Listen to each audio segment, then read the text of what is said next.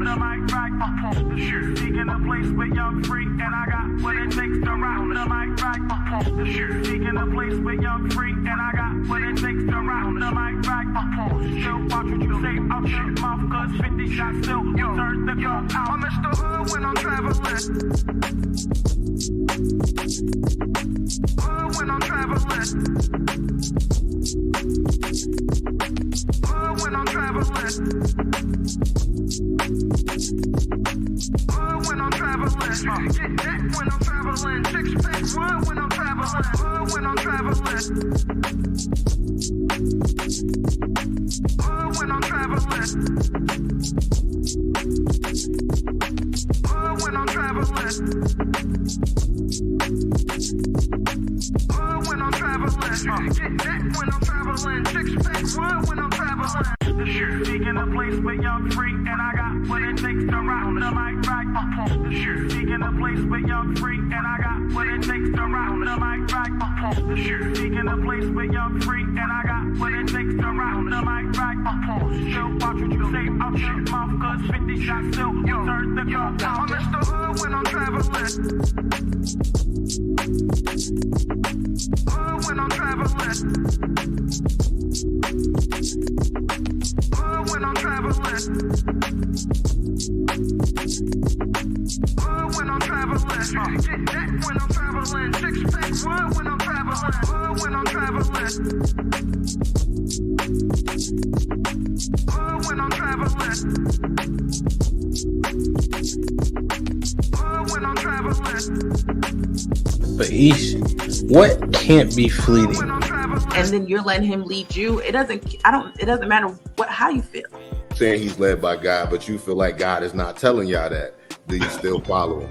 You said something interesting, Ish. You just said like men don't think the way that women do. So it almost sounds like you don't fully trust their expertise. So how could you successfully be led by So the women? majority of men don't have kids. Y'all are picking wrong. Y'all are literally picking the minority. Every man that's on this panel, y'all have more kids than all of us women.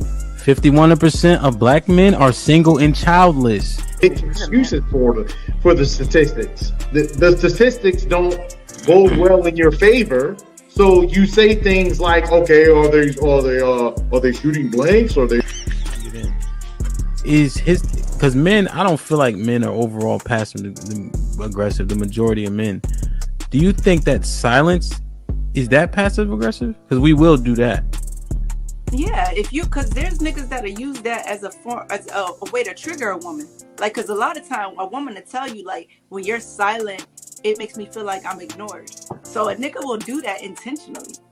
Yeah, no, I'm just because I didn't agree with the passive aggressive part until Mary said that. I'm like, okay, I could see men and be like, you know what? I ain't saying nothing else. Will unsubscribing from the Democratic Party help fix Black America? Let's just unsubscribe. No, you got to know why.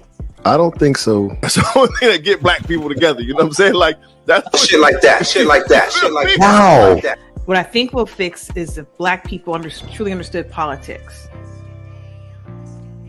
Because for a guy, because listen, it's so many different reasons for a man to want to hang out with his friends. Adrian, I'm not gonna let that slide. I heard you. Why do you think that it's older single women who share that opinion? Sometimes that's the case. There has to be balance. Explain what White History Month is. It's honoring the achievements of the greatest ethnic group in human history. Wow. I think all of that shit deserves a put them in the bathroom. Would you rather have a whore of a daughter or a gay son? Let's see here. Bruh. Because if she's a hoe, that ain't my problem. Hell, she just be a hoe. Shit. That's a whore. Definitely. Like, yeah, is going to college a waste of time? Absolutely. I wouldn't think for biology. It's ridiculous. And can I just piggyback on that? Read this for me, Q. Okay, $5 super chat from Omega Green. Depends. Go for STEM, medical or law. However, if you go for BS degrees like communications, Is that supposed to be policies or Facts. Poli-sci, political science. Poli-sci, okay. Or criminal justice? It's wasted time. Final thought. When you take a man's time, it's like taking his money. When you take a man's money, it's like taking his time. Simply put, we want something for it. If you're not interested, don't go out. Sis, hit me up. Let's clear your coochie balance. Do women, should they still be covered by men? Do women need to understand what it takes for men to feel like they should be covered by men? Yeah, absolutely. Like, women don't value men anymore, and it's evident. For women to admit that they're not equal to their men, women have to come to that conclusion that you are not equal to your man. Are you for spanking? Let's go around the room, yes or no.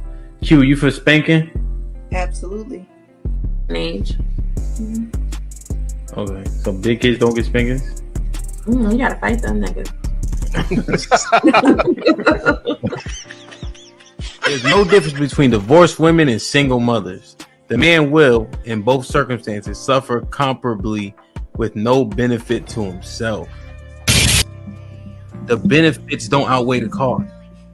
But it's still better to go with someone who hasn't gone through that. It's still better to not choose them. Have men been getting over on household duties all this time? Listen, but I don't touch a trash bag to save my life. So let me ask you, could you and your wife switch roles and what you do versus what for that person hold y'all back or let y'all go? Physically, can't nobody hold me back. Ain't no such thing as a fair fight. Direction, choose your own path. Don't just wear anything. Wear garments that mean something. We got hats. We got sweatshirts. We got jackets.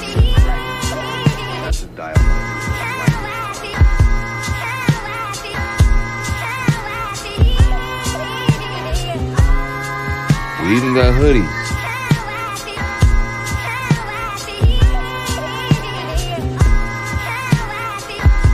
Let's not forget our classic tees. Direction, choose your own path.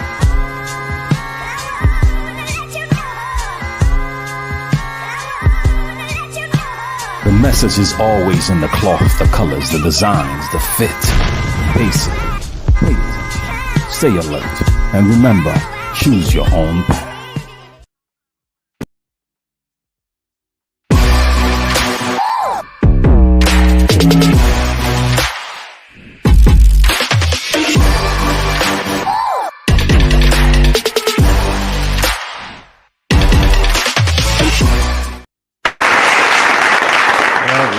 We here. We can hit the stampede. We in the building. Shit like that. It's popping. How's everybody? Yo, we good, man. We good. Mm-hmm. Good. Let's get it. Good, Kumo. Let's try this again, man.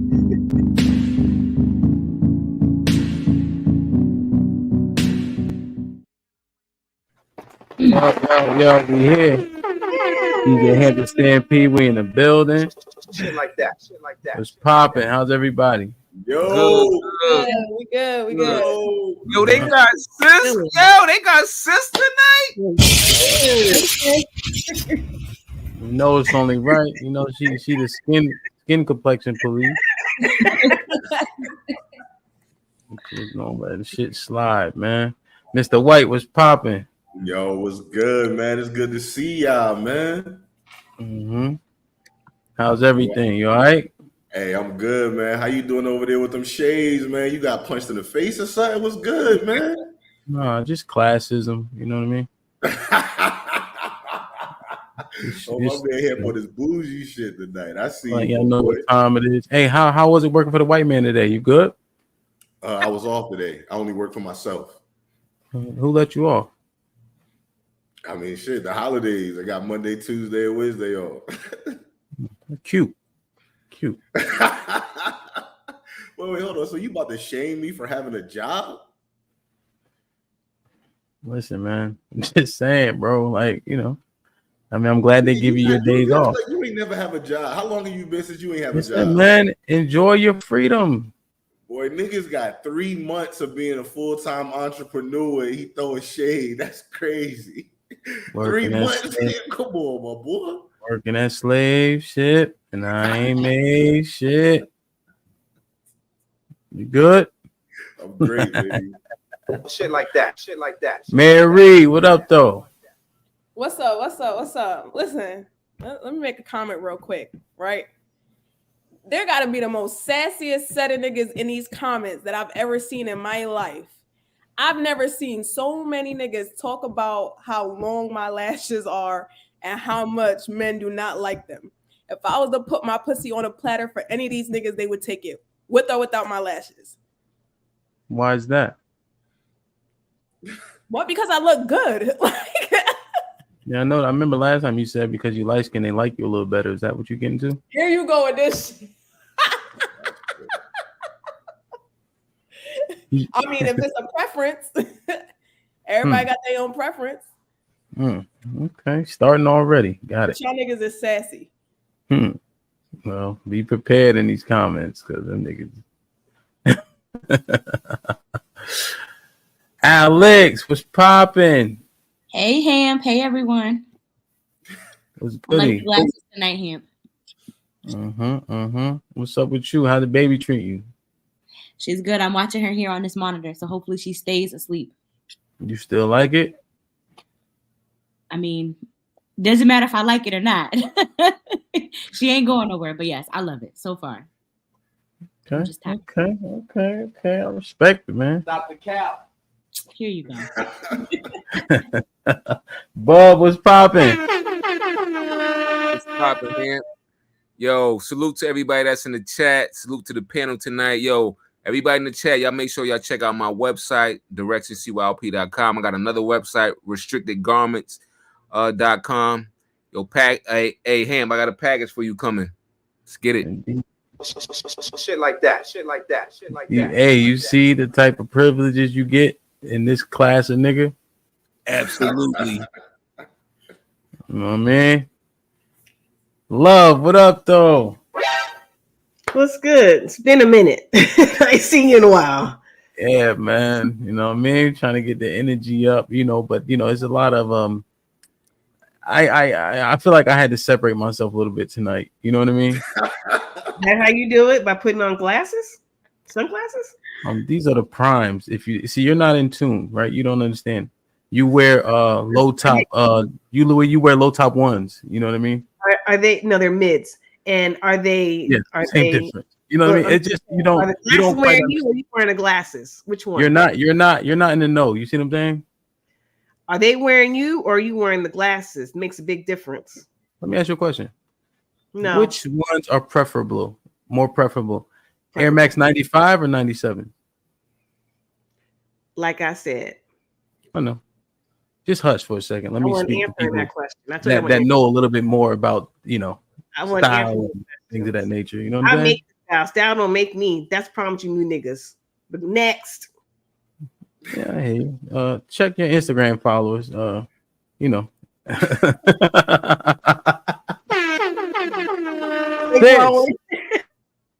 See what I mean? She don't know. Like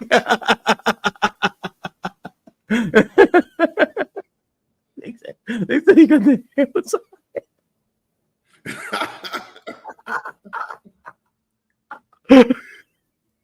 All right, hold on. I gotta get sis. I'd be damned if a peasant don't answer me when I call. She said she couldn't hear in the back chat. What'd you say, Alex? She said she couldn't hear in the back chat. Oh, word. Yeah. That'll do it, man. When you got that dude you getting Adele, those type of problems you have. You know what I'm saying? So, invest, man.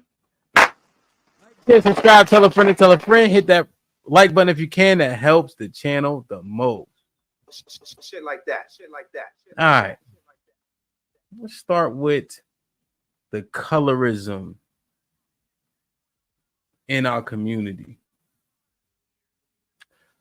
Love. What has been your experience in your skin? Not good growing up. Not good. You know, picked last, talked about, made fun of, joned on, whatever. And then as I became more mature, the surprise of that I can speak English. So it hasn't always been good. And it's a little bit crazy because I remember when Chaotic Truth came on here the very first time, he said dark-skinned blacks were way more aggressive. Yeah. And you know, there were people that were actually agreeing with him. And it just, you know, reminded me that it's crazy how that's still alive and well in our community. Do you think he was absolutely incorrect, or you think he had something there? I think he was absolutely incorrect. Japrice, I was trying to see if you wanted to hit the link because I know you have some information or you have an opinion on this topic. I tried to hit CT, but I don't even think he streamed today. You know, so you're saying pick last, call names because of your skin tone? Yeah, when I was growing up, yeah. They considered you dark. Like what were the insults? Blackie, African booty scratcher, darky, I can't see you, spook, jigaboo, pickaninny, like that kind of stuff. Like all the negative things you could think of, they were saying it. Damn. So does it? Is there a complex with that? When I was growing up and I was less educated and less self-empowered, yeah, it caused a complex with me and it did impact me negatively. But as I became more self-aware and self-empowering and, you know, educated, it doesn't bother me at all. It doesn't. I have no complex with my skin color at all. Do you feel like you have ever compensated? Have you ever been jealous of people with a different complexion of skin? When I was little, yes, because they always were treated better. So when I was again younger, like in elementary school, middle school, like yes, around that time, absolutely, I felt, you know, ask like, "Damn, I wish I was lighter. I wish I had different kind of hair. I wish all these things." Until I became more self-aware. Okay. And so when did that self-awareness start to set in? Are you saying like high school? It started in high school. Yeah. Okay. Yeah. You started to be picked first? Niggas started to like you? No. I started educating myself. I started reading more. I started appreciating my history, Black history. Let me say that. I started appreciating Black history, diving into that, understanding that my skin color, the benefits of my having more melanin in it, like things like that. Oh, okay. Mary, What's up? What has been your experience in your skin? A lot of just the judgment against light-skinned women in general, just thinking, oh, she thinks she's better than everybody, or she too stuck up, or she don't belong here, or she don't belong there. Like just always thinking, I don't know, I guess there was a stigma always of like light-skinned women thinking they're better than dark-skinned women. Me personally, I've always wanted to be darker because I feel like dark-skinned women that I know, they have flawless skin. So like me being light skinned, you can always see my imperfections very easily in my face. But it was just, even with me being around Black women all the time, it was just always like, I always stood out. And it was always like, oh, she don't belong with them. Or like just me not belonging in general. Do you think that's a light skin thing or a mixed race thing? I'm not sure because I didn't really I really wasn't, when I was younger, I wasn't really like open to telling people that I was Spanish. Like I always just stuck to the Black side of me. Like I'm Black. So a lot of people wouldn't know that I was Spanish until they seen my mother. Okay. And so how did your family, did you ever voice this concern or? this how do you say, conflict you were having, like with your mom or anybody? How did they help you through it, if at all? No, because my mom wasn't raised around her Spanish family either, even though she's, fully Spanish, speaks fluent Spanish. She just wasn't raised around them either. Like she was molded to my father. So she was with my father at a young age and he was older than her. So with my father being Black, they basically raised, him and his family basically raised my mom. Okay. And now, what about the affirmation from the men around you? Because you're saying like to be dark skinned, whatever the case is, but if you're saying that men were naturally more attracted, you still wanted to be dark skinned? Because it was always like it. I feel like being light skin always had like such a negative thing attached to it. Like as far as personality wise, like them thinking that light skinned women aren't anything other than just light skin and attractive. They're not smart. They're ditzy. They're things of that nature. Like we're stupid. Like I didn't like the negative annotation towards it, so that's why it's always like, dang, like but a lot of people don't. I feel like a lot of people don't see that side of it. Like I feel like a lot of people, like if you're, everything is attached to looks. Like when it comes to light skinned women, like I feel like it's automatically just looks are the So you're main saying all your value is predicated on how you look. Right. Okay, interesting. Let's get a man's perspective. Bub, what's popping? What's good? What has your experience been in your skin? Well, more positive than negative. Keep it a buck. My complexion, my family, all my family are on like the lighter hue skin tone per se. So there wasn't really like a lot of colorism issues that I dealt with, growing up. My mother light skinned as hell. Me and my sister and my grandfather, and me and my sisters, we the same complexion. I don't have a lot of dark skinned people in my family. I don't know why, but that's just what it is. But as far as me, when it came to like the ladies though, because sis up here, I gotta keep it a buck. I ain't gonna front, yo. I was an asshole when it came to the ladies as far as like colorism. I'm just gonna keep it a buck.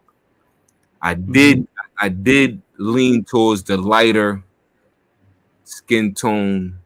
Talk faster.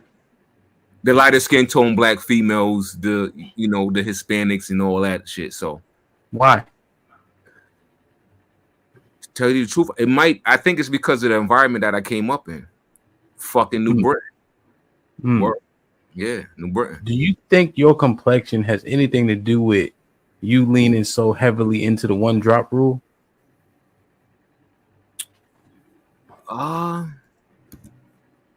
No. Like anything mixed with black is black? No, I wouldn't say that. I can't give you that. No. Nope. No. Okay.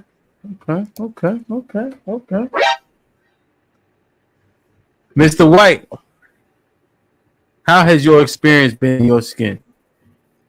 Shit, it's been cool. It's been good. Everybody I grew up with like me, so shit. I don't got no complaints over here, man. I wish I had more of a, but I think I'm regular, so I'm good. You wish you had more complaints? Nah, I mean, I wish I had more of a story or something. More story. My complexion, but I know. Well, you might though. You might though. So we probably similar complexion. So it's like this median complexion where we don't get called out for like that light skin privilege. We don't get called darky or whatever the case is. This shit browns all nice. We don't got the blemishes don't show like on Mary. You know what I mean? We don't get called beard chucker. So there's something to be said for like that medium complexion. Nah, you know what? That's facts. I think about Rock. We used to call Rock white all the time and roast him because he was light. And then we got the darker niggas who we would roast. So I guess we the only ones who don't get judged for our complexion. That's crazy. If you think crazy. Wow. Damn, that's crazy. I ain't even. Oh, I gotta stay cool. My fault. Damn, that's crazy, bro. Damn. Beans, what's popping? What's good though? Everything. What has your experience in your skin? Is that his internet or mine? Mine. It's his. Okay. Mine. I just wanted to be sure. I want to say it's been balanced, but now that I think about it, because I'm a little bit older, it's probably been more good than bad at this point. Earlier on, it probably would have been the opposite, but now I'm a little bit older, so yeah, because it's been kind of like it's been super dope since I was at least 24. From 17 to 24, it was kind of like balanced because I wanted chocolate women, but they didn't really want me. So that didn't feel good, but it didn't hurt that the light-skinned girls was like, "Come here, boy." I said, "Come here, boy." So I came here. You know what I'm saying? I followed orders. You know, I like those who liked me. But yeah, for a while, when you young, you know, kids, I mean, you young, like you say, I'm darker than y'all, right? So I definitely got it all. But don't get it twisted. We definitely roasted you light shit colored niggas. Like we actually got down on y'all like that. Like, nigga, you ain't even really black. If you don't get your diarrhea color ass out of here, like we definitely roasted niggas y'all complexion. Don't get it twisted. Right. But yeah, it's been a balance for me, man, at this point. I just, you know, I want to thank Jesus, Allah, and Buddha for me even coming into the knowledge of melanin and understanding what melanin is, and that understanding leading me to Can y'all hear me? My Yeah. shit back. Now we can. Now we can. Yeah. But I just want to say, yeah, I really appreciate even just having the knowledge of melanin and learning about it. And just because after that, you know, it just really gave me an appreciation on darker skinned women and the black phenotype. Even though I always liked them, I just thought I liked them because I was supposed to. But when I learned about melanin, it actually gave me a deeper reason to. It was said on the panel one day by Chaotic Truth, shout out to CT, that darker skinned blacks are inherently more violent. What say you about that?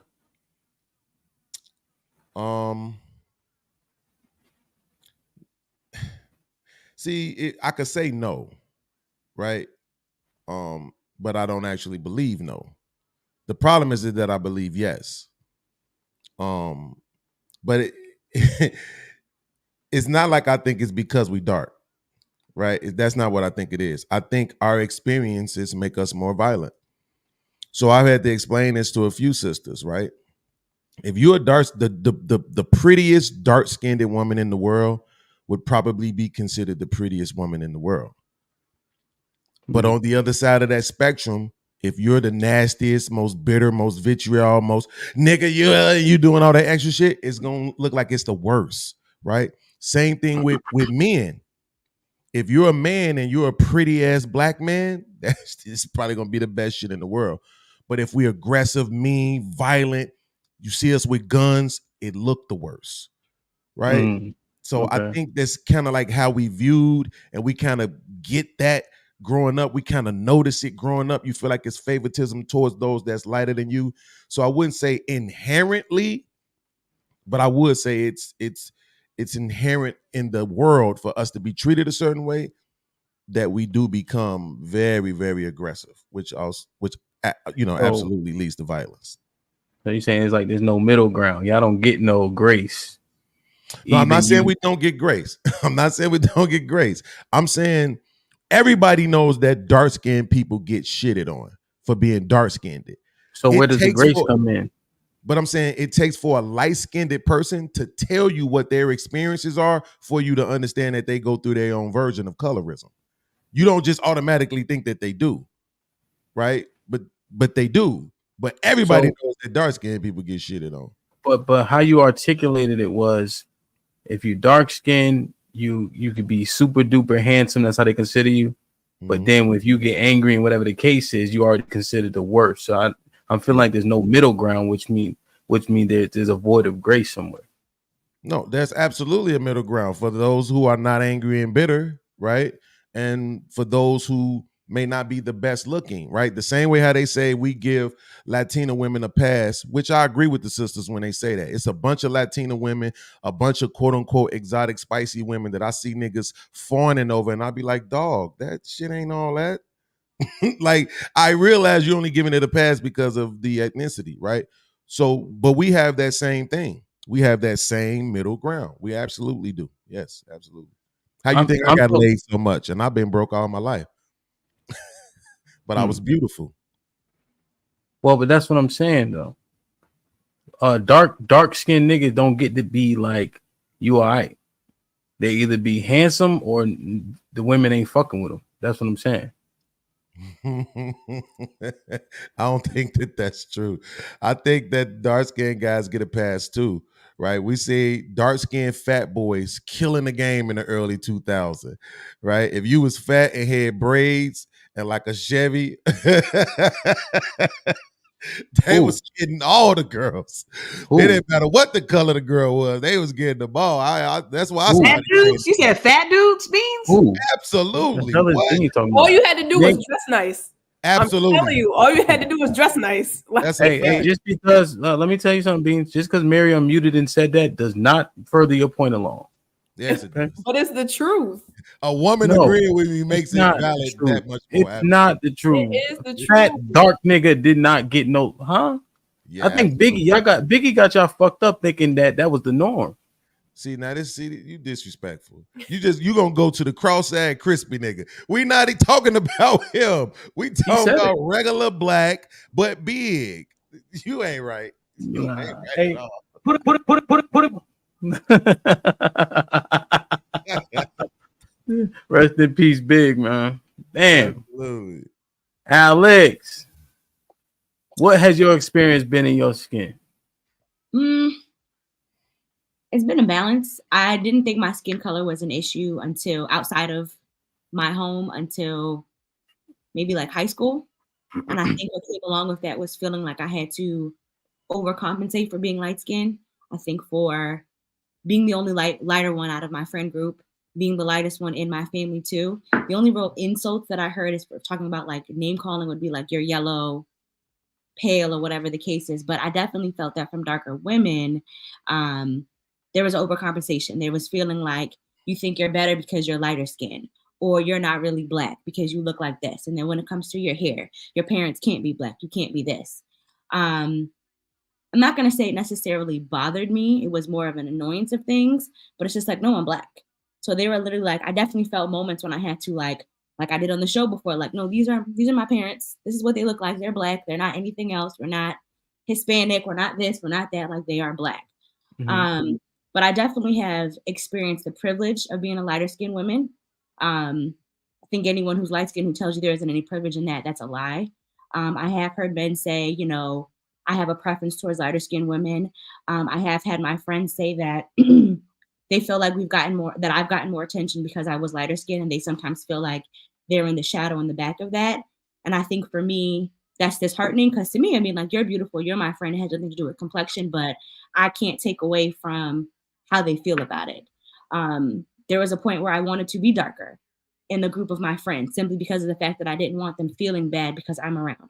So I would step back and be like, no, y'all go ahead, y'all do your thing, whatever the case is, because I didn't want to feel like I was overshadowing them. But I think now at my big age, I mean, I don't really give a fuck.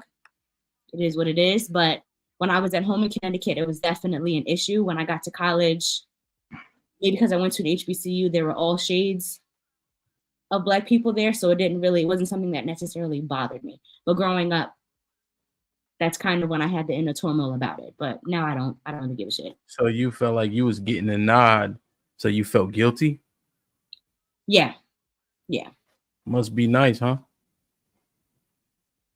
And see, if I say that, I can't with you with these shades. I can't. I'm not gonna say it must be nice, but Well, just think about it. It's an annoyance that you're getting all these privileges, right? That's something like a fly. You know what I mean? So must be nice, huh? shorthand must be nice. I'm just saying. If you felt guilty because you were getting so much attention, and the little darky wasn't, right? What did you say? Shit like, "Oh, you pretty too." I would try to say like it's not because I'm light skinned. That was always my response. It's not because I'm light. Like you're pretty, X, Y, and Z. They were prettier than me, and I'd be like, no, like you're very pretty. Has nothing to do with the complexion, but I couldn't take away from how they felt. And like being an adult and having those conversations now, they would be like, no, like I've heard men say that they prefer lighter women, or they'll say, and one comment that always pisses me off is when people say, Well, you've heard men say it. What has been your experience? Has it been? Do they prefer lighter women, men? You in every music video? Yes, there is a preference. Okay. You good? You gotta get a baby? No, I'm good. Oh, all right. Damn. So can you expound more on the light skin privileges? Being able to see myself on TV. You spoke about the music videos. Seeing myself on television. When they talk about, fortunately, Black women in the epitome of beauty, they do place lighter skinned women there. I don't know. We are taught as a society, I feel like as Black people, that lighter is best. And I think it's something that's been going on for generations. It's not accurate in my personal opinion, but that is what people portray it to be. And I think one of the most disheartening things that I have heard darker skinned women say is that, oh, you're pretty for a dark girl. And it's just like, what does that mean? Why can't she just be pretty? Why does it have to be you're pretty for this? Or did you have a thought? At least that ain't me. No, I've never had that thought. Keep it real. I am. I've never had that thought. Okay. She lying, yo. She lying. I've never had that thought because I didn't always view myself as pretty. So it took me a long time to get to that point. Despite, even though having someone say it, like I had to feel that way. No, I agree. I remember when we was growing up, man. Oof. Every time I seen Alex, I wanted to grab her, like give her in the headlock and brush her hair, bro. Here you go. Swear to God, B. Sis. Wow. What has your experience been in your skin, sis?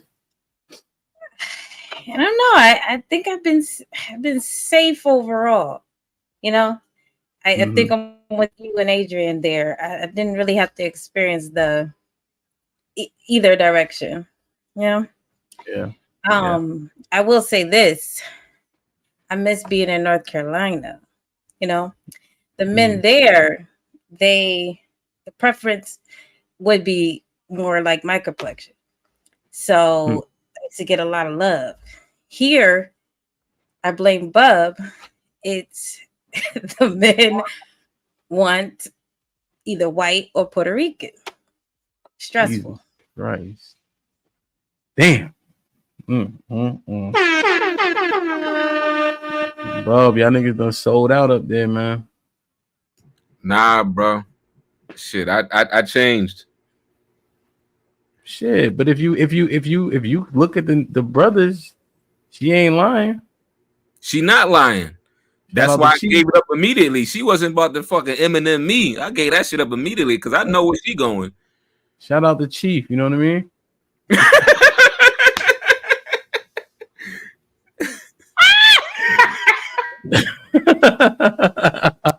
All them cats. One of my brothers. You know what I'm saying? It's the environment. And I'm ashamed to say that shit, those words used to come out of my mouth. I don't fuck with black girls. That shit was so lame and corny now that I look back. That shit was whack. Word. Damn, man. Interesting. Like, share, subscribe, tell a friend to tell a friend. Hit that like button right now if you can. That helps the channel the most. Heard it here first. Quote unquote Bub when he was younger. I don't fuck with black girls. Wow. Jeez Louise. Sway was popping with the $2. DJ, quote unquote, future Hamp. I'm on my classism shit, man. Lauren Mack with the $5 said, wait a damn minute. What the fuck Hamp got going on? Everything the light touches looking ass.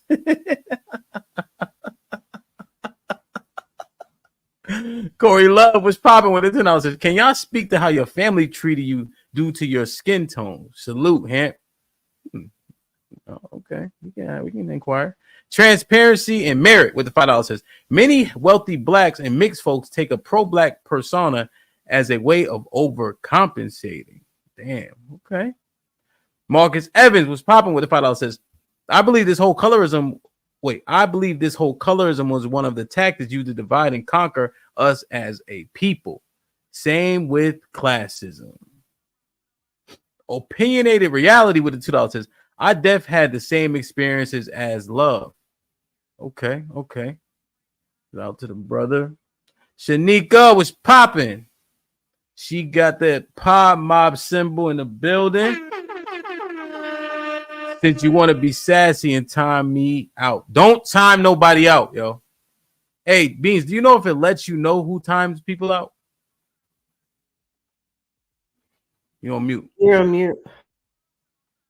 Not on StreamYard. No, you would have to be on YouTube to see it. Okay, y'all let me know. Don't time nobody out. Ain't nobody saying nothing that egregious. As much shit as we be talking up here. Steppenwolf with the $5 says, what up, though, Hant? What's popping? Salute to the panel. Love, let me see that beautiful smile. It's coming. I'm always smiling. Yo, I swear, I'm going to get rid of you sooner or later, man. For real. Sun Kiss with the $2 says, shalom, shalom, shalom. Isaiah 26:3, be your portion. Shit like that. See, this Pals with the $5 says, if black people knew their history, nobody would even be talking about light, dark skin. People are just programmed to see light and dark. Learn. Hunt Inc. was popping with the $2 says, Beans talking about the Gerald Levert era in Chicago. Corey Love with the $5 says, if y'all light skin, don't stop with this false humility and keep it real. Shaking my head. The women are capped. See?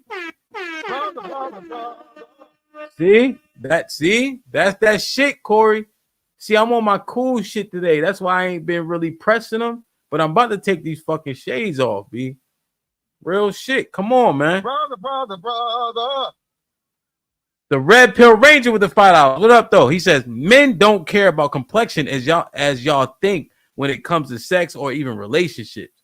Only a small percentage of men are that goofy in 2023. Okay, so preferences is goofy? Jarice with the $2 says, I prefer Mexicans, no cap. Jarice, stop. The Red Pill Ranger with the $2 says, I like my women from Mariah Carey to Lupita! Exclamation point. That's a hell of a range. You like everybody. Shanika with the $2 says, the big bad bull dagger time me out for the stars. Wow. The big bad bull dagger is crazy. That's crazy. Those are fighting words, bro. Jesus Christ, man. Hit that like button. Let me check the likes real quick. Oh, shit. I only got the fucking page up. Hold on. I got to check the likes because they be wilding with the likes. Right, love? You know it. Yeah, man. Hold on a second. Let me check. All right. So we got 300 people in here, 120 likes. Not the worst. But let's get to 200, man. For real. Nah, I feel you, Dries. There's a lot of Mexicans out here. That's for damn sure. But I don't think you like the square box head Mexican, though. I think you like the Spaniards. Keep it real. You don't like the Aztecs. Come on. Come on, Jarice. Don't do me like that now. Damn. All right. Beans. Keep it real, Beans. Are these light skins naturally softer? These John B. ass niggas? No, I'm not sure, man. I used to. That would definitely be something I used to say, but I don't think that's really the case now. When you say naturally, right? Because naturally means if you. This nigga's scared. Nah. Naturally means that you're born that way, right? That means if I take you and put you in any environment. Beans. I understand you want to keep the intellectual integrity. You know I'm asking an entendre worth of questions. Naturally, how they groom, the culture, how they treat it. Are these light-skinned motherfuckers soft or not? God damn it. Nah. You want answers. I want the truth. Is Beans trolling me? Nah. Okay. Well, this is what I'm gonna say. I got several light-skinned cousins and homies. I just want to see just send a few people to run up on them. Let's see how that work out for them. But Beans, that's like saying I got a friend that's black. Absolutely. So that's my point, right? When you ask me this, right? It's like I've seen too many movies. I know too many stories. I know too many gangbangers. You know what I'm saying? I know too many dope dealers. I know too many pimps.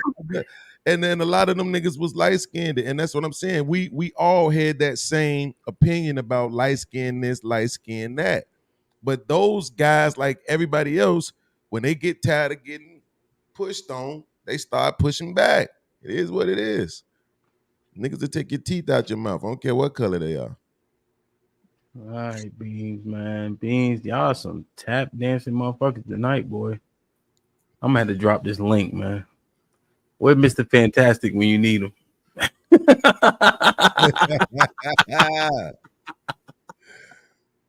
Oh shit. Shit like that. Shit like that. All right, Shit like Mr. that. White, man. Beans over here wilding. He trolling me, obviously.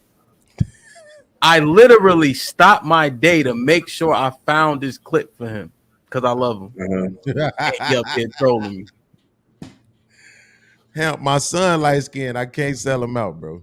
Yo, see, when shit be close to home, bro. Like everybody. You said it earlier, Hint. You said it earlier. Yeah. Said it earlier. Yo, when it gets too close to home, like, nah, bro. I can't. Yes, implicated.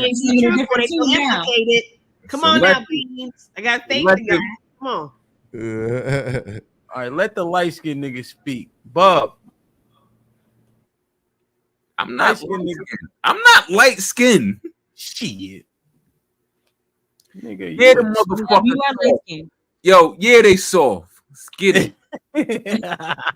you a Twinkie away from being American. Christopher Williams ass motherfuckers, they soft.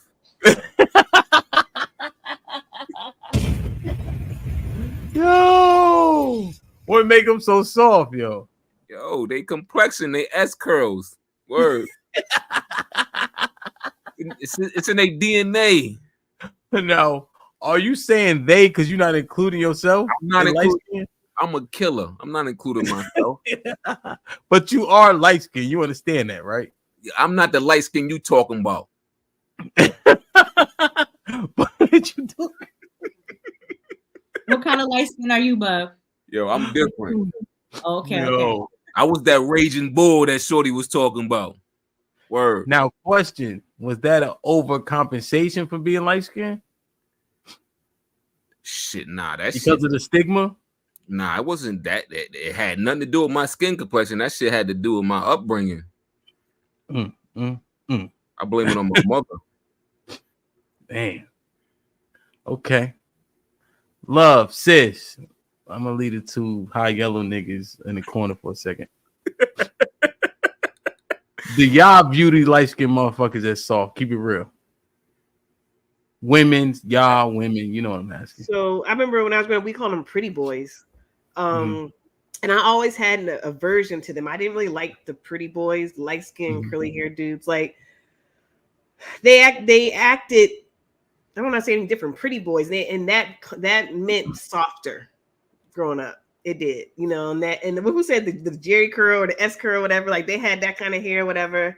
Or if they didn't have that, they had the wavy hair. And it might have been for real. It might not think about it. I thought they were nasty acting because they were part of the crew that said, you know, no, get out of here, because you're dark skinned, you know. So that might have been a part of it. But I always thought too that they walked around with the chip on their shoulder and they thought they were better than. And again, this is where I grew up. So it's all these variables are at play. So to answer your question, the answer when I was growing up is yes. Now that I'm more mature, I'll say no, because I think that somebody said it, you have to overcompensate to show that you're tough, to prove I ain't no punk. So no. No, because you're old now, you're saying what exactly? I never said I was old. I never said I'm old. What you mean? I didn't say I'm old. You said you mature. Yes. Now that I've matured. That's code word for old, nigga. Shit me. In my thinking. Uh-huh. So you didn't hear what I said before that? I gotta repeat it. I've been saying good stuff. You be missing it because you always trying to crack jokes. No, I heard what you said. So you saying that now they were stuck up and soft when you was younger, but now that you're older, they're not? They had that I had that perception of them. They were light-skinned pretty boys like Christopher Williams.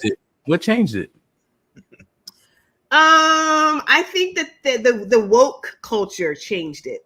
And they kind of maybe downplay that. The pretty boy, now they're a lot more woke and they'll be more militant. I'm using kind of stronger words to show the progression. Sis? I don't know. Growing up, if I think back, I don't know, the lighter skinned men, they were the toughest if I really reflect. Yeah, tougher than some of y'all. Adrian. But I don't know. But the other issue is the darker skinned men used to call them the pretty boys. So I think if they did have some sort of chip, it was men to men, not from the women. The women, women I grew up around dated anybody pretty much that liked them back. But yeah, the ones I know were some of the toughest. What Go ahead, Mr. White. Yeah, I don't know. Didn't I beat up one of them light skinned niggas at the movies here? Shit like that. Let's go out to the movies that day. Then I beat one of them light skinned niggas up. That wasn't fair. The white dog walked that yellow motherfucker. Nah. He stuck them. But if you all reflect, the lighter skinned boys, young men, they were the toughest. Like you mentioned Jerron. Yeah, but Rock, he was with us too. So like, who else outside of him? Skinned though. Who? He was light skinned though. Right, but who else? I said they were some of the toughest. And who else? You name one person. Who else? And Antonio. Yo. All right now. Since you calling everybody else that was dark around you soft? That's what it sounded like. No, I don't think they were soft, but when I saw it was time to get down, I mean, I don't know. I'm just picturing what I saw, Well, but how much is it so that because it was so many more of us that were darker? You see what I'm saying? Like you literally can only name 2 people, but it's hundreds of dark-skinned niggas. Adrian, I'm not gonna cap you. Dark-skinned niggas too. Adrian, it sounds like you're a little offended though. Like, no, I'm actually. Does it bother you? I'm not. The people she named, I rock with heavy. Like I agree, but I can't even think of another light-skinned person outside of them.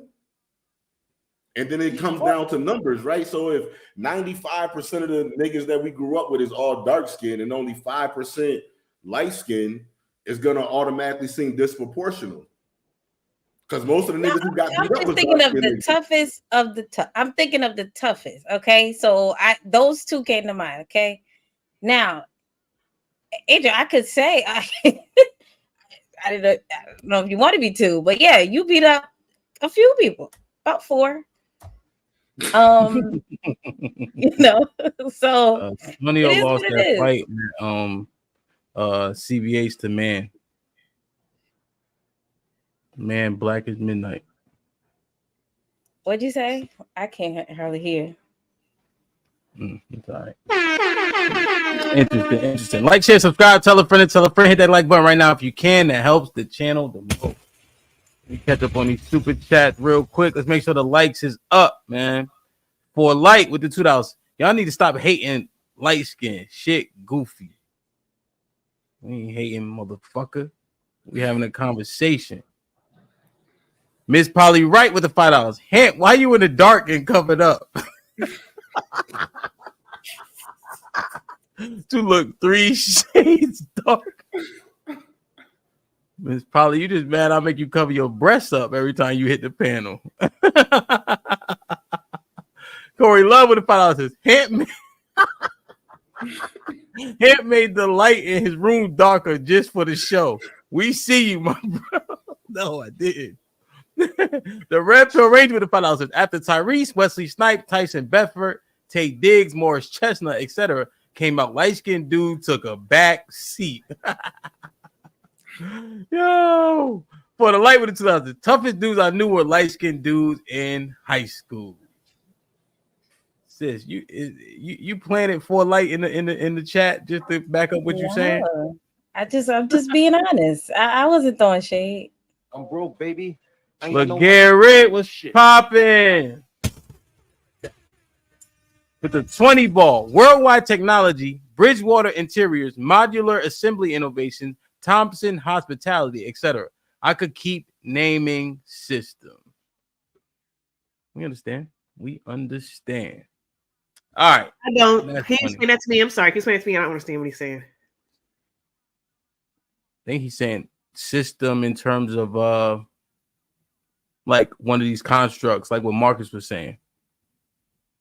Oh, got you. Okay. All right. Thank you. If I'm putting 2 and 2 together, but Garrett, clarify if I'm dead wrong. All right. Let me ask y'all this.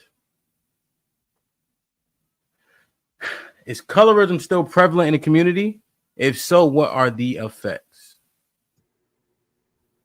Is colorism still prevalent this day in our community? If so, what are the effects? Absolutely.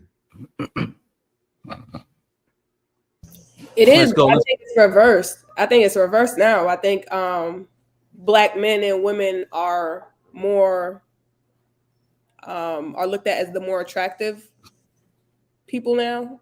Like, even though they always have been, it's just more now shown. Like, everywhere you look, it's like dark skin. Anything that has to do with just an advertisement for black people, it's always dark women or dark men. Like, I don't no agree. other shades. I don't agree. Well, you might be. So when you look at the models, they are from Sudan, Ethiopia. I'm talking about here in the Americas, in the U.S. I agree with Mary. I think there's a push to showcase. I think there's a push now in recent years to showcase darker complected people. I would say, at least in the media space, when you look at movies or commercials, there's always a push. And when someone isn't casted who may be darker, there is a why didn't you showcase a darker skinned woman? Why didn't you showcase a darker skinned man? I think it's always been for the men, it really hasn't been much of a conversation, but for the women, and there's a lot of praise when we do see darker women on the forefront in comparison to previous years. Now I'm looking at videos, I'm like, all these light skinned people, like, there's no one dark here. It's like it's more glory now. I be seeing the mixed shit, yo. I be seeing the black woman, the Caucasian male with their light skinned kids in these commercials. Everybody's still light. Word. Is the woman dark? Is the mother that they show dark? Yeah, she dark. She dark. Right. And the men, but hold on, but the man is fully 100% Caucasian, and they kids light skinned as hell. Word. They pushing that shit heavy. But I feel like the representation for black is someone that is dark skinned. Mm-hmm. But at the end of the day, they showing that Caucasian male with the light skinned kids. That's what I'm talking about. But that's because somebody is dark skinned. So either the mom is dark, it's still not holding no weight though, Mary, because the man is Caucasian and the kids is light. The motherfucking kids ain't dark. Them kids is light skinned as hell. They ain't So you're full blown dark skin family, dark skin wife, dark skin husband, and dark skin fucking kids. Nope, they making sure them kids light skinned as hell. Word. but are you guys saying that is are you proving, are you answering my question with this what we talking about right now? Yeah, it's still prevalent, but I just feel like it's not where the light skinned people are primarily being glorified.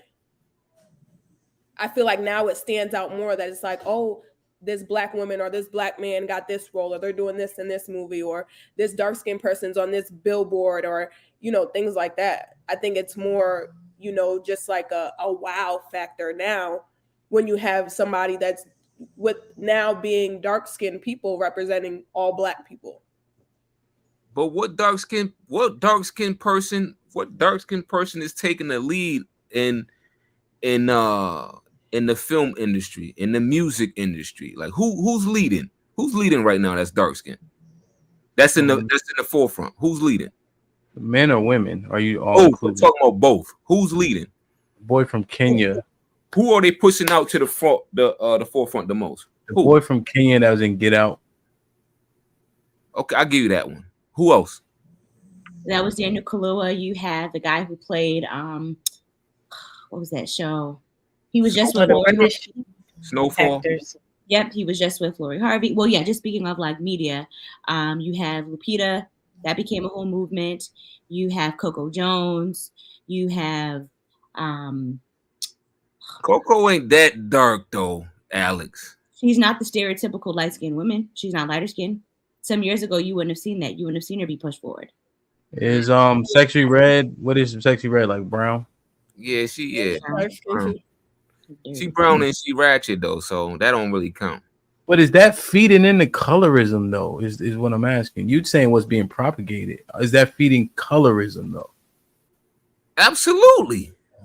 But are we beefing because the nigga was on Snowfall? Like what? How is this speaking to colorism?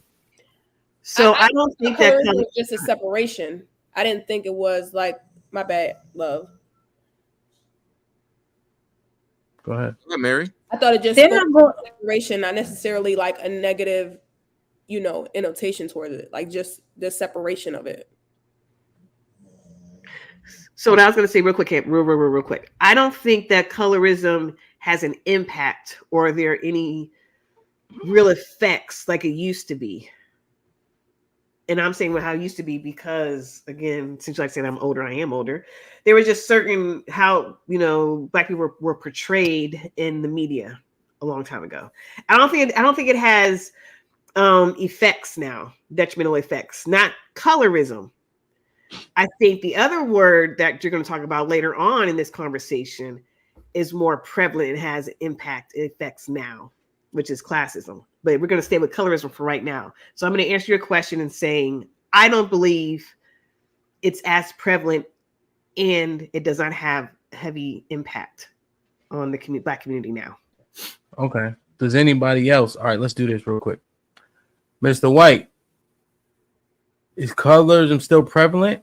How is it still a divider, right? An issue, right? That's maybe what I should have said. Is colorism still an issue in the community? Nah, I say it goes both ways, but only probably in like dating. I would say because you have people with their preferences, but outside of that, I don't really see it in our community. Yeah. Who's the football player that plays for Miami? Is it Tyreek that has like 7 women pregnant or something like that? No, was it Tyreek or was it Eli? I thought. Oh, but either one of them, and women were complaining that all the ladies are what's it called, like exotic. Yeah, but that's a different word I'm looking for. But yeah, they're like light skin or different. Ambiguous, maybe. Yeah. But that's like dating and relationships, But is colorism still dividing us, beings?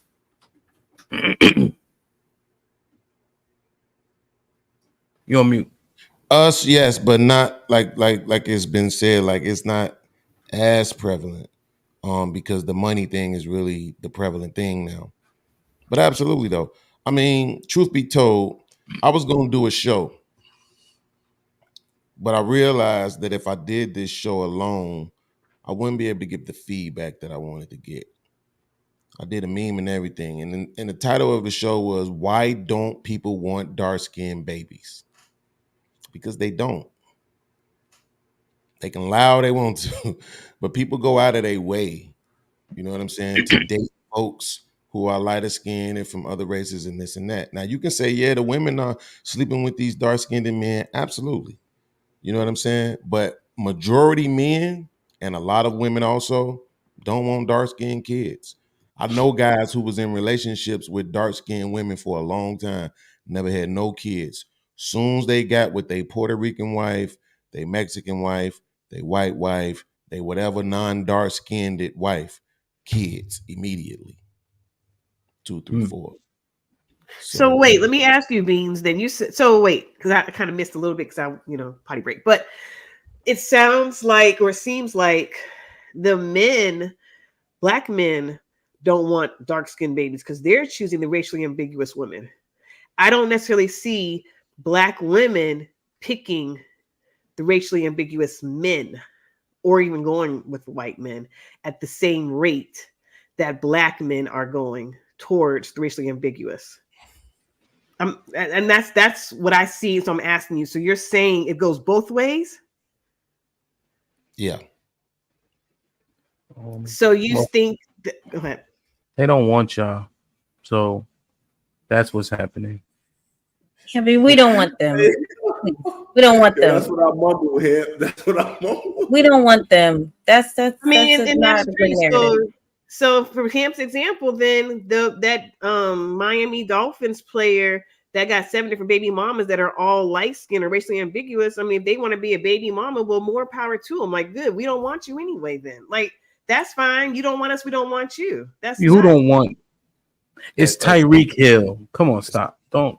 No. My bad. Go ahead. No. I mean, I just think. No, I was just saying that at some point, I guess. Well, he got married. Right. So he is married. It's the same thing, right?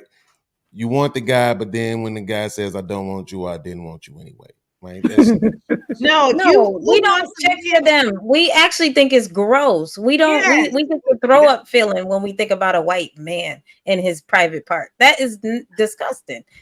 And some Puerto Rican men too. So genuinely, we do not want a white man nor anything that comes close. Genuinely. Well, neither do we. I'll tell you this. I'll tell you this. My respect level for you just went up a lot, sis. I'm glad to hear you say that. I've questioned that for a long time. I don't know how black women deal with those men based on how they look. But I don't think we're talking about them, right? The thing about colorism is that it's mostly about us, right? So it's usually about how we treat each I have other. a question, Beans. I got a question. Yeah. Real quick. You said you respect level for cis went up because you don't see how black women could be with white men, right? So did your respect level go up for black men that will only be with white women because of the way they look? No. It doesn't. So why is it the opposite only? So why are white men to you so disgusting more than white women? It's threefold. One, I don't like men, so I automatically see them as nasty. Well, of course. I mean, but you get the point I'm making, Beans. Come on, you don't like men. Well, that's why I said it's threefold. So yeah, I don't deal with men. And then the second part is the pale skin on a white man. I mean, I've watched some porn. I don't know how y'all do it. I can't for the life of me understand how y'all could get down on y'all knees in front of that thing.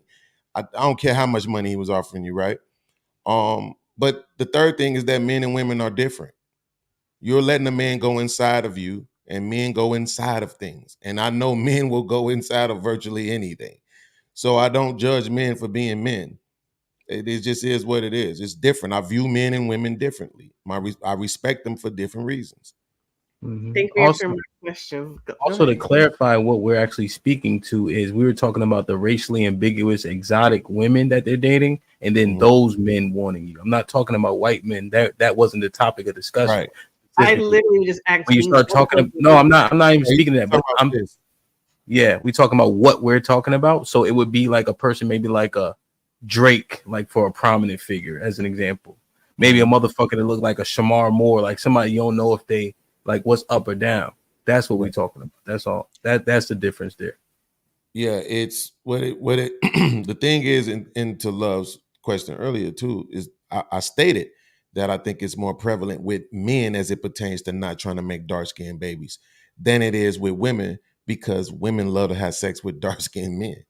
So I know more often than not, it's the men who are trying to avoid the dark-skinned babies. But the fact of the matter is people still don't want dark-skinned babies. You understand what I'm saying? So, but yes, it's a problem. I'm gonna say that. I think it's a problem.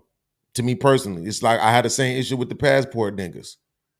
Right? You could passport to Thailand, you could passport to the Philippines. Everything you passporting to, no disrespect, look like Mary. No, passport some shit that look like it could be my sister. She could be my sister. Right? Passport your ass to South Africa. It's some beautiful women in South Africa, but you're scared because you don't measure up because they be thick and shit in real life. That's really what it is. Scary ass niggas. Okay, so if colorism is only prevalent in causing division in dating, so I guess is it that deep? Or considering we not getting married, and if 1 in 4 black women are being left out here, I guess it is an issue. Well, that goes back to what I said earlier, right? So I'm gonna be honest with you. I got a video that I show. It's a Puerto Rican chick, right? She's road raging. She steps out of her vehicle. She's snapping off on this white lady. She thick as all outside. Jesus, this girl is so fucking thick, right? And she going off crack ass cracker, like she laying into this white lady. Yeah. If this was a dark-skinned black woman, we'd be like, look at this ghetto motherfucker. Look at this shit, all this ignorant shit she doing out here in the street. But this spicy chick doing it, and I'm rocking with the video, right? So it's one of those what do they call it? You know what I'm talking about. Double standards. Yeah, it's one of those double standards. You know what I'm saying? Where, and that's what I was saying earlier, that when you're dark-skinned, if you're a black woman and you're dark-skinned, you're ghetto, antique, all of that shit is going to look 10 times worse. You can't get away with it. So you have to be more humble. You have to be more cooperative. You have to be more sweet, nurturing, loving, compassionate, because it just looks worse on you. It's unfair, but it's just the truth. Yeah, damn. That's the example in the music industry too. Like Ice Spice is a nasty whore, and you can tell, and so is Sexy Red. But no one ever brings her up at all. And but she whole bottom half be out. But no one brings her up. All these men talk about is Sexy Red, Sexy Red. Sexy Red be covered up more than her sometimes. Sis, do you think that it could be because she said my pussy pink and my booty hole brown? Who said that? Sexy Red. What Ice Spice said the same mess. She said she the ain't same say booty mess. hole brown is crazy, sis. Booty hole brown is crazy. Just don't do it. Just No, but Ice Spice says the same nasty stuff. So what are you talking about? You're defended Ice Spice. No, this I'm is what y'all asking you a do. question. This is why it's y'all fault. I'm asking you a question. Before you stop listening, is booty hole brown fucking crazy? It's just as crazy as what Ice Spice says is my point. Yes, it's crazy. They both look nasty, ghetto. Kitty ass is the same crazy as I'm cracking it. Okay. Sis, what about Sexy Red having a lip gloss line? The hottest selling one is called Gonorrhea. Gonorrhea. I mean, what are you doing? Are you defending? Oh, I don't know if you have all this information. This is the problem. This is the problem. Do you know any Ice Spice's lyrics? Yeah, a few. So what are they? What I'm saying is, did you know all this? Did you know all this Don't look away. Did you know all this? No, because I don't subscribe to Sexy Red, but all I hear y'all talking about is her. But you never talk about the nasty thought from the Bronx who got her ass and pussy out all the time. Cause she's light skinned, girl. You know that. That's my point, but I think it might be because Sexy Red is not attractive. Yo, Sexy Red, she hit too. She Sexy hit. Red's not attractive though. She's She look like she's straight off Skid Row. And no, this is why they say don't meet your idols. Because I just told sis that my respect level for her went up. And then she said, "Oh, you my fan now?" Pow! And slapped me in my face. You gonna act like booty, you gonna act like Booty Hole Brown is anything close to you a munch. You thought I was feeling you? Like you gonna act like what is she talking about? What is a munch? Is that a dude eating her private? Absolutely. How is all that right then? That's to just as Booty Hole nasty and Brown? raunchy. Is my point. All right, hold on. Let's not speculate. Hold on. Ham, why do you know that? Why do you know that she got a lip gloss called gonorrhea? I DJ, bro. Should be in my timeline. Oh my so I forgot how to zoom in on this, but so did anybody know how to zoom in on this? Yeah, what you need? You thought I was feeling you, that nigga munch. Nigga eat it, he ate it for lunch. Bitch, I'm a baddie, I get what I want. Like you thought I was feeling you? Nah, that nigga a munch. Nigga eat it, he ate it for lunch. Bitch, I'm a baddie, I get what I want. Bitches ain't bad. Let's keep it a bean.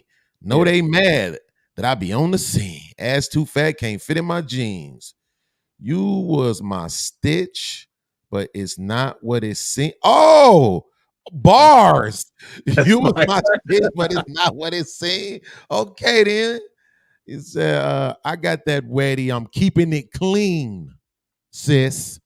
I got that wetty, I'm keeping it clean.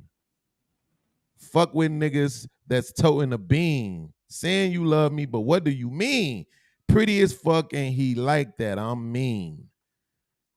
Baddest bitches out. You shitting me? If you ain't a baddie, can't sit with me. This is nothing close to gonorrhea Booty Hole Brown, sis. Would you agree that she has more than one song? Would you agree to that? That she has more than one song? biggest song. That's her biggest song. But when we asked you what she said, you couldn't tell us. I told you. She said niggas out here eating her cat, correct? Absolutely. And she called it all right then. Munching and Booty Hole Brown. I could say munching in front of my mother. I wouldn't say Booty Hole Brown. Okay. In front of Go my ahead, mother. Sexy Red. Go ahead. All right. Let me get another reader for Sexy Red. I think Beans did wonderful. Beans was killing that shit. Go ahead, Beans. Yeah, just like her. Go ahead. Reading this one. Beans was killing that shit. Come on, man. Bathroom. All right, I'll read it.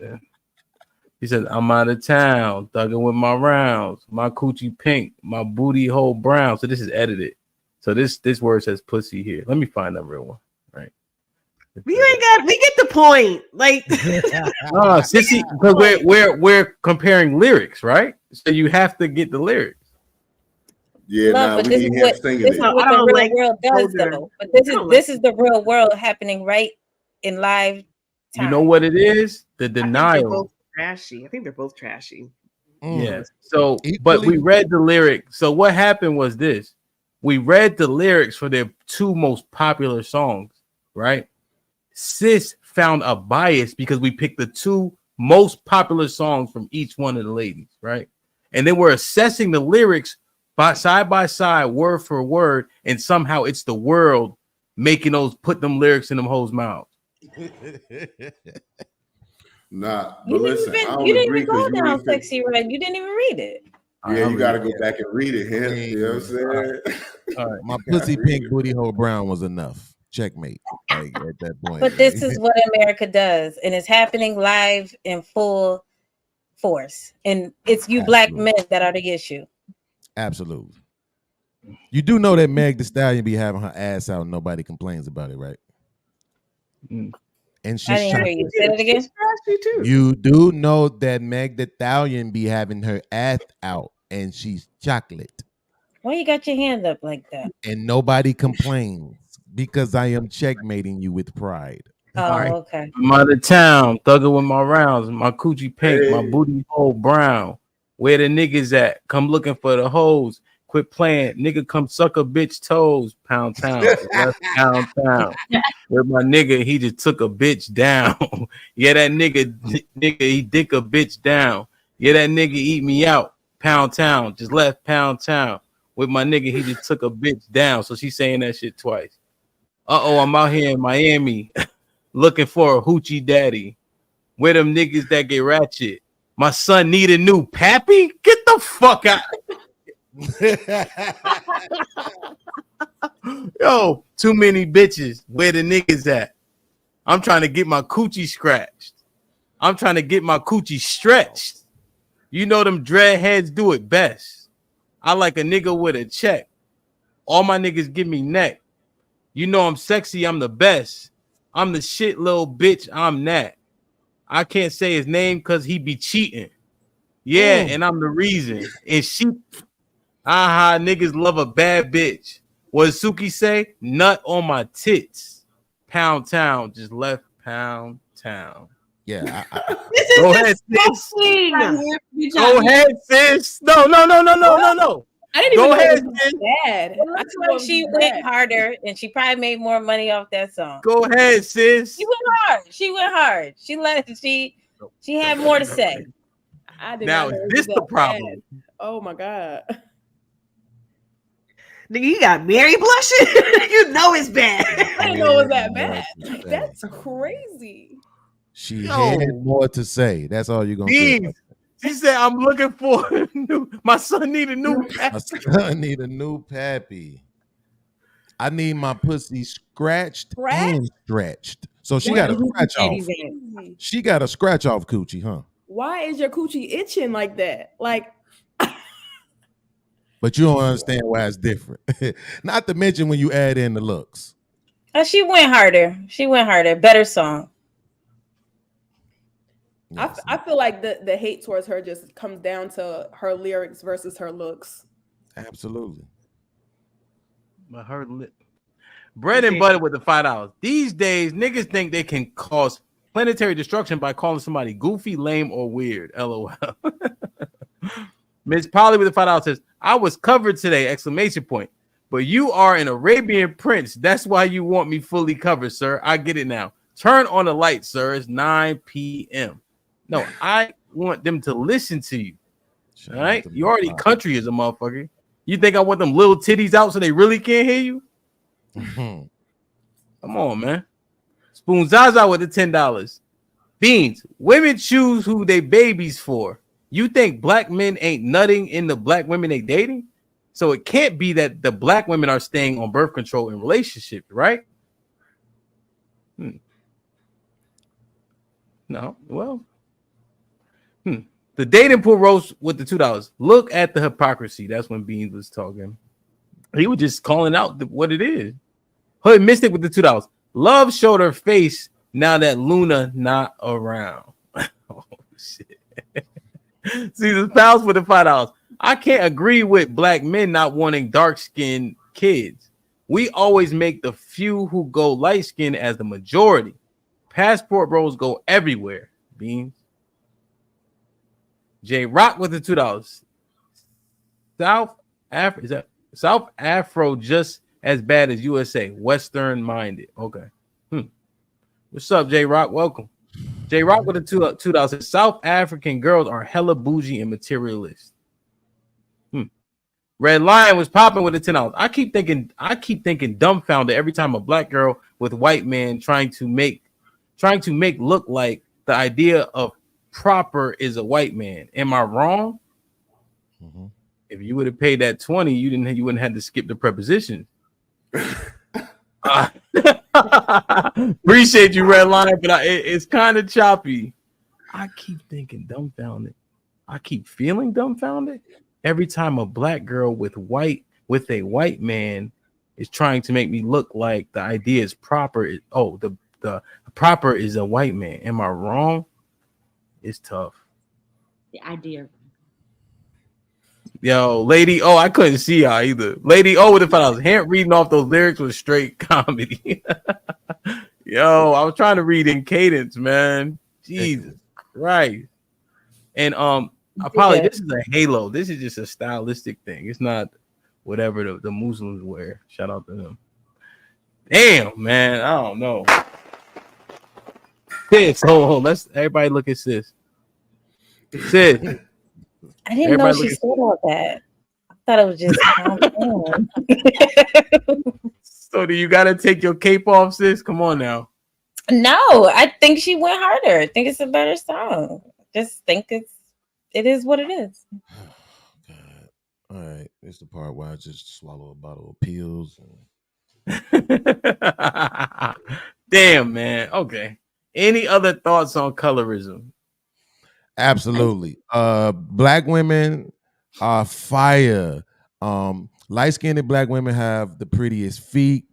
Dark-skinned black women have the prettiest cheeks. Dark-skinned areolas are sexy. Pink lips are sexy. Y'all are awesome. We love y'all. Lose the attitudes. Stop cheating. We'll start marrying you. That's the colorism. Shit like that. Don't get it twisted. It's still out here and thriving. Let's get it. Okay. Alex, final thought on colorism? No, I was just going back to what Bean said about with the kids. I know as Black people, when we have children, people ask what color are their nail beds, what color are their ears. That's the thing. And I know our baby the same thing too. When I was offended, I'm like, why are you asking? What does it matter? But that plays into colorism too. Like the babies care. Why are you asking and inquiring about what color they'll be several months down the line? That keeps colorism alive also. Absolutely. Mary? I love dark-skinned men. I've only ever loved dark-skinned men.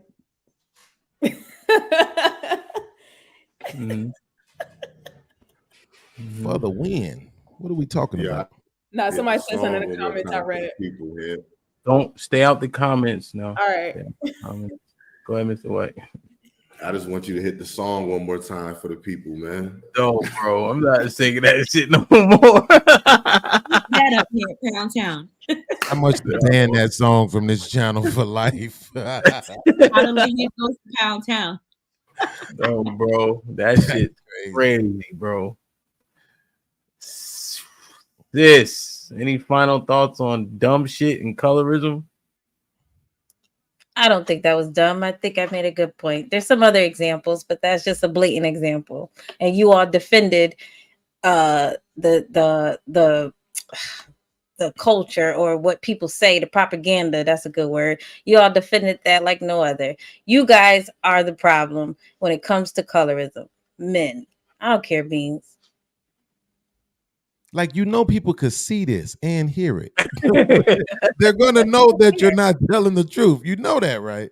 This is gonna be a great segment. But you were the first one to say on here about the Puerto Rican woman being this, so you used that video as the example. All right. Absolutely. But I'm talking about right now, though. We didn't defend nothing. You did. We only asked you your opinion. You defended Ice Spice like you knew her. Stop. Hey, that's exactly right. No Ice Spice slander. No Ice Spice slander. Oh my God. Hey, boo, I love you. This is wild. It's my baby. Any final thoughts on this shit? Nope. All See, right, now now. that's how you do that. That's how you get married, right there. Keep your mouth shut. Shit, man, nigga, if I make a compilation of love, not keep up my it's called a compilation, first of all. And I said I had to say about it. I think the classism part is all right. Are you good? Blow your nose, Mr. White. Yo, I just want to hear the song, man. Huh? I just want to hear you spit it one more time for the people. That's my final thought, man. I'm not rapping that shit no more, man. Just hit the pop part, man. Cause Sissy always talk. Now she's gonna be acting like, oh, we sung it again just to further the point and help Ice Spice. Nope. Alex, any final thoughts on this? No, I'm good. That's a good catch, right? Damn, yo. Damn, I was just thinking through it, man. The colorism shit. Damn, I think it might be alive, man, because relationships are uberly important. We always talk about the nuclear family, et cetera, et cetera. What that looks like has to matter, I guess. Jesus Christ. Man. Yo,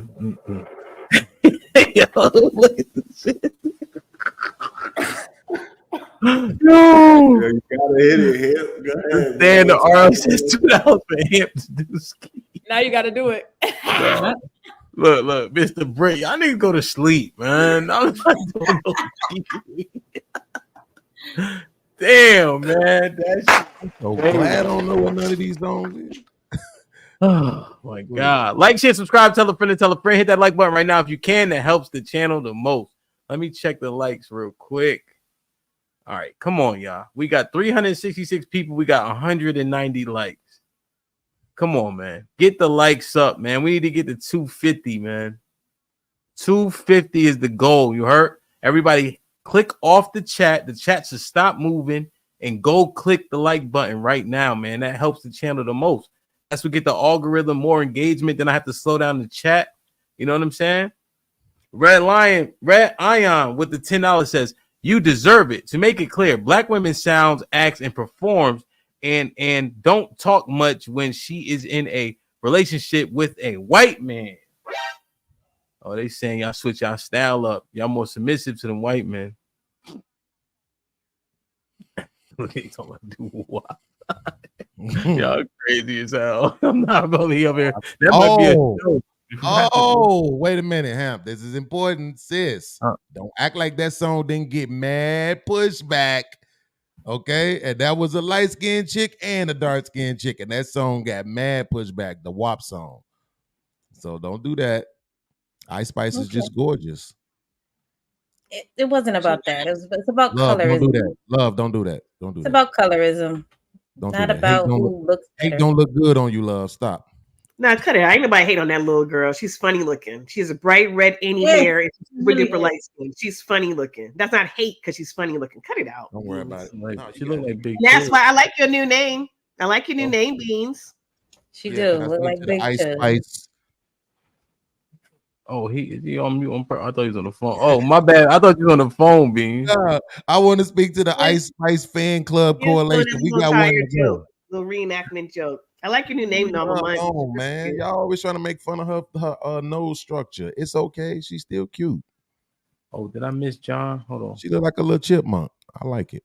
Hold on. Let me make sure I ain't miss my man. John was popping. John with the $5 says, as a dark-skinned man, I can't say that I didn't want a dark-skinned baby.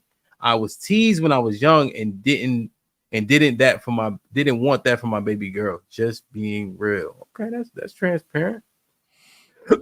See, this pals with the $2 says, love has the brightest smile.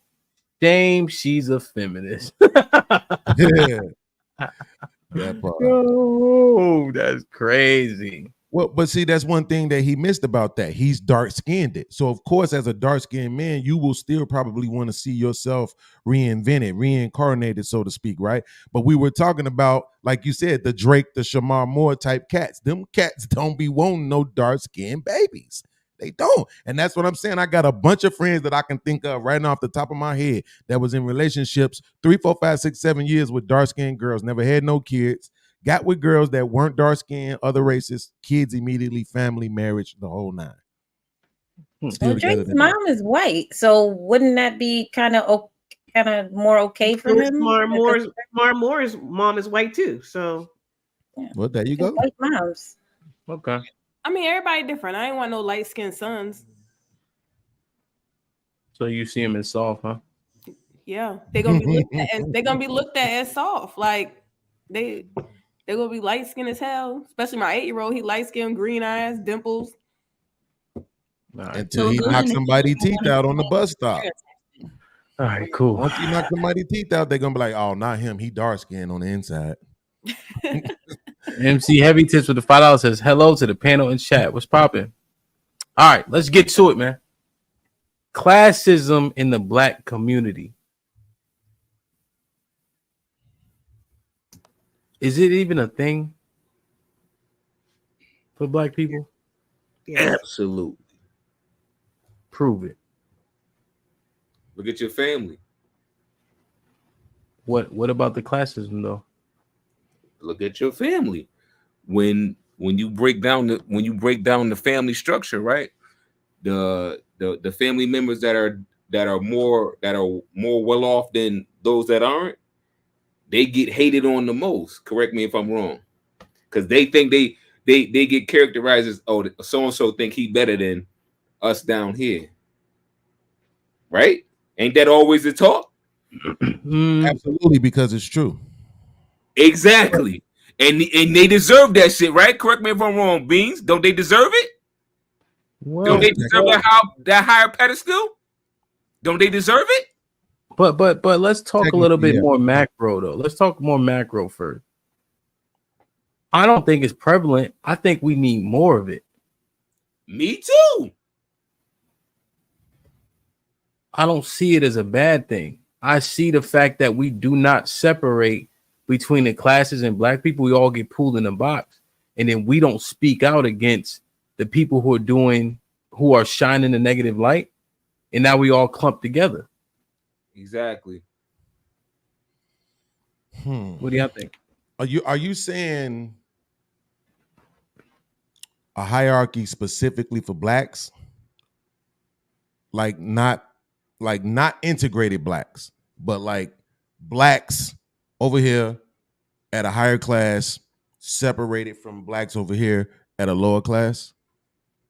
Well, we need to speak like, hey, do we all not? It's not a monolith, right? Like the black people that's downtrodden and not working their way up. Don't speak for me. Mm-hmm. Don't pull me with them niggas. Exactly. Okay, I don't think people do. They do. No, I think that's a talking point at this point in 2023. I think that's a talking point. Nobody's pulling you niggas together. Stop it. Yes, right? they do. The reason why they do is because we do. Nah, we don't. Yes, we do. Nope. A nigga. Nobody has ever made fun of you for only owning a trucking company, being a DJ, and running a podcast. No, that's not what I'm saying. I'm saying that we are all seen the same way. By who? By crackers. Oh, well, that's why I was asking you, right? Niggas, bigs, wetbacks, crackers. Everybody see black people as a certain thing. Absolutely, but that don't have anything to do with classism. So that's a different topic. What I'm saying is because we're not classists, right? Mm-hmm. We don't see a separation between the people that the have and the have-nots. All this talking about black people, right? Seeing the separation. Yeah, Okay, but what I'm saying is, if we don't make a differentiation within ourselves, why would anybody else? Yeah, but we do, and that's what I'm saying. It's a talking point at this point when people pretend like we don't, because we absolutely. But we should, and I agree with it. We should. Classism exists in the black community. I think a good example would be Hamp. You lived in the DMV area. Love, you lived in the DMV area. First thing people ask you, where did you go to school? As black people, that's a question conversation. A majority of the black people in this area are educated. So then, okay, you went to college. Where did you go? Did you go to HBCU? Did you not go to HBCU? Depending on where you went, there's a divide there. Then there's, what do you do for work? There's different levels and different tiers in that with classism. I think the DMV area is the perfect example of that. I know in this area, people who didn't go to college, black people are going to look at you funny, like, oh, you didn't go to school? Oh, you don't work this type of job? Oh, you don't live in this particular area? Classism absolutely exists within the black community. Mm-hmm. Yeah, don't you, when you move, you typically move around people that don't look like you when you're starting to make a little money. Mm-hmm. Isn't that what happens? Absolutely, and I think it's needed. Yeah. I mean, why not? Well, you only end up around them because they already have the money. They're already there. So if you're looking for something nice, it's typically where they're at. I think that's just naturally how it happens. They already got it. They got everything. Absolutely. Mm-hmm. Let me ask you guys a question, right? I've seen this, right? Where, let's use crackers, right? They will totally separate themselves from the lower class. They disown, they don't even claim. We don't do that. We don't make a clear delineation and separation. Do you guys think there would be a benefit if we did that? Absolutely. Anybody else? I ain't gonna lie, I was too busy being offended by you saying the word crackers because my mother's mother was white. No, because Beans, what I've been noticing, like I'll say nigga, right? Right. I'm like, hold on, there's a lot of other racial slurs out here. Absolutely. Absolutely. You know? Broke is one of them. But can you just repeat the question again? All right, well, what I'm saying is, right, white people make sure there's a divide. They understand that those classes don't mix, right? Mm-hmm. So I'm saying if we did that, would it be a benefit? Right. So we absolutely do that. And that's what I'm saying, right? So I've seen this on multiple levels. And this is what's so funny about it. So in Chicago, you lived in the projects. Some people made it out of the projects into the suburbs. And some of those people made it out there with Section 8 and low income. And they still thought they was better than the niggas that they left behind. Right? But then you had the ones that actually worked their way out, like my mom did. Right? So my mom works her way out. She ends up in the suburbs. She won't even drive through the city no more. Like everything got to be expressway this and expressway that and highways this and that because she don't even want to see the ghetto, right? She moves to an area now where it's like 80-some% black, but guess what? It's absolutely beautiful. The average income out there is like over 6 figures. Average price of a home is like around 300 grand. They doing all right. And you're saying this isn't anecdotal. You're saying she is an example of how majorities are moving. I'm saying she's absolutely an example of how the majority of people who meet the kind of success that she made absolutely move like this. Absolutely. Now we do have family and friends that we stay connected to on a personal level, but just as far as being just super connected to the hood like that, no, a lot of times you know what it'd be your children. Right? So you will work your way out of this place, but then your children will feel a need to go back and hang out. You know what I'm saying? And sometimes it can be that. So it seemed like there's an intermingling of the suburb kids with the inner city kids because it seemed like the inner city kids are keeping it real. Right? We had those few cats who came out from the suburbs and we used to look at them like they were stupid. But the majority of black people that make it out absolutely is a hierarchy. Okay. All right. I understand what you're saying. Now, let me give you guys this one. People are doing foolish things, right? Their conduct is unbecoming. They catching heat from cops, getting deleted by cops, whatever the case. And we all championing and marching for dumb shit, though, in my opinion, in terms of your conduct, you get results, you get repercussions, right? And then so unfortunately people get deleted. That's what happens, right? But we pushing like, what is free yayo or George Floyd, et cetera. We don't make a differentiation. What about that thing?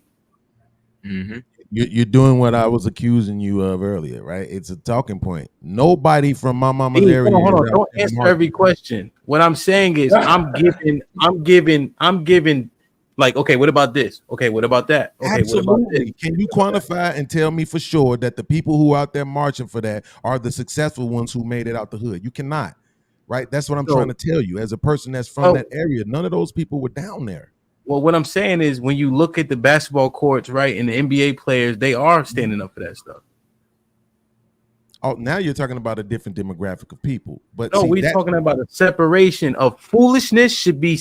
What I'm saying is there's foolishness. Foolishness should stay foolishness, and it should be condemned, right? But you can't just dismiss if LeBron is speaking up for foolishness because of the repercussion that foolishness got you. You can't then dismiss LeBron because you were asking about higher people. Right. So that's a different demographic. You're talking about wealthy people now. But here's the thing. First of all, those things are political. Right. So we have to keep that in mind. It's not like they really actually care. The majority of them, it's a lot of political stuff. It's how they get through tax breaks and stuff like that when they create those shelter companies. But the other part is in real whole life. Yeah. Stop shooting unarmed black people. I don't care what they was doing. Who cares if they were stealing? Because the white people, when they stealing, you don't shoot them when they unarmed. So don't shoot unarmed black people. Absolutely. Outside of that, LeBron shouldn't be getting involved in that type of shit. He don't live that lifestyle no more. Fuck out of here. But I feel like people like that are so stuck on the credibility. Like, for instance, like you said, the people marching outside, like you don't ultimately know who really is paid, because a lot of times when I feel like the majority of Black people, when they do get up there, they do have a lot of money. They don't like for it to be shown too much. You know what I'm Right.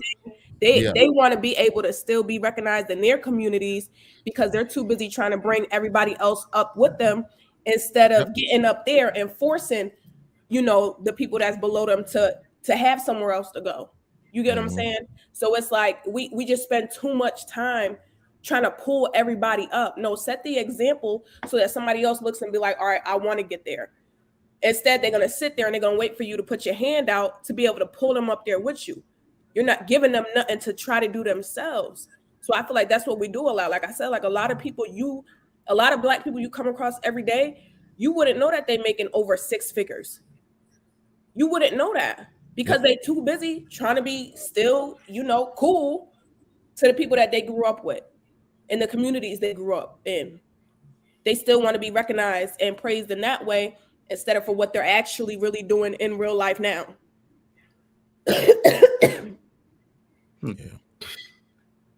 Does this further Mary's point, or it's a moot point? These rappers that are getting killed around their way. Rest in peace, Dolph. Rest in peace, Chinks Drugs. Rest in peace, Snooty Wild. Just a few names off the top of my head.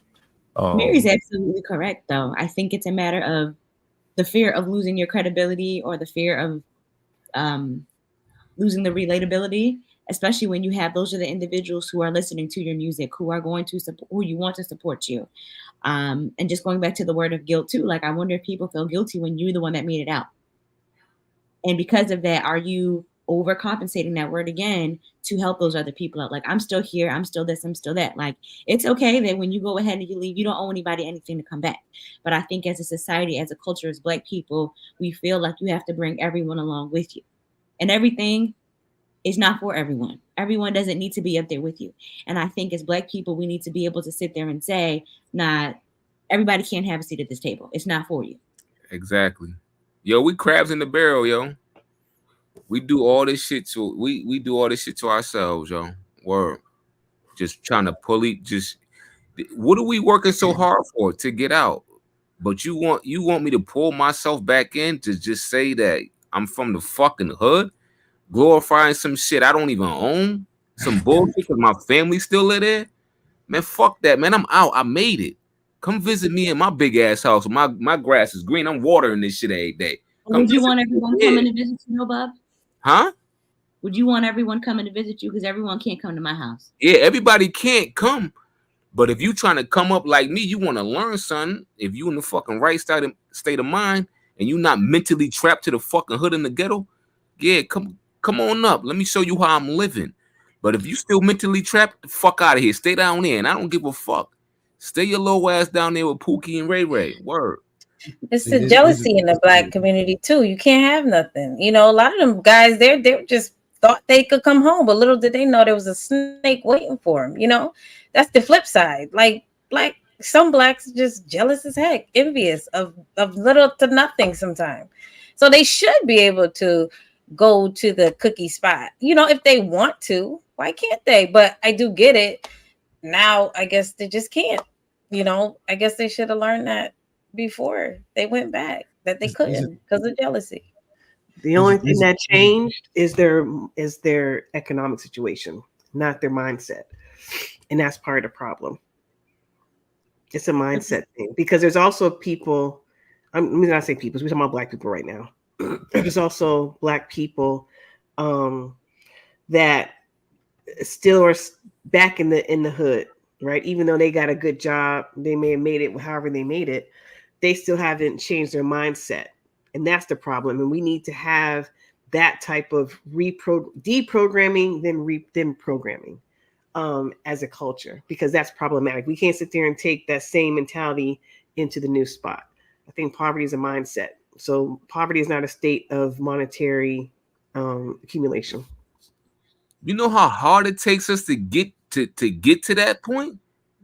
You know how hard we gotta fucking do it. We gotta do it though. But you want me to risk it all and come back to something that I worked my ass off to get out of, but then you're gonna make me feel bad saying that I'm not real no more. I fucking changed. You better believe I motherfucking changed, and I don't give a fuck that you calling me something different because I changed. Man, hold that. You gotta hold that L. I'm about to go live this nice life and raise my beautiful family and get on with my fucking life. I'm sorry, I gotta go. Marcellus David just gifted a membership. Marcellus, appreciate you, good brother. Mike Brown with the $5. No classism. We don't have neighborhood schools to be considered as such. MMC Heavy Tips with $5 says, if black people try to separate themselves, they get called sellouts and coons. See, this pals with the $2. Michelle Obama says she wanted to be like Beyonce. Marcus Evans with the $5. Very true, Hemp. We need to know the difference between black folks and niggas. High frequency and low frequency. Uh-huh. I'm broke, baby. I ain't got no J money. Hub was popping. Shining, nigga. I can smell a motherfucker with money. Even Ray Charles can see you got money. J Hub with the 20 ball. J Hub says, rise up Israel. Shit like that. J Hub with the $2, probably an accident. Nav with the $5. He said, Hamp, what up? What's popping? Y'all gonna have to start wearing masks. Mary just gave the whole panel the vid. Dope ass show as always. Beans, you about to say something? Yeah, this is one of the reasons why I hate being autistic, because it's like it's things that I'm not supposed to say, and I just can't help but say them. When Bub says things like we're glorifying, who's glorifying it? Right? When we're talking about crabs in the barrel, who hasn't lived like that? What race of people hasn't worn or fought over resources when they needed to do such? It just I don't understand. Like we try to make it like all this shit is innate with black people. It's so funny to me. And the percentage of people that's living like this is a minority, a constituted, very small minority. And I just hate when people talk in hyperbole and make it seem like this is the majority of niggas. I was really in the streets. I'm telling you, most niggas ain't.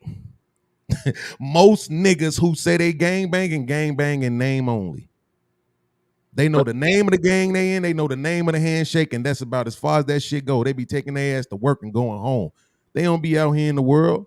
Hemp just named multiple people that went back to their hoods and got killed because they made it out. What was the common denominator between all of those people?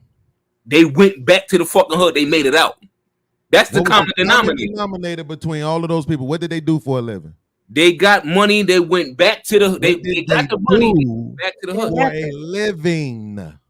You what? It doesn't matter. Don't absolutely. So now we're gonna be disingenuous and not answer my question. Hold on. You acting like Paul Pierce didn't get poked up.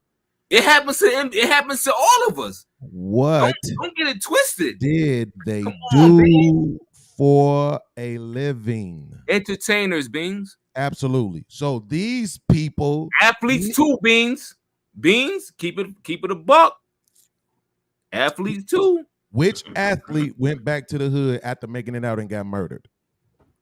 Bruh, Paul Pierce was damn near dead. This is the point when you're supposed to say none. Because it hasn't happened. What's the point though? So what is the Absolutely. Are you saying the point is that these so guys you disagreeing with me and him? If you would let me finish. Because you're not going to answer my question, so we can't communicate. All of the guys that he used were people who were tied into the hood. He did not use people who worked their way out of the hood. He used people who got handed a check, right? And their whole platform was the hood. One of them niggas he named was named Drugs. What are we talking about? This is what I'm trying to say. They had a connection to the very place where they got murdered at. They rapped about, lived and talked about, still hung out in those very places. That's what that was. So what I'm saying is the people who actually get out, like get out for real, that work their way out. They're not entertainer. They're not depending on the people in the hood to support them. So they're not trying to maintain some strong connection to this place that they left. Those people ain't running back all the time. That's what I'm saying. It's already a difference in people. You don't want to highlight the thing that made those people go back though. They were that. So, Love all right, already let me interject then. So I was talking about specifically being killed, right? But there's a do y'all watch football? There's a Lattimore plays for the Saints, right? He just caught a gun charge in the middle of Cleveland, going back to where he lived. Marvin Harrison, 2 bodies, selling drugs. There was a dude from the Cowboys who doing a rack of time for bringing drugs back to where he lived at. You know, so that's I forget his name. But that's 3 right there, just off the top of my head. Yeah. So again, you're naming people who are connected to the particular No, community. these guys play in the NFL because you said athletes. So I just want to make sure I made the point. Absolutely. The question I said about athletes was which one went back to the hood and got murdered. The answer is none. Okay, right. But you're siloing degeneracy to only people getting killed, right? Because that was the topic. But just speaking to specifically what was stated. That's it, Ham. That's all I'm doing. Okay. So, but it's more than that, right? It's the fact that there's the differentiator isn't there. Go ahead, B. No, what I'm saying is this. I'm not saying that there aren't people who get to the bag and still want to be in the hood, bro. I know niggas. I know niggas that went to the military and had their whole life set up for them and chose to sell drugs. But the point is that what I'm saying is we're talking about the majority of people. You always tell people to stand on it, majority or minority. The majority of people who make it out the hood are not living like that because they weren't living like that in the first place. They weren't tied into the hood like that in the first place. They weren't selling drugs, gang banging, and toting guns in the first place. That's what I'm saying. That's the demographic that we should be highlighting, right? And saying the classism already exists. These people see themselves as apart from the degeneracy that we see highlighted in music and media all the time. That already exists. And that's why I was saying the athletes, well, we know that shit is political. That's all that shit is. Really, I don't believe none of them niggas actually really give a fuck, to be honest with you. I see what you're saying. I don't think people can tell the difference, unfortunately. So it still has the effect of not differentiating us, right? Political or not. If they're furthering agendas, right, that don't show that we speak against degeneracy, what's the effect of it? Well, let me ask you this, Ham. Which one do you think pushes the narrative that you're saying right now more? Them speaking up against police shooting unarmed robbers, or LeBron making workout videos, singing rap songs, and rapping degenerate lyrics? What does what? Which one do you think pushes the narrative that you're challenging right now more? In terms of degeneracy? Absolutely. And not showing a divide? Absolutely. More. I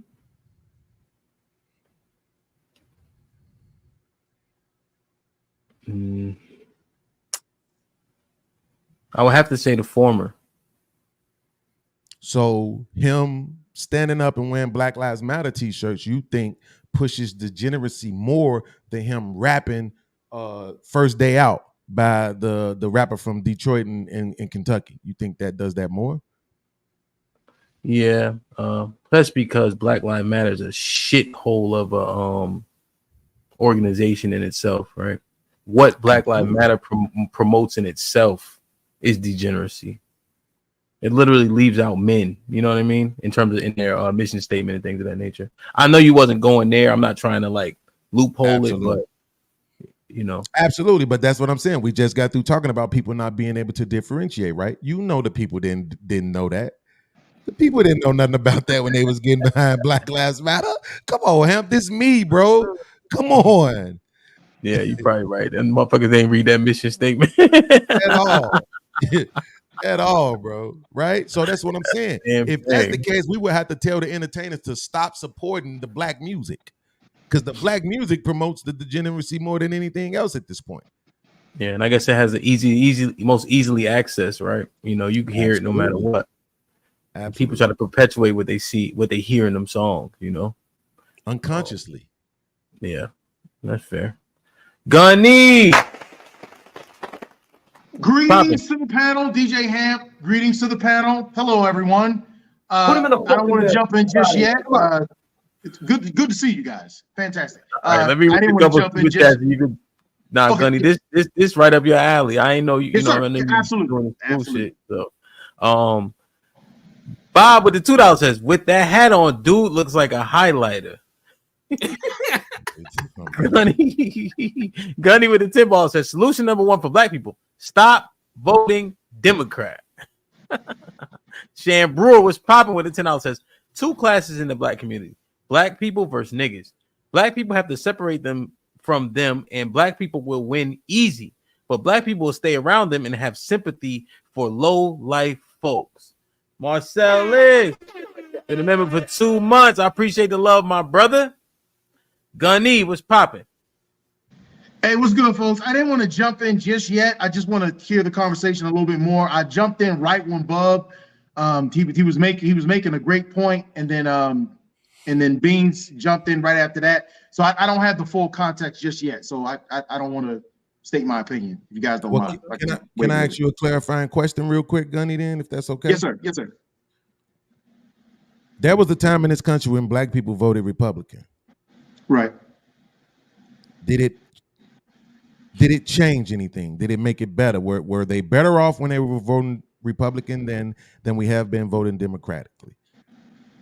Well, that's a very broad question. I could give you a very broad answer. The broad answer is yes. Now, what we consider better, once again, that's very broad. I would say yes. When we were voting Republican, we led in almost every single statistic. When we switched and started voting Democrat, we started going the opposite way. So I'm just giving you a broad answer to a very broad question. I would say yes. We would absolutely doing better. Okay. Well, let Gunny get warmed up. What I want to do is Alex ain't been saying shit. Mr. White ain't been saying shit. Sis ain't been saying shit. They don't care about us.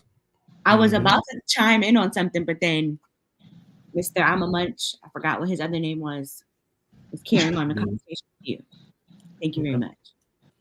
Go ahead. Now he's a Munch. Yeah, but you got another question? Well, no, we exploring this shit, man. So, Alex, what were you about to say? I was going to ask when we were talking about, I know we were saying how white people, they separate themselves from black classes, right? But what would that look like realistically for us as black people? Because you have the family members that you want to keep in communication with. You have the people saying that you're a sellout, that you're this, but then you also want to see your other family members and loved ones do good. But realistically, how does that work? Do we get up, we move on in the world, and we say, okay, forget you all, we're cutting all communication off? How does that realistically work? Like, what do white people do? It doesn't. We don't have enough money. We don't have wealth. We can't distance. 2 paychecks away, we're right back to the hood. Looking for Section 8, looking for the project. Well, if I could give you an example of what white people do, just recently, something that I'm pretty sure you all know, the whole Bud Light incident with them putting a trans on the Bud Light can. As soon as that happened, white folks, because they're the main consumers of Bud Light, they took a stance and they said, we're not going to deal with it. It started with their celebrities. Kid Rock was at the forefront of it. He came out and he was against it. And then everyone backed it. And then on top of that, they backed it with their dollars. Absolutely. That's what it looks like. We take a stance. Our public figures are at the forefront. And then what do? We don't support it financially. So that's what it looks like in regards to anything that doesn't benefit black people. They do it. Hispanics do it. Jews do it. They all do it. We're the only fools that don't. And for some reason, we don't seem to think that we can, even though history tells us otherwise, based on what happened just as recently as the 60s and 70s. Now, Tommy, do you think, no, you're not Tommy. Gunny, do you think Jesus Christ. Do you think we had a chance to do that with the banning the football the league, where the guys could have stopped playing and could we have taken that a step further? That's a great example, sis. Absolutely. That's definitely something that we had the opportunity to do. Are you talking about Colin Kaepernick, or are you talking about okay? Yes. Yeah, that's another example. That's an example. If black people were so behind police brutality the way that we said we were, if you have someone that's at the forefront of that, a celebrity, once again, Colin Kaepernick, who's at the forefront saying that I'm going to represent this cause. Black people had the chance, the opportunity to say, we're not going to support you with our dollars. So then the black football players, the black athletes, and the black celebrities had no choice but to fall in line. And the NFL and society would have adjusted to that. But we didn't do that, because just like Gucci and everything else, it's a fad. It only lasts for a couple of weeks. It's a hashtag on Twitter or TikTok or whatever the case may be. It lasts for a little bit, and then next thing you know, it's gone with the wind.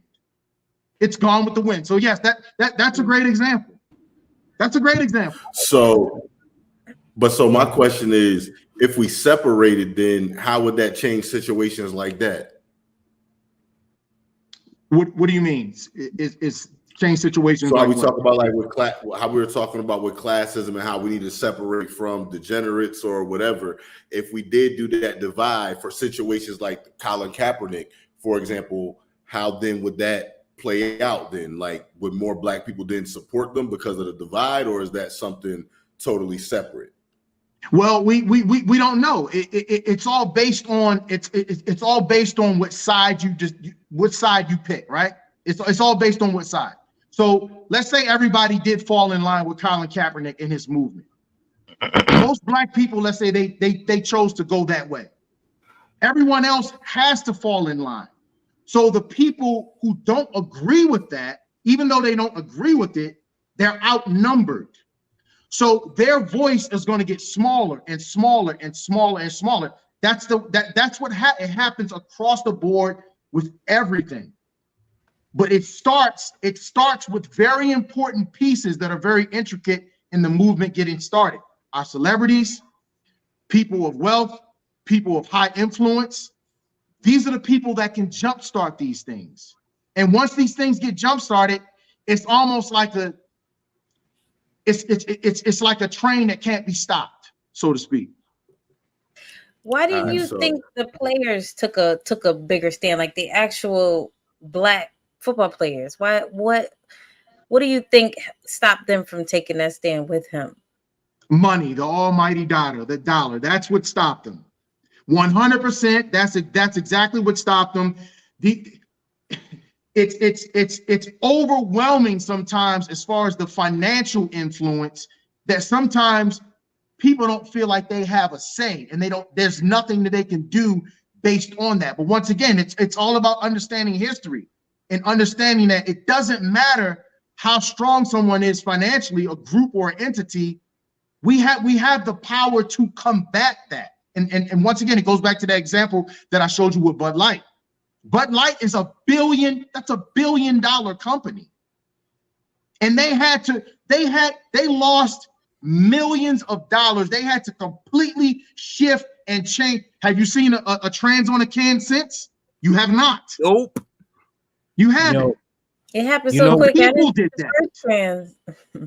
Yeah, they erased that shit quick. And it's like, even with Kyrie, remember how dirty they did him? I felt like, with the whole. I haven't bought anything from Nike since that happened. God is my witness. Mm-hmm. But it's just me, you know what I mean? But I'm like, fuck it. Like, I ain't, you know what I mean? When Gucci had the shit with the noose around it, like, but we, for some reason, we like, all right, it's been 6 months, my nigga. I think it was fear, fear that. Fear that they're another fear, and Sis talks about the fear, right? One fear, let's say Hamp came out and says, you know what? Let's say he had a whole show on not supporting Nike. Let's say he had a whole show about that. You know his comment section is going to be flooded with? Calling Hamp a coon, calling him an Uncle Tom, calling him a sellout. That's the fear that our people who look like us, that's the fear that we face when it comes to speaking out about issues that we know hands down, flat out, is just wrong. But we have a fear of speaking out about it because of the backlash. And what happens because of it? Less and less people choose to say anything. And nothing gets fixed. Because we feel like we're powerless. When we are. We have all the power in the world. Man, I'm confused. Agree with you, Gunny. Mr. White, you had a follow-up. Yeah, I don't even remember, but I'm a munch. What you confused about? Because I don't understand. We were talking about classism as it pertains to black people, right? And black people who are successful separating themselves from the quote unquote degenerates. I'm trying to figure out what dollars are we withholding to push that agenda. We're pushing the agenda based on class, based on what we want. Just one example, based on what we want our image to be and how we want to be represented globally. Where classism is a frame, it's a mindset. It's not based on how much money you make. It's based on the values that you have for your particular community or whatever group that you represent. It's a mindset. So based on that mindset of, okay, I'm in a class of people that respect themselves. The men take care of their women. The men take care of their children. The women are not disrespectful to themselves and to their community. When you represent that class of people, then you don't support anything financially that is to the detriment of your people. If that makes sense. Trying to connect everything together based on your question. Can I ask? Yes, but I would like an example. Like I gave one earlier, which would be like when I said LeBron doing the workout videos, singing the first day out rap song lyrics, which is talking about degeneracy to some level of degree. I'll give you an example. Okay, go ahead. Alex is not a whore. Neither is Sis. We don't have two whores on our panel. We don't. So then why do we allow rappers like Sexy Red to exist? Cardi B, Meg Thee Stallion. Why are they popular? I brought this up earlier. Why are they allowed to exist? You know why? Because we don't speak out against it. No, brother, I don't agree with that. Let the world know that this is an unacceptable representation of what our black women are. We don't do a strong enough job of doing that. No, That's brother, one no. Okay, Mr. Fantastic. Mr. Fantastic, you got the floor. Let me just catch up on these super chats. You got the floor. All right. See, I appreciate you, man. Always, every show you show wild love. I appreciate it, man. Sincerely. MC Heavy Tips with the $5. Voting is fake and gay, just like the government. Agreed. Wow, hey, Ham, you gotta hit the wow on that one, Cam. You gotta hit the wow, Ham. Wow. Shan Brewer with the $5 says, yes, black people is better when voting Republican. 2 exclamation points. We had everything we needed and was married more than any race. Stop asking the question. Shan Brewer with the $10. God damn, that is stupid as fuck. Why people want a group of people that get paid a lot in the NFL to stop working but won't quit their job? Black people are only people making athletes and celebrities their leaders. Mike Brown with the $5 says, Gunny, what are some bullet points on why we should vote independent or Republican? All right, Gunny, hold that in your head. Pause. All right. Shan Brewer with the $5 says, Hamp, you capping. Colorado sweatshirt made by who? Nike? So you have bought Nike shit. Laugh my ass off. No, dickhead. This a knockoff, my nigga. I got this shit from Amazon, motherfucker. You see Nike on this shit? My wife know the vibe. She bought this shit. Nigga, I hope you get an offender bender tomorrow. Smart you ain't guy. shit. Yeah, motherfucker want to be so smart, nigga. Like I don't know. I'm sitting here with a collar. The fuck, man. You probably eat pork. Doug Will with the $2. Fantastic. Take off that ugly. Oh, Shan Brew, I appreciate the love, bro. But you over here wilding. I hope you get a. I ain't say nothing else. Fantastic. Go ahead, bro. Yo, what up? Hey, I appreciate you, bro, for bringing me up, fam. Appreciate you. You already know. What up, August? Yeah, man. Listen, brother. Yeah, man. Gunny, what you said, brother, is just not factual. Us brothers over here constantly talk about the sexy reds, the Cardi B's, and whatnot, what have you, chastise them and do all these different things. And they're the black women that support them, that buy their that is clearly one demographic that is the majority of supporters, and the reason why there's a market for those women. So no matter how much the black men talk about it, we're just going to be called gay. We're going to be called, why are you worried about what the women are doing? And we are chastised for trying to hold black women in the black community to a standard. Again, I say this, and I've been the first to say this, and the only person to say this.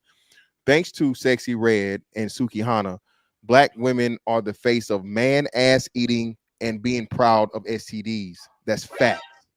Okay? Black women, still twerk, and they publicly post those little, when you do the clips and the shorts and stuff, they use those as backgrounds. So again, the problem, what happens is when you guys try and hold the men accountable for things that the men are not accountable for. Okay. I understand that ultimately, the man is whatever, but no, man, again, something that I cannot control, even when I talk against it, is not my fault. And you cannot blame me for that. Okay, you cannot tell the black man it's his fault because black women choose to participate and promote their own degeneracy, brother. You can't do that. So I got my cell phone right here, and I'm ready to start typing. Give me the website where you can provide statistical data to prove your point. What are you saying? And I'll type it in and I'll look it up. What do you statistical data about what? About what you just said, because you said that you started off by saying that what I said was false. Brother. Stop stuttering, first off. But go ahead. I'm stuttering because I'm trying, brother. We don't look, bro. Look, bro. I would like to have a reasonable conversation with you. But if you're gonna start off by trying to figure out a way to insult me, this is not gonna go the way that you want it to go. Oh no, it's not gonna go the way you want it to go, brother. If you trust me, you got to know who you're dealing with here. Okay.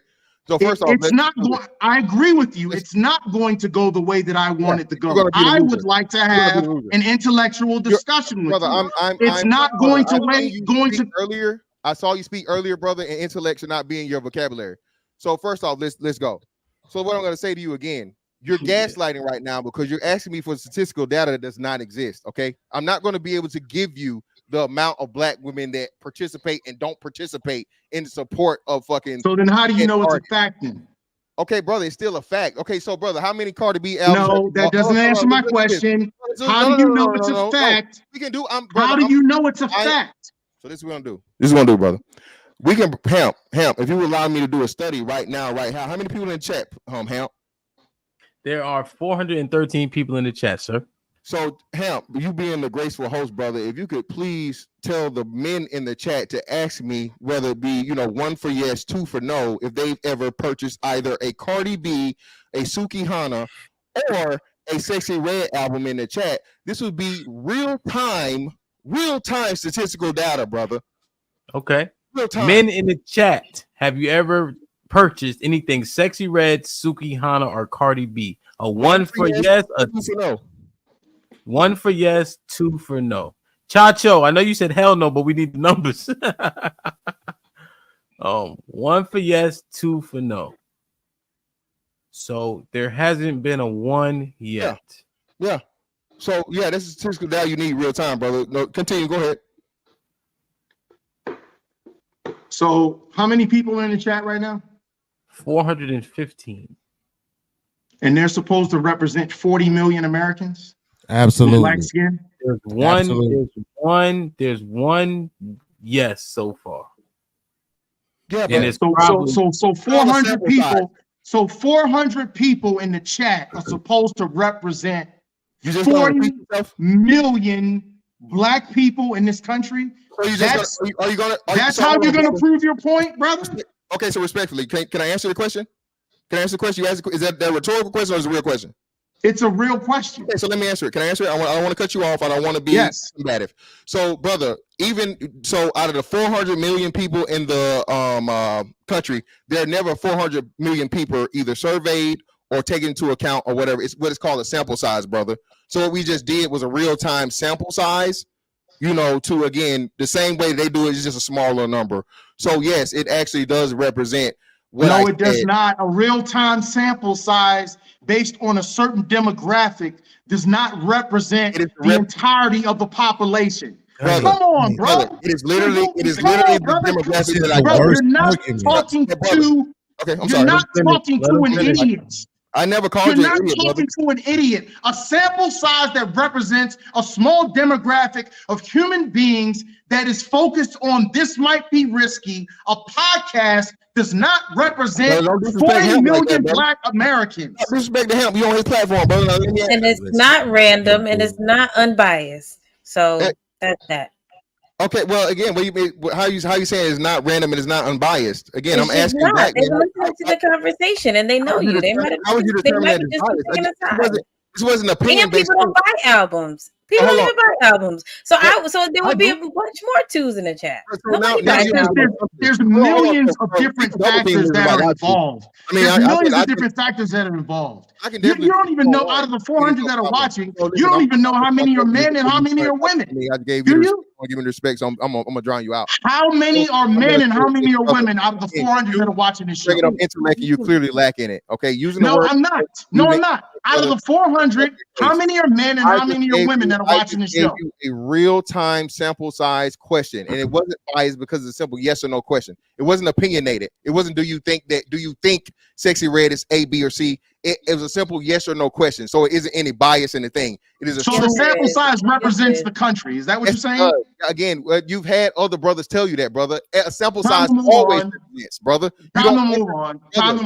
No, I'm not having it. I am not going to have that discussion because I know that I can. I know that I can because, brother, you're off. You're way off. Brother, the worst you're telling me that 400 people watching a podcast on a Wednesday night represent 40 million black Americans? Are you done again? That's what you're saying. Are we serious? Usually intelligent people don't repeat themselves. Let me just tell you that first off. Secondly, brother, you can keep insulting me all you want. I'll let y'all know. Let's get some order. Well, you can keep insulting me all you want. Your insults don't bother me, bro. It don't bother me, bro. They're truthful. They don't have to bother you. They're truthful though. So listen, what I'm saying. You like throwing this intellect and you saying this stuff a lot of the times, brother. When again, people that are smart don't have to convince other people they're smart. First off, that's the first gift I'm gonna give you. Secondly, again, like I said, and the brothers on the chat and a lot brothers on the panel and people in the chat agree, brother. Again, now my question to you would be this: my very intelligent brother, you claim to be self-proclaimed. How many surveys or how many anything has ever asked 100% of the population as a sample size? Go, just give me the one. None. Okay, thank you. Okay, so you're still not making a point. I guess I do. I did. You're not proving anything. That doesn't prove anything either. You're right, brother. You got it. That doesn't prove anything either. So your insults don't prove anything. Your previous question doesn't prove anything. So so you want me to do this? I'll concede. I'll concede to your point. You should. I can still knock down your point by conceding to your point. Your point is this: that majority of black women, they're the ones that support the Sexy Reds. That's your point, right? Yes. Okay, so I'll concede to that. How do we fix it? Who's responsible for fixing it? The supporters. Goes back to my original point. Okay, so respect. Can I answer, brother?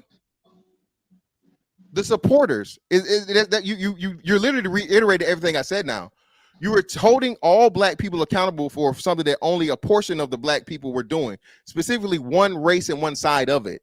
So what I'm saying is you have to chastise and get this to the supporters. Shout out to Hamp. Hamp is a perfect example. Somebody tried to clown him in the chat and say, hey, well, brother, you a hypocrite because you got on the Colorado State and it's a Nike. Well, no, nigga, this ain't Nike. This motherfucking 2-1 fool, nigga. This came from Chang down in the fucking Little China, brother. Okay, all right. I didn't get this on a motherfucking Nike. Who the hell is Phil Knight? Who fucking with Phil Knight, brother? Ain't no Phil Knight over here. So you see how Champ disproved that in real time. He stuck So to who his is word. supposed to do that? Brother. Who's supposed to chastise them? Brother. What group of people are supposed to do that? My bad. I don't want to cut y'all. Go ahead. What group of people are supposed to chastise them? Just let me know what you're doing. And I'm not being What group of people are supposed to chastise the people who support degeneracy within our culture? All the people that understand the detriment that the degeneracy causes. Thank you. You're making my point. That's what I said originally, but you, sir, just want to disagree with me. You just said the exact same excuse me. You just said the exact same thing that I said at the beginning of the conversation when you got on. You just made my point. Okay, hold on, bro. Knock it off. Well, okay, brother, calm down. Okay, angry dang. I'm calm. I'm just passionate about it. Angry because it's people like you. It's people like you. It's people like you who try to distract away from the main objective of a certain culture and class of people who do not support the degenerate behavior that Black people engage in. You want to distract from that point because you don't want that outcome. You're saying the exact same thing that I said at the beginning. I'm not. And it's people like you who get us off the path of being at the level that we need to. Okay, cool. Now that you're finally finished. Okay, so again, brother, I'm not saying the same thing. Okay, what I'm saying is this. Again, it starts with the supporters first. Okay, you have to get the people that are doing the action to stop doing the action and actually listen to the people that are telling them to stop doing the action. So that's what I said. Hold, brother, I didn't interrupt you. You're repeating what I said already. No, you're not. No, you're not. No, I'm not. No, I'm not. Again, I'm repeating what I said. I'm repeating what I said because what you said is all Black people and Black men specifically need to chastise these women and Black men this and Black men that. That's what you said. I didn't. You did. I did not. I never said that. I never said all Black people need to do anything. I never said all Black men need to do anything. That never came out of my mouth. I never said you said all. Not one time. Don't misquote me, sir. I didn't say that. You said all. You're hung up on the all. I never said you said all. You said put him in the back. Gunny, you got to be stronger than this, bro. You reminded me of me right now, bro. Stronger than what? What are you talking about? You disagreeing with me Well, first. let's make sure we acknowledge the three new cats. That's what I'm saying. That's not a shot at you. I'm talking to him. Oh, okay. Right. Either way. Let me catch up here real quick. Red Pill was popping. August was popping once again. Josh, what up, though? Let me read these super chat beans. I feel like you wanted to rebut, so it's only right. Then I'll get some of the newcomers in. You heard? MC Heavy Tits with the $5 says, I still don't know what a Suki Hana song is. Beloved with the $2. And to be fair, I've never gotten a request for a Suki Hana song. Beloved with the $2 says, virtual Snickers for Gunny. Why you so mad 24/7? J Hub with the $5 says, oh, well, he's saying Pop Mob. What up, baby? Mike Brown with the $2 says, Gun, do they do sample polls in politics? Yes. Jay Rillo with the $5 says, this is a faulty study, if you can call it that. It doesn't even meet per capita criteria. L fantastic. 5 minutes in the penalty box. Disingenuous. I don't even know if I initiate it. I think if we get too many people clicking, I might start dropping people off. But I ain't staying up here all night today. That's for damn sure. John was popping. So Munch. That's crazy. Nigga Munch. That's fucking crazy, bro. That's crazy. Oh my God, pause. I think this was the sexual degeneracy that Gunny was talking about a little while ago. Yeah, that was nuts. I can't believe I call this asshole Munch. So who did you want to talk to, Beans? No, I was just trying to respond to Gunny. I mean, in the end, he solidified his point, right? He never mentioned men specifically. He spoke directly to black people in general. But a long time ago, as soon as Fantastic started addressing you, you should have just said from the gate, yo, I'm not talking about men specifically. And I think that whole little, pushback that you got probably goes away. I'm not blaming you. But I'm just saying, like, it is what it is. I think, but to Hamp, I would say this is your classism. You just got a sample size of your classism. I'm pretty sure both of these guys are doing well in life. And look how they act with each other. There's your classism. But Well, y'all how want would to they keep the degeneracy about money. Well, You how see would what they I'm act? saying? Huh? I would don't think we you? brought up money at all? We didn't ever brought up money in the situation. So earlier today, when we were talking about degeneracy, did we not separate people from being successful and unsuccessful? Yes or no, Hamp? Yes. Okay. So again, I know the point that you're making right now, Hamp, right? Because we had this discussion before about when men argue, but it was pointless. It was pointless because it was based on a misunderstanding that could have been clarified a long time ago. So there's your degeneracy, right? Amongst people who actually are successful. I'm not saying it to be disrespectful. I'm just saying this whole classism talk that we do, we talk about people who've reached a certain financial level, people who've made it from the area where we believe the degeneracy exists. And we make it as if those people somehow have a monopoly on what is right. And they don't. But from my standpoint, it came from a level. I was really trying to. I think it went far because I was really trying to get an understanding of where he was coming from. But initially in the beginning with the insults, I didn't understand why the insults had to come at the beginning of the conversation when we were trying to get an understanding of what we were talking about. And I think that's what, for me anyway, I can't speak for him. But that's where it derailed it. It kind of went a little bit left or whatever because I responded to the insults, which I thought was unnecessary. Okay, well, let me again, brother. I didn't insult you to begin off with. That's not what I did. I said a lot of stuff, and I made my point clear. And let me make it a little bit clearer. So, if you didn't say that, I apologize. You didn't. If you didn't say that, I could have swore you said it, but you didn't say it. But this is what you did include black men. This is my point. So, with you saying black people in general, you included black men in something that we're already doing and we're not participating in.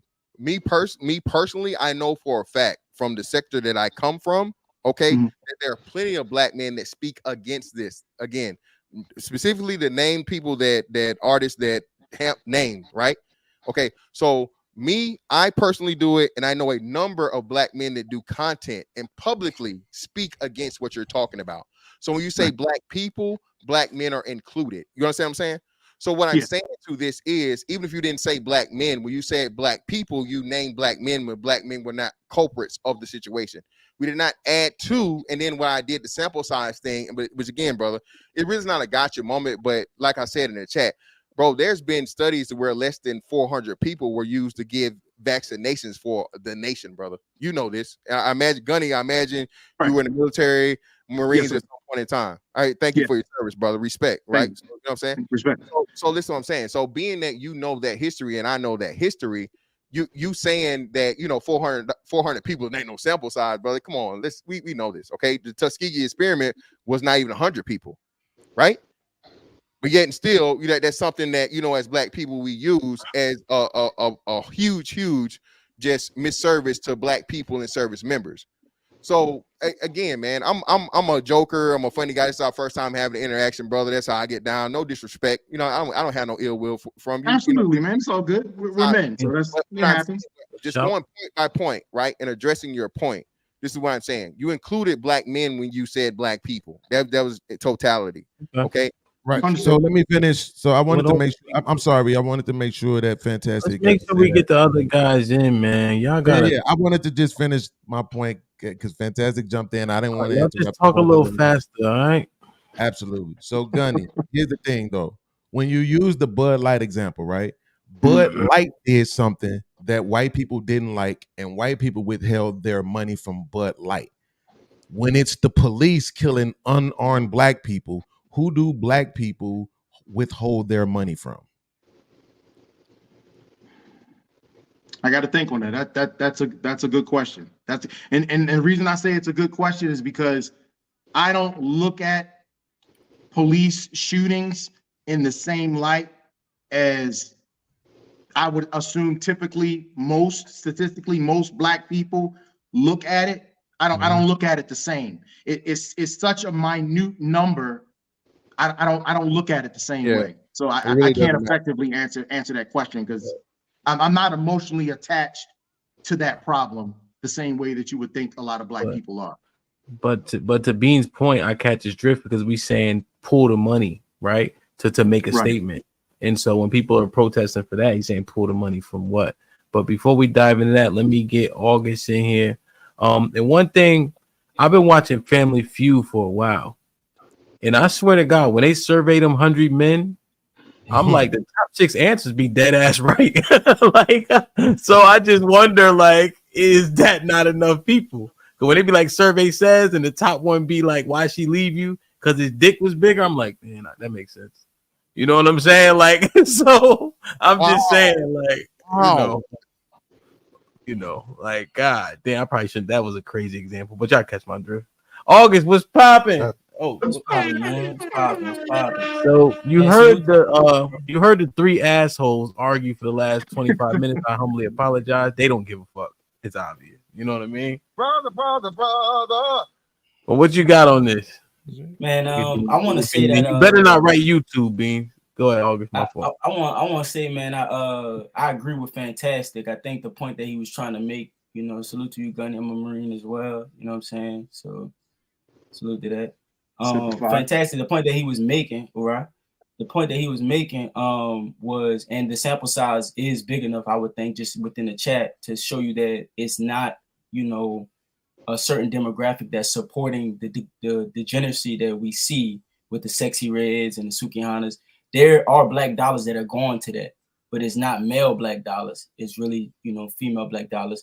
And so because we don't have the authority or the respect of our women, we can't come together and boycott it the way that you seen, Bud Light with the transgender that was on the face of Bud Light, whichever one it was. I think it was Bud Light that you were speaking on a little earlier. Yeah. That we can't really get together and combat that with our dollars because our women are on their own program.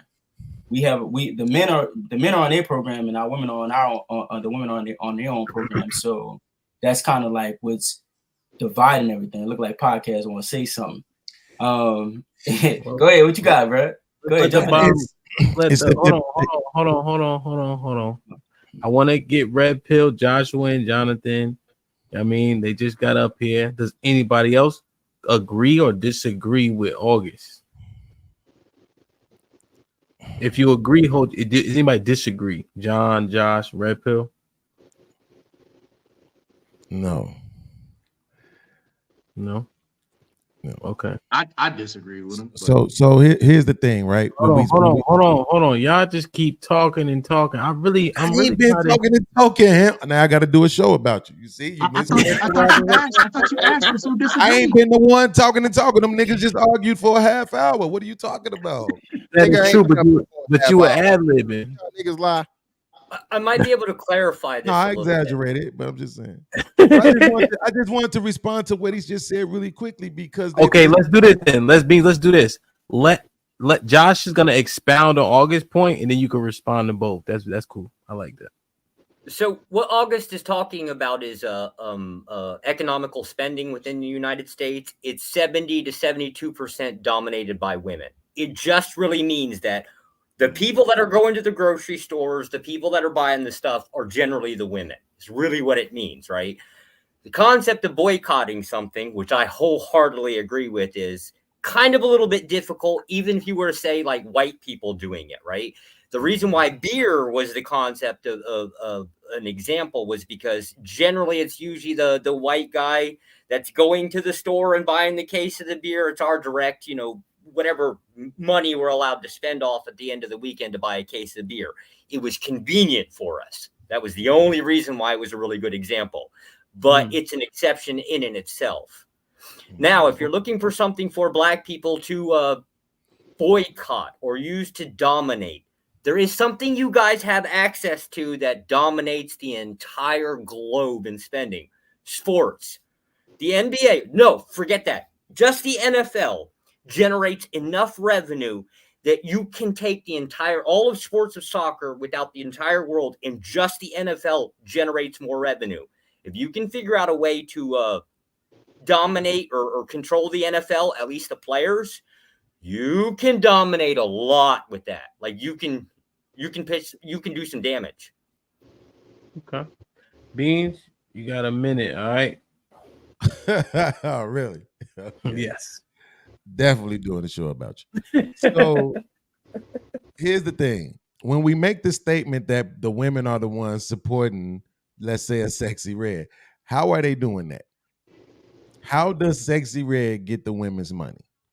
If you've ever promoted a club and you had to bring an artist in, you know what you do? The artist is going to want their bag. They want to know what they're getting paid. So you have to pay them, right? They don't want to get paid off the door. They're not trying to do that. They want to know, what am I getting? Okay, that's what it is. So who's actually paying her for real, for real? That would be the men who are promoting her shows. That would be the promoters who are promoting her shows. That's who is paying her, right? I don't think people are really buying music like that anymore, where you can go to YouTube and listen to it for free. So in reality, there's a lot of men that's putting money into Sexy Red's pocket. Probably more men than women, if we're just being honest. That's a small portion, though. Yeah, that's a weak argument. Right. So here's what I want you to do, Jonathan. Here's what I want you to do. I want you to tell me exactly how the money goes from the woman's purse to Sukiana. I mean, what the promoters promote is what's in demand. The promoters don't create the demand. Yeah. They promote absolutely. Do they have a choice not to? Do they have a choice not to promote? No, they don't, unless they're going to be out of business. They have to promote what's in demand. So the thing about it is that the women are supporting Sexy Red. That's what they promote. They don't go out and say, "Here's what I'm gonna promote so that you could come to the show." Whatever is in demand is what they promote. So if the women are interested in Sexy Red, that's what the promoters promote. That's how. Why is it in demand? In general, you have to ask the women that. Oh, in general, there's women why they like it. There's no Sexy Red on any dudes up here's playlist when they go to the gym. Never. Why y'all skip what? So this is what y'all now y'all okay. I'm not gonna be disrespectful, but are we really finna do this? I never heard of maintain the intellectual standard. But I asked you a specific question. But as far as the promoters, that's a small percentage. Yes, there are men. Yes, there are men who will promote and will take advantage. Absolutely. But the majority of women that consume it, there's always going to be dudes out here that's going to find a way to take advantage. Always. Absolutely. The point was to withhold our dollars. I'm going to try to maintain the intellectual standard. The point was to withhold our dollars. Can you please tell me how the dollars transfer from the women's purses to Sexy Red's bank account? It's not so much as far as the women's purses. It's more about the influence. So it's not the dollars. No, it is the dollars. The dollars. Stay on the dollar, though. Stay on the dollar. I got you. I'm a translate it because the influence translates to dollars. So the women control the influence of the culture. So if they're promoting Sexy Red, they're like, this is what I want. This is what I want to hear. The promoters are going to adhere to that because that's their job. Their job is to give the people what they want, not what the promoters want. Well, that's where the dollars transfer at. But can I add to this? And actually, it's not just the dollars. Again, hey, hold on, real quick. Red Pill, say something. Can't hear you. I think that was the problem. Because I think you wanted to get in. And I asked. I think you said something, but I don't think we can't hear you. Am I bugging y'all? I couldn't hear him, right? Not on mute. He's muted. Can't hear. I see his lips moving, but he's not. No sound, no audio. Can't hear you, bro. Check your mic and your audio, and that was my fault, bro, because we couldn't hear you. I thought you were saying something. You ain't never that quiet. So yeah. So just let me say this real quick. So actually, no, Beans, you kind of helped August's point. So August wasn't getting off the track of the dollars. You said it yourself when you said it. No one's buying albums anymore. So the dollar isn't in the album; it's in the influence. That's what August is speaking to. So what happens is, again, when Black women promote these things, you don't just have album sales or streams. You have promotion on platforms, be it Twitter, IG, YouTube, whatever, all these different things, right? And then it's not just that. It's Sexy Red has herself. She spoke about it and bragged about this. she's been able to open her own brand of STD sponsored or STD named Lip gloss. cosmetics. Yeah, lip gloss and cosmetics and things. So yeah, it isn't the dollars are the influence. They're one and the same nowadays. You know, I mean, just we're in a different era. So fantastic. To your point, right? Thank you for actually answering the question that was asked. That is an example of the dollars going directly from the women's purses to her by way of supporting her lip gloss chain. Now, my next question is, which one do you think makes her the most money? The lip gloss or the music, the concerts? The everything except the music. Artists will tell you this directly. Everything other than the music, in person, what do you call it? Tours, appearances, club appearances. Those things are what make them the money versus absolutely. So the tours and the shows make her the most money. Who do you think make up the majority of promoters, women or men? Men are going to make up the most promoters. Yeah, absolutely. Which means the most of her money is coming from men. That's not the same thing. What you're conflating is that the promoters are only promoting what is in demand. That's the point that you're missing. That you're missing is that's irrelevant because we're talking about. It's very relevant because if something else was in demand, if the women wanted something else, then the promoters will promote that. Absolutely. If the women wanted something that was more, no, it's not irrelevant. Yes, because it's irrelevant if you just listen to understand why I'm saying it's irrelevant because we're talking about dollars. I did listen to what you understand, but we are talking about dollars. So the influence, the influence. Let me say this real quick, Gunny. The influence that the women have on the market when it comes to Sexy Red is that they translate it into dollars. So because the black women, or because women in general are interested in Sexy Red, it translates her brand into dollars. Now, if the women were interested in something else, the promoters will promote that. But they are interested and they buy into Sexy Red, and that's the point that you're missing. The promoters are not to blame. It. Hold on a second. I want you to do me a favor. Wait, August. I'm asking you nicely to do me a favor. I have not said one time that you're missing something because that's a question on your intellect. Please stop telling me what I'm missing because I'm not missing it. I keep telling you it's damn irrelevant. We're talking about actual dollars, bro. I get your point. Watch this. I get your point. Your point has landed. You don't need to reiterate it again, ever at all. I get it. But we're talking about actual dollars. We're saying withhold our dollars from certain industries in order to enact change. So that's what we're talking about, brother. Can you just accept that? I get your point. But we're talking about actual money. So that's what I'm saying. When we were talking about Bud Light, nobody talked about influence. They said we ain't buying this shit no more. Yeah, but hold on. You ain't seen no trans people on there no more. Can I hop in real quick? What we talking about? I got it. We got to give him a chance. Hold on, August. Let me just respond to him real quick, man. Thank you, bro. I appreciate that. Thank you. So the point that I'm trying to say is this, bro. The influence is what translates into dollars. Do we understand that, right? We're in a different time. Fantastic made the point earlier. We're in a different time. The influence translates to dollars. The promoters have a job to do. And their job is to give the people what they want. And if the people want Sexy Red, that's what the promoters are going to do. If they don't want Sexy Red, then the promoters are not going to promote Sexy Red. So there is a demand for Sexy Red, which is why the promoters promote that. So when we talk about the dollars, it's because there's a demand for it. So if we eliminate the demand for Sexy Red, then we eliminate the dollars. Does that make sense? Absolutely, I can see to that. That's what we at. Boom. Okay, so Dean, what do you wait? All right, just hold on, because I'm tired of the round and round now. So now, what are you arguing, Dean? Nothing, because I can see. Are you saying? Let me ask you a question. Are you saying that the physical money going into Sexy Red's hands is coming from men? Absolutely. No. The majority of the physical money going into Sexy Red hand is coming from men, or could be owned by men. That's a fact. Hold on, yeah. So, because you're saying like, what if being? So you're saying the physical money, right? You know they're not spending the money. It's almost be like they're fronting the money. Do you think fronting and spending are the same thing? What? So for instance, like let's say Sexy Red costs $20,000 for a show, right?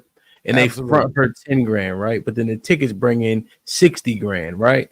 So that means that people who pay for the tickets they're gonna get their money back and then give Sexy Red $20K. Absolutely. So now you're saying they splitting it down the middle. No, No, what I'm saying is they're fronting her 10 because once the ticket sales come in, I'm they saying, make you're saying that it's split. You're saying it's even. not split because they made, so even the numbers I gave said it's not split, right? Because they made 60 grand. Exactly. You know? All she got to get is 20. All they got to pay her is 20. You got 20. Another 10. Why are we talking about the money that they made when we're talking about the money that's going directly to her? She is the product. That's what we're talking about. So real quick, what makes money off of her? It's not what we're talking so about. what I'm saying is they front the 10 to get her to come, right? Get then that people part. pay for tickets, and then all I'm saying is it's a front, so they get their money back, and therefore the people that bought the tickets are giving her the physical money. Right. So So you're saying they got to give her 20.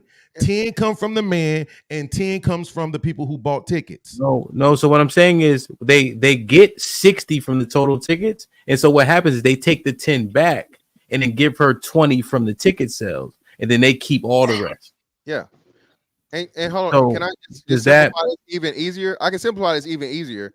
You're using the front man. You're and I saw what you were going with. Are men the most promoters, right? So we just walk that down. Men are the promoters, but let's just change to what you used earlier. Bud Light, right? So all the promoters is their Bud Light, right? The customers can make Bud Light fall if they just don't buy the product. So you can't blame Bud Light for selling the product they have to sell to the people in order to survive as a business. Okay, so it's not Bud Light's fault for selling beer. They can try and keep selling the beer all they want, but if the people say, "Hey, we're not buying your product," it doesn't matter. So it's still the money comes from the customer, bro. Like you said, that's just the middleman or the person that's offering the product. So I understand it was a good premise. This is what's so crazy, bro. Y'all, I don't know if y'all think people can't figure out what's happening, but we can, right? The fact of the matter is nobody is denying that part. Derailing thing, though. No, nobody is denying that part. That's what I'm no, saying. not denying. It's a derail because what Fantastic just said. But the promoter is Bud Light, right? The promoter is Bud Light. So that's why they took the nigga off the bottles because they couldn't sell the product otherwise. So the promoter is Bud Light. So if Rhapsody was in demand from women, then she would be the one getting the parties, right? Like that's so what. let me ask you this question, Hamp. Who in the Bud Light example, which part is Sexy Red? Sexy Red for Bud Light beer is Sexy Red beer, brother. She's the Sexy beer. Red is the trans on the beer. The trans. Yeah. Absolutely, Gunny. Yes. Absolutely. Yes. No, don't say yes. Because a lot of niggas said she was the beer. Can I get She's the trans. All them niggas that said she was the beer and that was dead wrong. Can I say something now, please? Y'all hear me?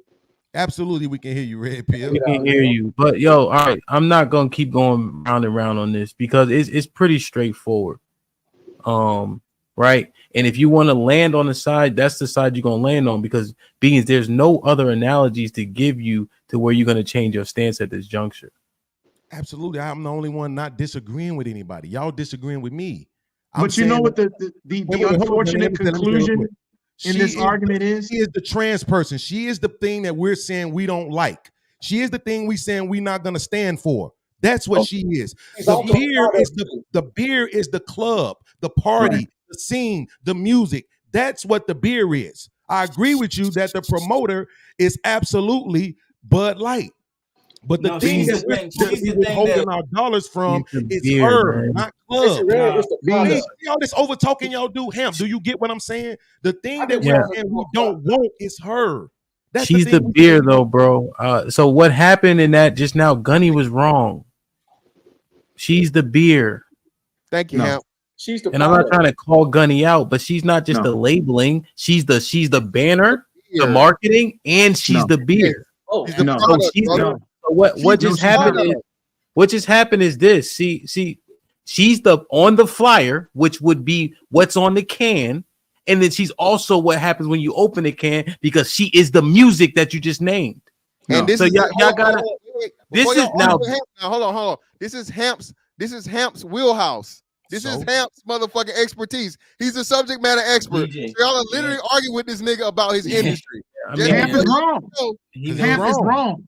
We don't Yeah, have to but dumb it just ourselves shows. down, nigga DJ. Wow. What it is you guys. I think you have to be in the industry. You have to be in an entrepreneurial mindset to understand product supply, demand, et cetera, et cetera. That's what I was So trying to say the whole time. I'm a logistic. go ahead, Red Pill. And I'm not saying, but if you don't do it every day, you may you might see it differently.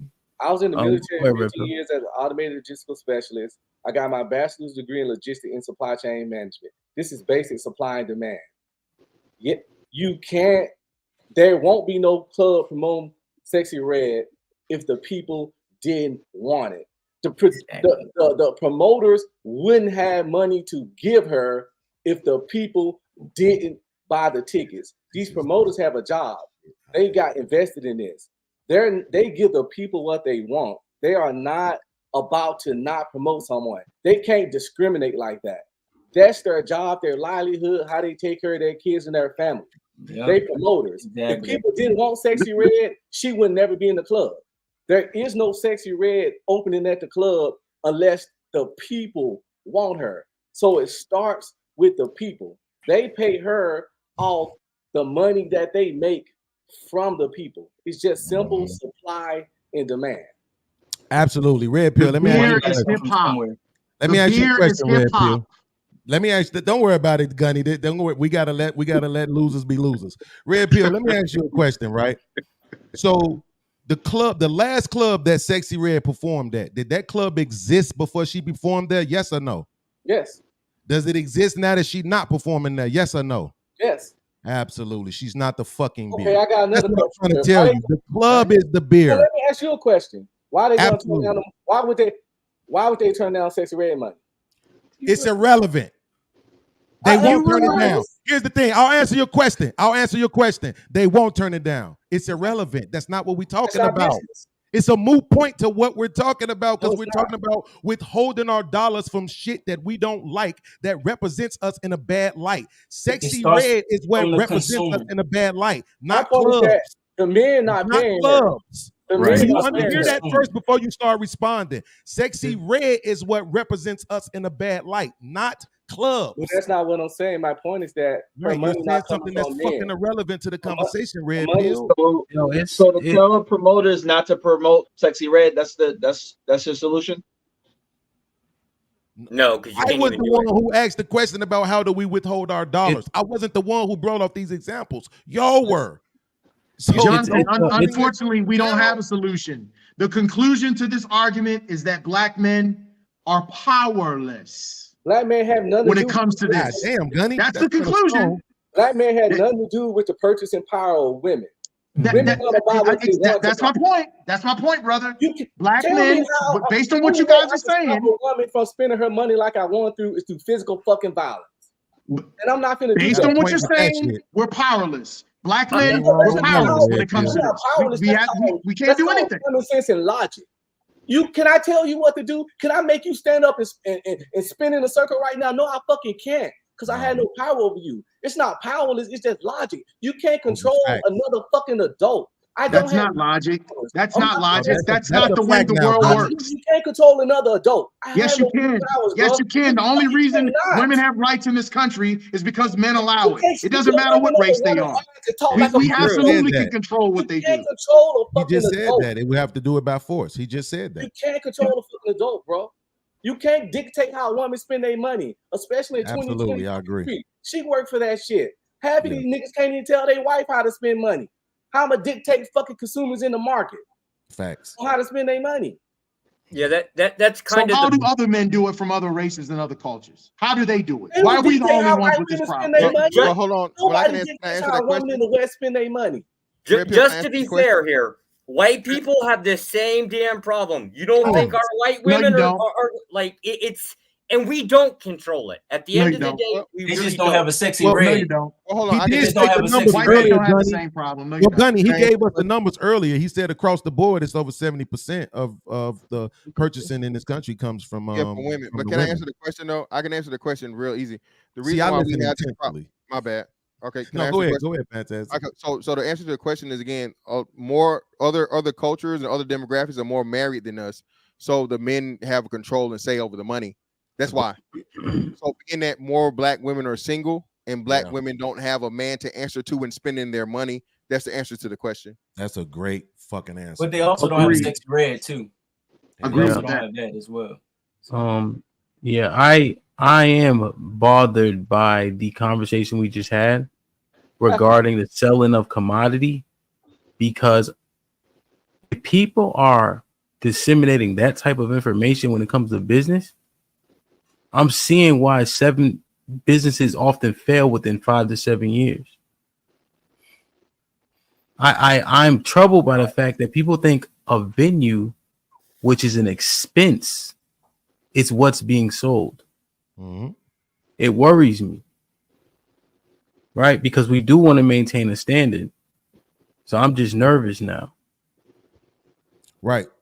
Respectfully, I think you're conflating two things though, because this conversation wasn't about that, right? So I'm saying for this conversation, that's all I'm saying. I didn't put anything together. You got it. No, what I'm saying is you said something that wasn't true, right? Because I didn't put 2 ideas together. I didn't do that. Yeah, I'm talking about the conversation we just had. The conversation that we were having wasn't about business. It wasn't about we were using business as a direct analogy, brother. We're using the whole time. This is about business. We're talking about consumers. We're talking about brother. We're talking about consumers, products, and purchasers or consumers, brother. That's business. And I told you guys, and again, this is when you should, again, respectfully. I'm not even trying to clown right now. This is this man's wheelhouse, double. And I wouldn't even talk about it in the way that he was talking about it. Being that he's involved in the club scene or the DJ scene and so on and so forth, and these things, and he's been there, and the business aspect of it. This brother's a subject matter expert on that industry, brother.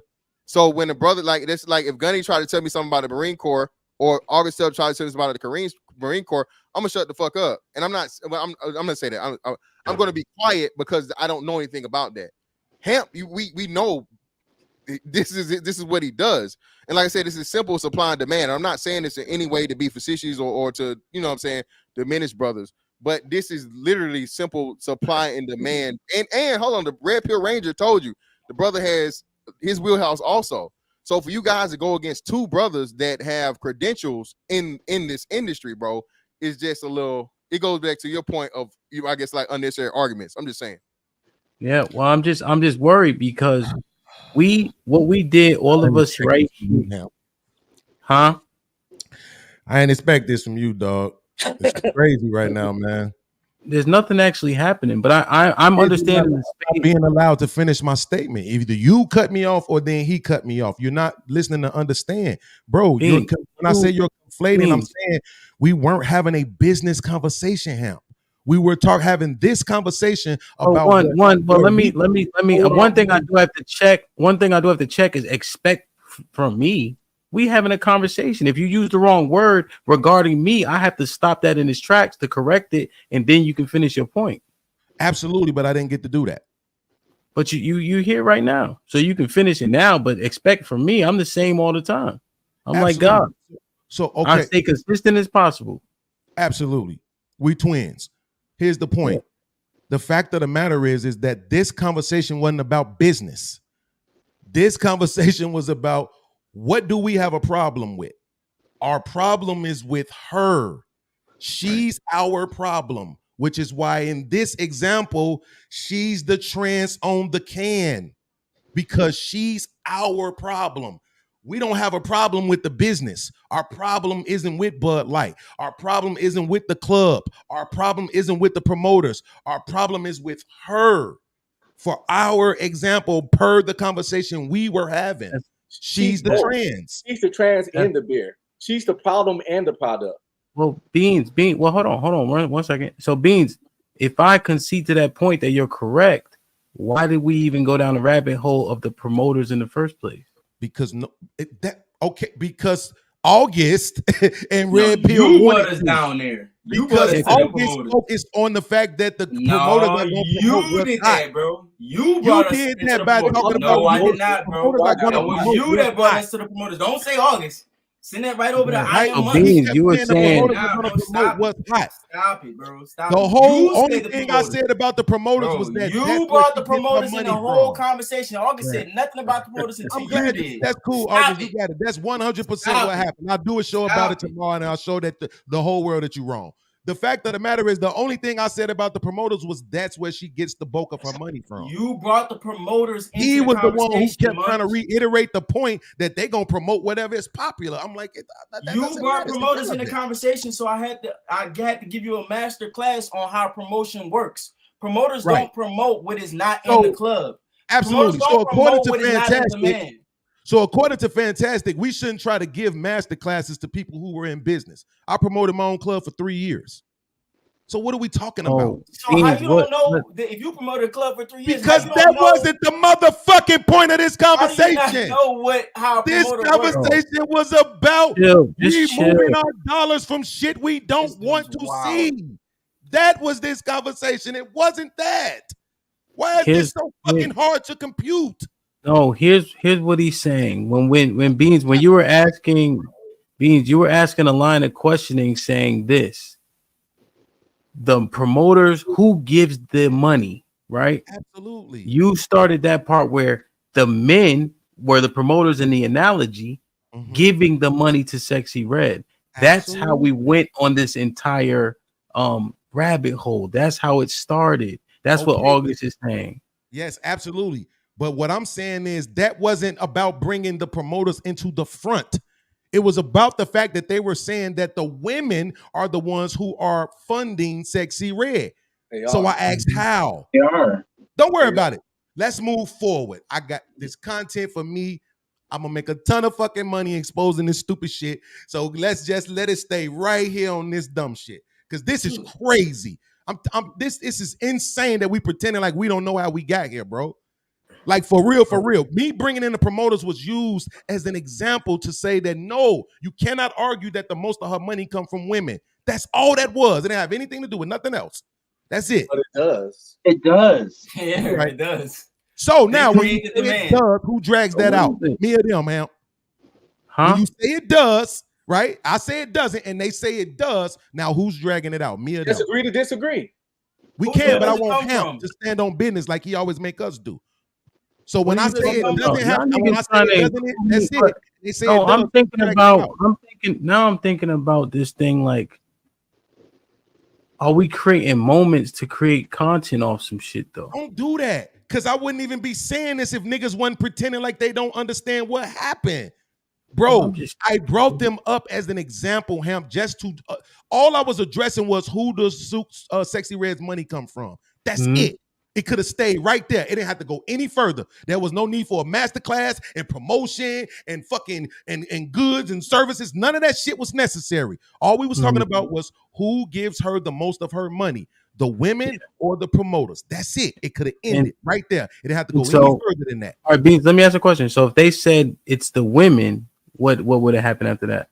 Right, absolutely. So Fantastic was the one who made the great point that the women are the money that goes directly from the women's pockets to her pockets are the one who are supporting that gonorrhea and all that other shit you was talking about, the lip gloss shit. So I was like, that's a great point. I acknowledged it. Fantastic. That's a great point. And then I asked him, well, do you think the bulk of her money comes from her lip gloss or from touring, doing shows? If the bulk of her money comes from touring and doing shows, that means the bulk of her money still comes from promoters who are majority male, which means the most of her money comes from men. But It's simple. Let the shit go and move on. Wait. Nobody wanted to accept that. Who get the promoters' money? Wait, stop. We just did this, y'all. Yeah, you're right. And so Beans. So so they said that money comes from the women because the women give all the money to the promoters. The promoters don't spend a dime. And then Absolutely. so then would it be like, okay, that makes sense? Because that would be the logical response, right? At that point. Absolutely, but you and I both know the technicality that you're using is that you're saying that the artists don't get their money up front. Well, they get half of it up front, right? We all know that that's how they play. That's why they call it a back end. I'm gonna get my back end, right? So if you getting 20 bands and I give you 10 up front, that 10 could have came from me hustling, because we know that's what's going on with most promoters, right? So that's what I'm saying. Now I gave you 10. Now this other 10 that I'm getting from the people, guess what? In reality, you can't say that all of that 10 came from women. Some of that 10 actually came from men too, right? Men, right? But you know that the crowd is women, right? And so what happens is the promoter fronts are 10. The promoter makes 80 grand. Absolutely. So I've if been in this. if That's he's what I'm able trying to tell you. I've done no, this. I know, Beans, but when he's able to make 80 off of 10 he fronted, he didn't give her a dime. I mean, Because if he you probably look at it that way, but not to her bank account. But you Not see to though, her bank account. but you see, but if I made 80, I ain't spending no money.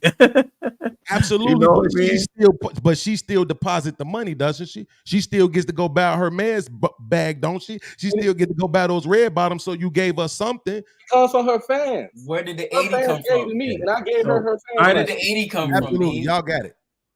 Thank you. Can I ask? Because I've wanted to have this conversation with Gunny for a very long time.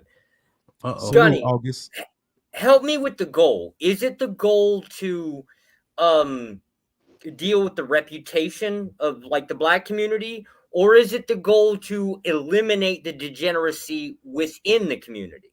Because these are two different things. Which one is the goal that you're going for? To repair the image of the black community. Oh, that's easy. Just promote the other thing.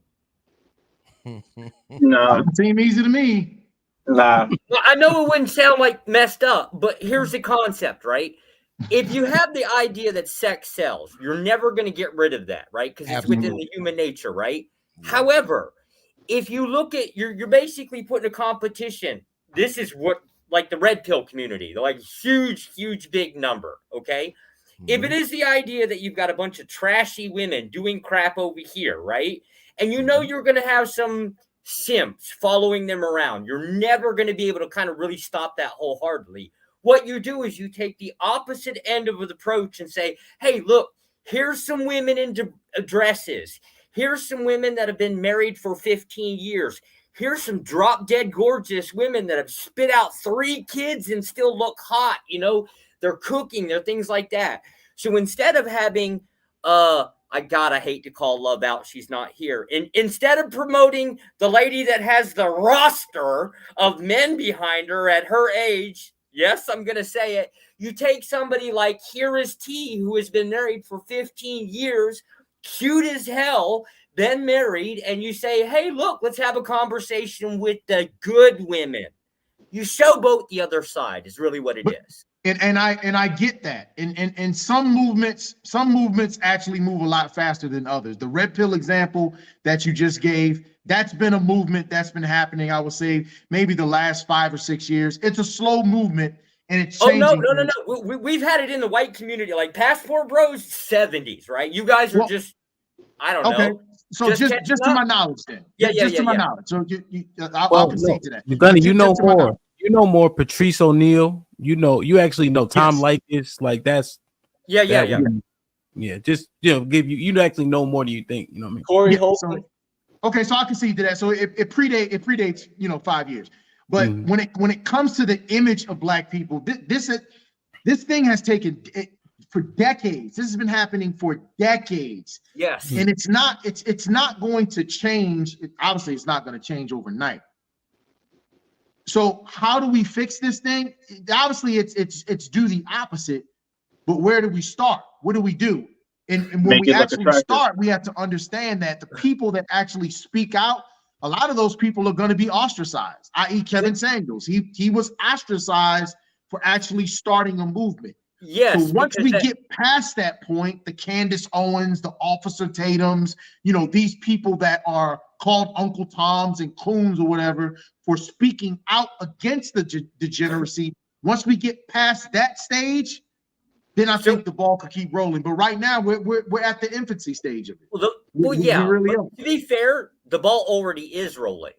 And I know, like you point out the concept, like somebody's gonna fall, right? Like Kevin Samuels gonna fall, and people are gonna dance around on his grave, right? That is the nature of men, is the violence. I mean, technically, this is like the verbal violence, right? But this is just what being a man is. Like we're always gonna like battle, right, kind of thing. But the idea that the ball isn't rolling, I'll give you an example. Hamp has had tea here. It's slowly kind of like going in, right? You just kind of have to, I don't know. I know it sounds like the concept is people aren't doing things. People are like, they're trying a little here, they're trying a little there. Even the red pill community, I'm not a super big fan, but I can't absolutely oppose them. But people are trying to see what works and what doesn't. People are trying to do things. What works, what doesn't work, I don't know. But if you're looking for something to basically promote, like that's the thing you would do. Or that's the action. All you really can do without resorting to direct violence is promote the opposite. Now you just got to get I hate to say it, but there's some really big dudes that are actually cool as hell, like Beans. I hate to say this, Beans is kind of does promote some things, and on the other hand, right? So you just have to be a little bit more clear about the degeneracy. Like, I like Beans. If I caught him in a dark alley, I'm thinking I'm getting robbed. But the moment that he talks, right? Like, I'm instantly like, oh, I like this dude, right? Like, I really, really instantly like this dude. I don't like his prescriptions, but I like the guy. He's just an all-around normal guy that I can actually kind of relate to once he talks, right? It's the thing that it is, right? You just these type of people to push for it a little bit. So as an example, a quick example of the problems that we're having, you witnessed this conversation over the last 45 minutes with the men on the panel. Let me ask you, what solution did you hear from any of us based on the conversation that we just had in the last 45 minutes? Misunderstanding on degeneracy. We all don't have the same principles. No. Solution. What solution did we give? You're not going to get to one, and it would be unreasonable to expect all of the different people within all of the different phases, like the young guys versus the old heads versus the people that are really just in the middle, right? We're all not going to agree on prescriptions. The only time that I've ever really had a contestant with you specifically took me 2 weeks to figure out why there was a disconnect. And it's because you're coming at a problem from this direction. I'm coming out of a problem from this direction. It's the same problem, but we see things because of the direction we're going from opposite end of the spectrum. I had to take myself, disconnect it, come over here and say, oh, he's looking at it from this way. If I'm in this position, what would I do? I'm thinking, yeah, that kind of makes a little bit of sense. Josh, what solutions did you hear in the last 40 minutes? Nothing, because there's 3 different solutions. One, don't boycott, right? You can boycott some things, can't boycott others.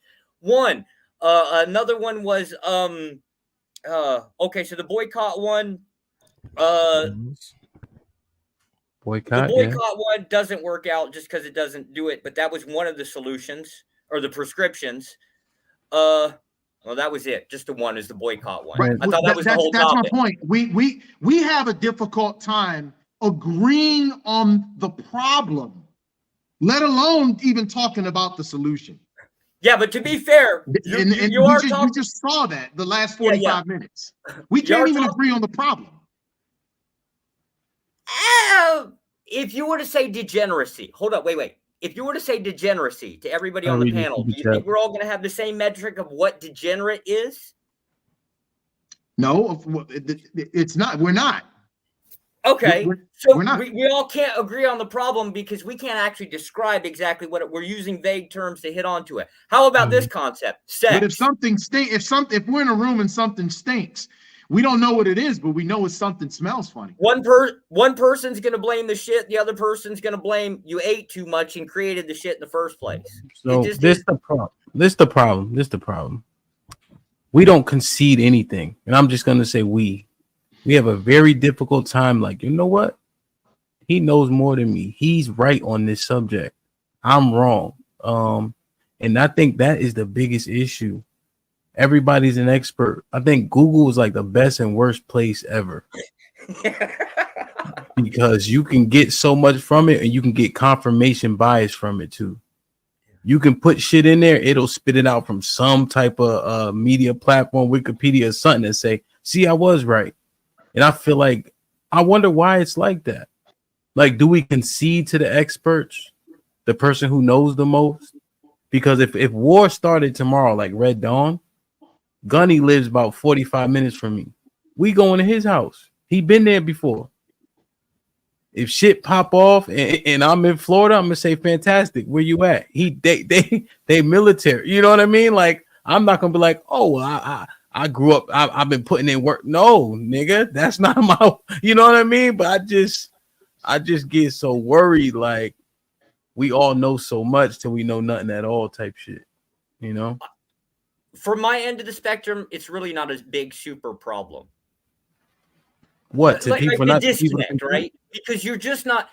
It's the young cats and the old heads. Like I've said here and watched a lot of different panels about that. You're not going to get the same agreements for the same reason. I'm going to have a disagreement with my father was born in 1926.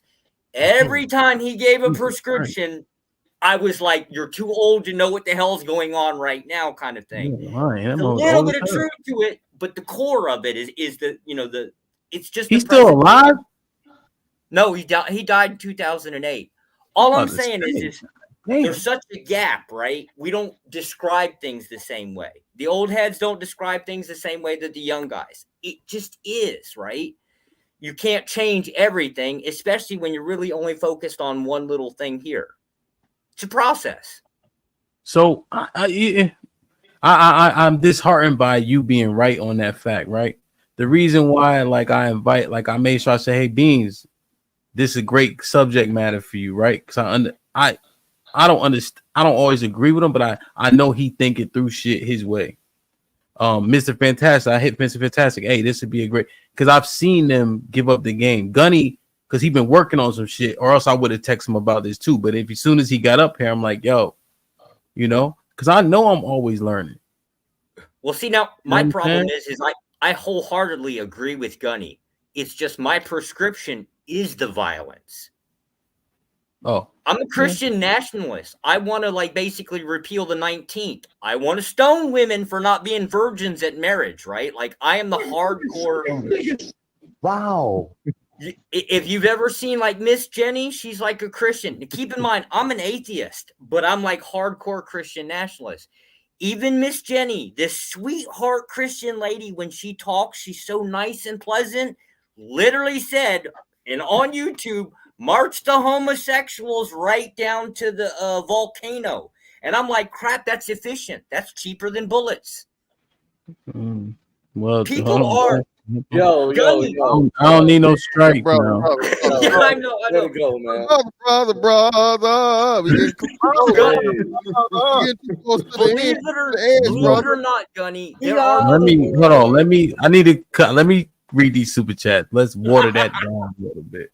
WIY with the $2 says, I see why black women get swiped left the most. Sis and love, they not even here. Jay Hub with the $10 says, the talented 10th is a thing. High class niggas don't associate with Section 8 niggas. Ali's dad with a $5 says, Spotify, Tidal, and YouTube pay the artist based on unique streams, meaning you have to look for a specific song and play it. It's the same as buying. Yeah, stream, they get paid for them for sure. MC Heavy Tits with the $5 says, so men will promote degeneracy as long as they can make money from it. Yeah, that's real. Ali's dad with the $5 says, at Beans, could the bank loan money if there was no deposits? The promoter is the middleman. The women are the fiends. The artist is the plug. No Cupcakes on with the $5 says, men selling 100,000 tickets to women means majority men. What kind of bean counting this fool talking about? Pod boss? More like pander boss. Big cap. Ali's dad with the $2 says, in the analogy, she is what is being protested. Facts. No Cupcake Zone podcast with the $2 says, lima beans and rice. Please uncross your nuts. Shaking my head. Ali's dad with the $2. Beans made promoters representative of men. Jarice with the $5. Anybody notice how the masculine black men love to argue like women? No Cupcakes on podcast with the $2 says, Pinta, lima, chickpeas, chili, beans, black bean. Beans is live with the $5 says, Salute the Hamp, Gunny, Fantastic, Jonathan Red Pill, August, and Joshua in the non-biased chat. Pound Intellectual Standard, pound Mob Boss with 5 stars. John the Baptist with $2. Beans most definitely robbing you in the alley. Nah, you ain't shit. Real with the $5 not says right. an atheist Christian nationalist. This dude is schizo. Yeah. Sounds a little odd, different. You know what I mean? It should. Sounds The point of it is Literally, Gunny, I'm believe wearing it or not, there's a really large amount of population that is like you, passionate enough that they're angry about it. You ain't the only one by even far. Like, I mean, there's a lot of us. Absolutely. I agree with that. I agree with that. Damn. So, classism, huh? I actually came up here because I wanted to address the point that y'all moved on so far from was about how when people be like, what do you have stats to prove that? Listen, it's just Red Pill, I want you to get the floor, but I'm about to close this bitch down. I know you've been on here for a while, brother. Without the proper support, you know what I'm saying? And I made it a number I usually don't make. Like, I feel like I'm being capitalistic a little bit. Beans make sure he keep me abreast of that. But shit, I gotta listen to you motherfuckers yell at each other for another hour. It's gonna cost $100. Fuck that shit. And I want $7 from Fantastic. I don't give a fuck if the 90, if all the 100 come from everybody else not Fantastic. I'm closing this bitch down. Give the 93 nigga, I'll give you the 7. God damn it. Try to see. This is why it should have stayed at $2. I can see if you stay at $2, nigga want you to go up. When you went to 5, you see you went to 5, I went to 7. I'm gonna get to 20 soon. Yeah, a New York nigga, man. You see, son? How we doing? Son, stepping in the butters. You can't trust these New York niggas, man. Yeah, man. Damn. Yeah, I think everybody going home. I'll give them 5 minutes. Make a cash app. If not, I fully understand. We've been rocking. You know what I'm saying? Red Pill, go ahead. Finish your point.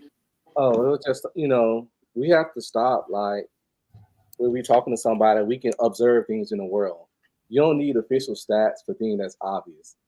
That's why I came around like, yo, you don't need stats to know that men ain't really buying and supporting Ice Spice and Sexy Red like that.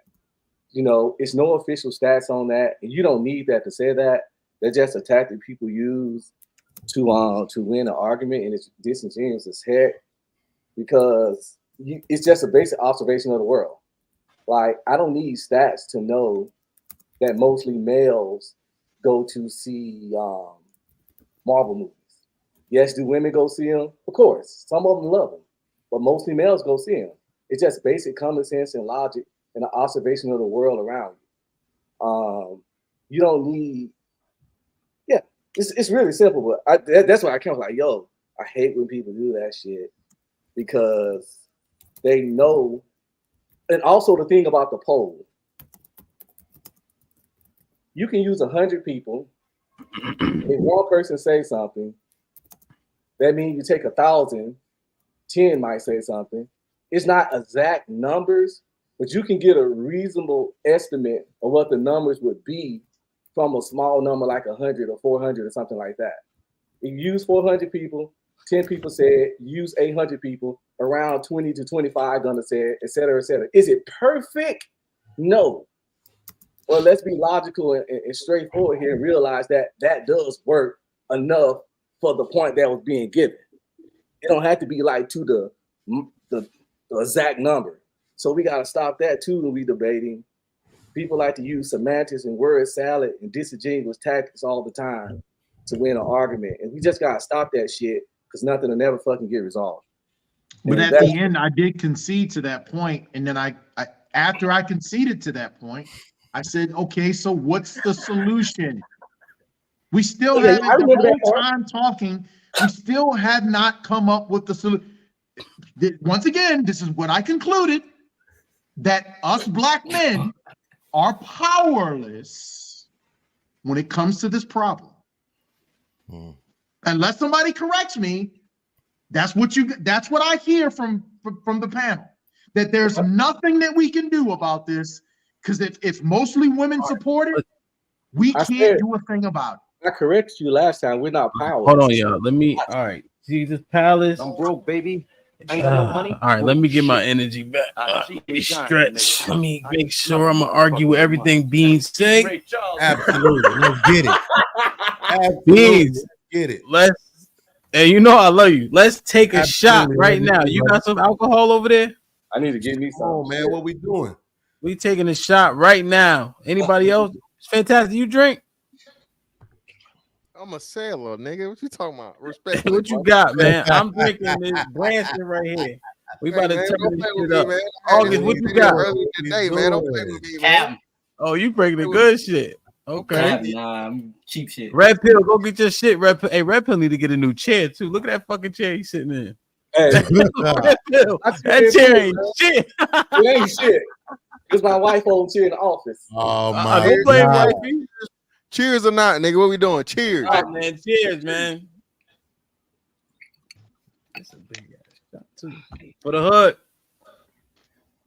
Now, why is it most of y'all drinking alcohol? Me and Gunny the only one drinking water and coffee. Matter of fact, he's the only one drinking water like this. Gunny got to run a PFT in the morning. Cause y'all soft. Gunny got to run a PFT in the morning. That's why. All right, shout out to my brother Jesus Palace extended show. Let's Shout out get to Jesus this Palace. shit popping. I'm off work after New Year's. It's fantastic. Appreciate you. I'm broke, baby. I ain't got no money. Bullshit. All right, man. All right, let's do this shit. All right, so I like this right here, but I think it's a little bit different. Gunny, 30% of us are married, right? To Mr. Fantastic's earlier point in terms of how you get control of these women, the fact that our households are divided, they don't exist, is one of the main culprits, right? So I agree with that point. But 30% of us is married. Also, when you do a poll, right? You know, the sample size that you go for is 30, right? I know that's not completely like apples to apples, but you catch my drift. 30% is a viable number, is my point, right? So how much change can that 30% effectuate, especially considering that 30% may be, let's say, middle class or higher? I'm speculating on that. I don't know, right? Because you're saying we powerless, but if 30% of us are under like a nuclear construct, which would be positive, then could we effectuate change in the right direction? You on mute, old nigga. My bad. In regards to what though? Fuck Mr. Fantastic frowning about. Hey, Mr. Fantastic, you don't got that face where you could be frowning a lot and shit. That ain't the type of face you got. You more of a be happy nigga, like, you know what I'm saying? Shit. Nigga, again, we all don't look like Gerald Levert, nigga. And Some of that niggas chairs and shit. It's so easy for me to do, nigga. Yeah, I got an angry face, nigga. Whatever. Hey man, I don't think Beans got no back teeth, man. This nigga, what the fuck? Hey man, hey Caesar's Palace, do a refund, bro. Do a refund, bro. Get us out of here. Y'all want to start with me, goddamn This it. nigga stay for. This what you stay for? This bullshit right here. You just gonna roast everybody? Well, Beans, Gunny, my fault. What were you saying, Gunny? No, I was saying in regards. Gunny, let me to ask you: are you gonna yell for the next hour? Are you gonna do that? It still sound like I'm yelling. Of course, Negro. Oh, my bad. In regards to what? You don't got the breath for Don't that. whisper You don't either. got whisper breath. You gotta just speak right. You gotta speak. Oh, stupid. Mr. Breath. But no, in regards to what? I mean, that's a broad question. Well, You know, degeneracy, can we- right? Flipping it over. You know, like I'm a married man. I got 5 daughters. You know, Right. All my kids with me, right? Do I need to stop DJing? Because in the club, I have to play that shit. It's in high demand. Right. That I don't know. I remember you asking that question before. Honestly, I don't know. I know you don't like 50-50. I know you don't like the word some. But I'm on the fence when it comes to that question. Well, Gunny, I'm not so sure. I'm not the biggest DJ, right? But I got on Instagram, I got 11,000 subscribers, right? Which is pretty good, like just coming up. You know what I mean? I think it's Right. okay, right? And so I get like for certain parties, they'll request me specifically. I got to echo. Like, so for instance, if it's like 92,000, if it's an up north party, you know, but I play trap everything. You know what I'm saying? Yeah. But that has a lot of influence. You know, DJs be C-level celebrities at that moment. You know what I'm saying? Yeah. I mean, So- the question is equivalent to if you're in the hood and you know that the dopes has to get sold, right? But so somebody asked you the question, do you disagree with what you're doing? Yes, I disagree with it. So should you stop selling dope? Knowing that if you stop selling dope, the dope is still going to get sold. It's one of those things, man. And honestly, I don't know. That's a difficult question. And I'll be honest, I don't know the answer to it.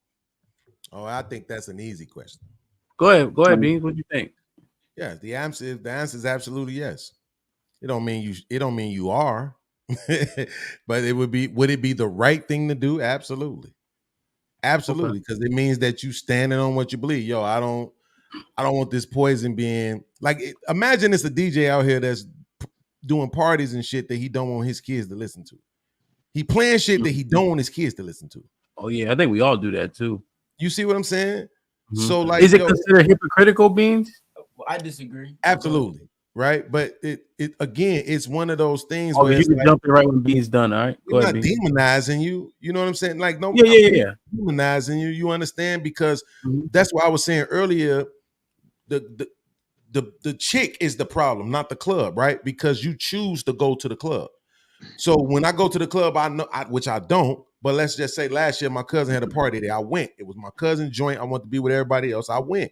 Yeah. Right. They're gonna play this certain type of music. Most of it I'm not gonna feel. It is what it is. Right. And it's not gonna program me any kind of way whatsoever. Right. So you DJing at a club, absolutely. If it's your principle that you have a problem with the music, you should stop spinning it. But if you don't necessarily have a problem with the music and you understand that the demographic of the people that you actually spinning for are adults who are making a choice to patronize the venue that you spin at, right? Because when I was promoting, my DJ was really my star. He was the one everybody was really coming to see. That's what it is. Right. You know what I'm saying? But the question is if he has a problem with the music, but doesn't have a problem with pushing the music. Right, but that's what I just said. If he has a problem with the music, then it's absolutely a problem with him pushing it, right? And real quickly, I'll land with this, Ham. 2003, I had been struggling for a minute. Yeah. My cousin came and got me, bro. You just need to come get some money in your pocket. So I went out with the folks and I started getting money. I had about 7 customers who used to come that I refused to sell to. They was young, pretty ass Puerto Rican girls, all kind of shit. And my cousin told me, it's like, bro, this ain't the life for you. You can't have no consciousness in this shit. You passing up money because you don't want to ruin people's lives. They making a choice for themselves. I had to get out the game, right? Yeah, it was what it was. So I switched from the white shit to the green shit because I didn't feel no way about the green shit. You see what I'm saying? Okay. That's real, Beans. Now, y'all I appreciate the grace y'all gave me, right? Even when you said we ain't demonizing you or whatever case, right? And Gunny said, but that's what we was talking about earlier too, right? Like because I got an affinity for y'all. I love y'all, right? And I mean that shit. Like that's just how I feel. When it's somebody that you fuck with, it's hard to be, us, it's just hard to be like, yo, my nigga, you know what I'm saying? Like, and that's also a problem, you know what I mean? In terms of just. And now for me, Beans, I predicate everything off sin, right? And sin is written down, right? But it does also say it may not be a sin, but it's just not expedient. You know what I'm saying? Like it may not be good, but doesn't mean it's gonna be a sin, right? So absolutely. I can use that as a escape. Well, there's no sin that says XYZ. Doesn't mean it's right though. You know what I'm saying? Yeah. So that's the conflict. Like it's more of a moral thing than like something that's gonna get me condemned type shit. You see what I'm saying?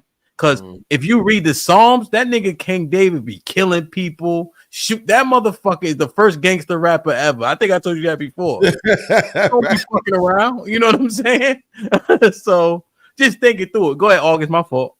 Nah, I disagree. The only reason why I disagree is because we live in America, so it's a capitalistic society. and you have to go where the demand is. And I think that where we need to do the work at is on a micro level when it comes to the nuclear family. You can't look at the DJ and say, oh, the reason why our community is in shambles is because of the DJ. So if we change what the DJs play, then we're going to affect change in the society. Now there's a demand there. And so what the DJs do is they play what is in demand. They're responding to the demand. They're not the ones that are giving the demand. So if the DJs had the control to be able to give you what it is that they wanted to give you, then they would. But that's not how the game works. The game works where there's a demand, and then you respond to that demand and you give the people what they want. The nuclear family is where the work needs to be done there. And so when we talk about how to affect the change in the community, it starts at the nuclear family. It starts with, single motherhood. I don't need a man. A man is a choice. That's where it starts. Good point. So so that's point, right? Yeah. So Fantastic, God bless Fantastic. He was married, it didn't work, whatever the case is, right? Boom.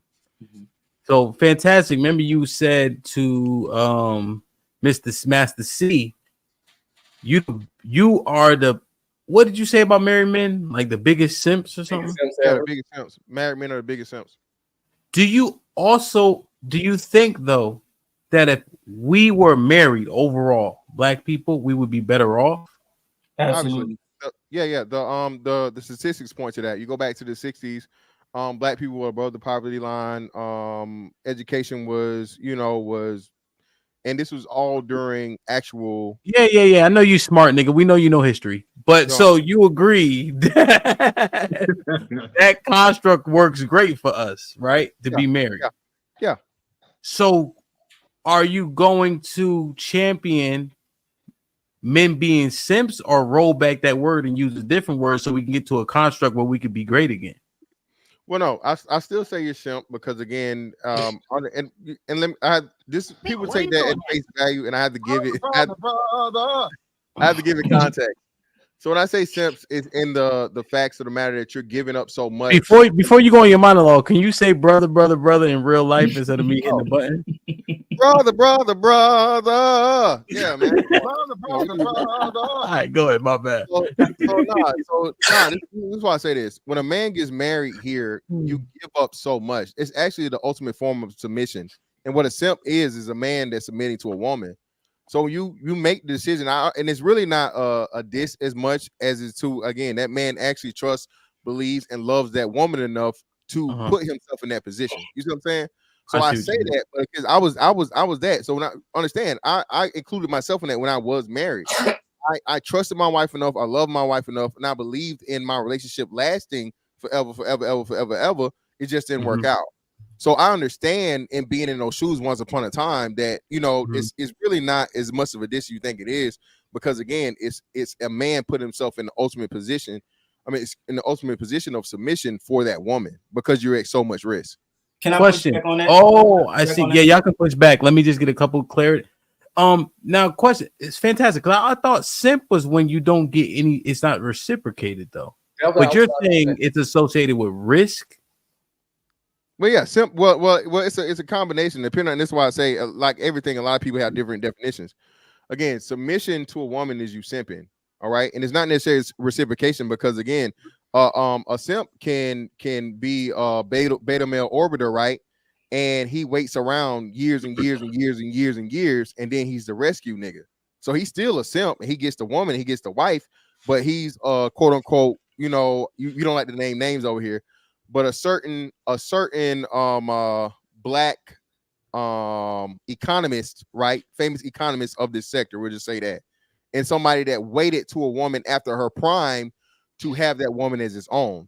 So is a certain dude, famous guy, that waited 20 years to marry a woman that he had interest in their younger years, but she said, no, I'm gonna deal with all the niggas that I want, have babies by these niggas. Who is it? It's not somebody that hit the panel, right? It's like a bigger Boyce Watkins. Okay, I heard that. Okay. Yeah, so Boyce Watkins, right? So you can be Boyce Watkins is a fucking simp, bro. You let the chick spin the block on you 20 years later, fam. She's had kids and everything and so on and so forth. You're past your prime. She's not having any more kids, and now you're at your highest level. You see what I'm saying? She didn't. It's sort of kind of like the conversation you had earlier on with love, right? But for a man, bro, that's a very, very loser ass position to be in. Shawty, if you want, back then hoes didn't want me, now I'm hot, they all on me. Well, Shawty, you can get this dick, but that's it. I'm not about to marry you, and give you the keys to the castle and rights to everything if something go wrong. You see what I'm saying? Put myself on the fucking on the chopping block and the thing. Okay. So that's why I say, you know what I mean? I see what you mean.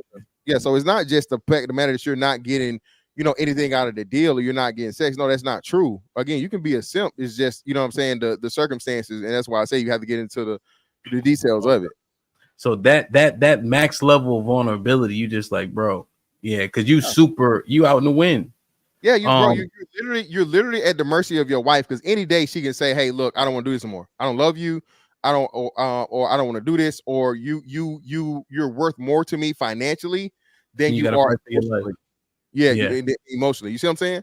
So again, women do this every day, and the stats are on my side in that. So again, it's not as much of a diss as it is to it is. It really is a man's, because I say this all the time. Men believe in relationships, love, and marriage way more than women do. That's why men do it. Men control it, and even in spite of knowing they have the chance of getting effed over, they do it anyway. You see what I'm saying? And I see what you're saying. You feel what I'm saying? So I see what you're saying. All right, that makes sense to me. Red Pill in August. I know y'all wanted to jump in when he initially started. Are we on the same page now? Yeah. I wanted to jump. I wanted to push back at what Fantastic was saying. Yeah, I got to push back too. All right, let's go. All right, so Fantastic. I understand where you're coming from, bro. For real. The thing about it is that there's a vetting process that has to take place when it comes to women, and I don't think that men, for the most part, understand that before they marry a woman. So for me personally, I've been married for 12 years, and for when we first started, me and my wife, it's like, if you for any reason don't want to do this, all you gotta do is say the word and it's over with. You know what I'm saying? For any reason, you know what I'm saying? And I've always let her know, like, there's a train moving, you either on or you off. So you gotta, to me, when it comes to, marriage and how things work, men don't have the ability to understand the vetting process of finding a woman and understanding how to know that a woman has to add value to you in order to bring her into your world and get on your program. And so if a woman is not willing to get on your program, then she's not the one for you. And that's the most important thing that a man needs to understand. And so you can't really say it's simping, because for me personally, if you're not on my program, then there's no relationship. You know what I'm saying? Like, if you don't get on what I'm on and you don't do what it is that I'm asking you to do, then we don't have a relationship at all. And so I don't look at it as simping, because a lot of men try to shoot above their belt and try to get a woman that they want and not get the woman that want them. You know what I'm saying? So that then you look at it as simping. You know what I'm saying? My wife is crazy for me, dog, for real. Like, you know what I'm saying? I'm not even like bullshitting you. Like, it's really crazy. Like, I be out in public and she be on me crazy. You know what I'm saying? Because she understands the man that's in front of her. You know what I mean? So that's why, and the thing about that is that if men can understand that process about vetting women, then they can vet better, get women on their program, and a nuclear family can be what it is. You know what I'm saying? Because that's, that, and I'll just land it right there. All right, can I respond to him before Red Pill goes? Yes, of course. You can reply to him, and then you can reply to Red Pill. I just want to call MC Heavy Tits out for this obnoxious super chat. Oh, that's why you smiling all crazy. Oh, not for you. You was. I'm like, what are you? Oh no, I wasn't hating. Yeah, no. No, I'm talking about Gunny. Gunny over here smiling while I'm talking. Oh, why Gunny? Yeah, he think he cute now. You see, he licked his lips and all that. I hate this shit, man. Stop it. MC Heavy Tits, you ought to be ashamed of yourself, man. I never even looked straight into the camera. You ought to be ashamed of yourself. His wife, I'm like, why you so happy getting in the bed? Stop it, bro. You done started. All right, yo, shot number 2. Come on, Beans. Don't get nervous now. You took your glasses off. You sweating and shit. I see you. I'm with it. I'm just trying to figure out how can I respectfully disrespect MC Heavy Tits for acknowledging this nigga smile right in front of me. Like, she act like I'm not even sitting right here. But you know how I know she was cat, Beans? She gave me a she told I was on this panel and she's like, all the men up here are attractive. I got mirrors in my house. What the fuck you talking about? I can talk good and I'm strong and I got great attributes, nigga. Like that. Mr. Fantastic, look at me, Fantastic drunk. Nigga, you ready? He on mute. That's how you know he drunk. He ain't never on mute. Hey, everybody in the chat, if you got a drink, put a 1 in the chat if you taking a shot with us. You heard? Yeah, all right, man, for the hood. Salute.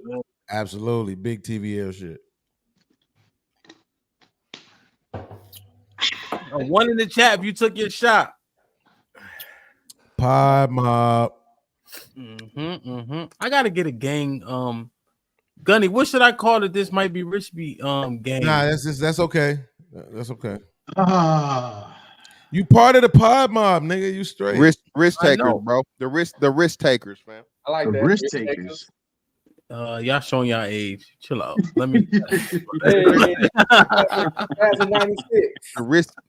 riskies, man. Cause the all the memberships is like first cousin, second cousin, third cousin, shit like that. Damn, man, y'all wilding. Go ahead, Fantastic. You still got your response? Yeah. So listen, brother, and shout out to you, man, for 12 years of marriage, brother, successful. I hope that stays and lasts forever. This is the thing, brother. Again, we've already covered this time and time again. Bro, vetting is a myth, brother. Vetting is a myth. The perfect woman that's on your program and everything on day one, brother, is not going to be the same woman 10 days from now, a year from now, 5 years from now, 10 years from now, 20, 30 years from now. Okay. So again, no matter how much you vet that woman, vetting a woman doesn't keep her as the same woman that you vetted. Okay. That's facts. Okay. Just take it from a man that knows everything you're saying about your wife. My wife had the same thing, man. She adored me. She loved me. And what's crazy is, bro, after our divorce, she praises me a lot more now because she understands. All right. I wasn't just trying to control her. I wasn't just this nigga that didn't do this and all these other things and so on and so forth. She understands now because of maturity and things and not having me. So again, man, like what I said, dog, you as the man, all right, you having, and I'm not disparaging or saying anything negative. You good. Hoping everything works out for you. Again, if plenty of things that could happen and nothing of your fault or whatever. Let's say, she had a family member that died unexpectedly. Bro, she could wake up tomorrow and decide she don't want to do this. That's exactly what I'm saying, brother. Yeah, that's what I'm saying. You have absolutely no control over the person that you love and that you're married to. And that's not exist. The reality of the thing. The thing about it is that don't exist. So the thing about the point that I'm speaking on it as far as vetting is concerned, right? I had a conversation with my wife recently, right? And I was asking her, I was like, in our relationship, are you comfortable? And she said, no. I said, exactly. Because if I ain't fucking comfortable, you ain't gonna be fucking comfortable. So I'm constantly becoming the man that she's in love with. So she has to constantly become the woman that I'm in love with. And so when you understand the value of vetting a woman and putting her through, like, it's certain things that the thing about with people, if you give them certain things, they don't value it. But if you make them earn it, then there's a certain level of value that comes with the things that they earn. And with my marriage, and the reason why we've lasted so long is because my wife had to earn me. You know what I'm saying? The same way I'm earning her, she got to earn me the same goddamn way. So it's an exchange here that's happening.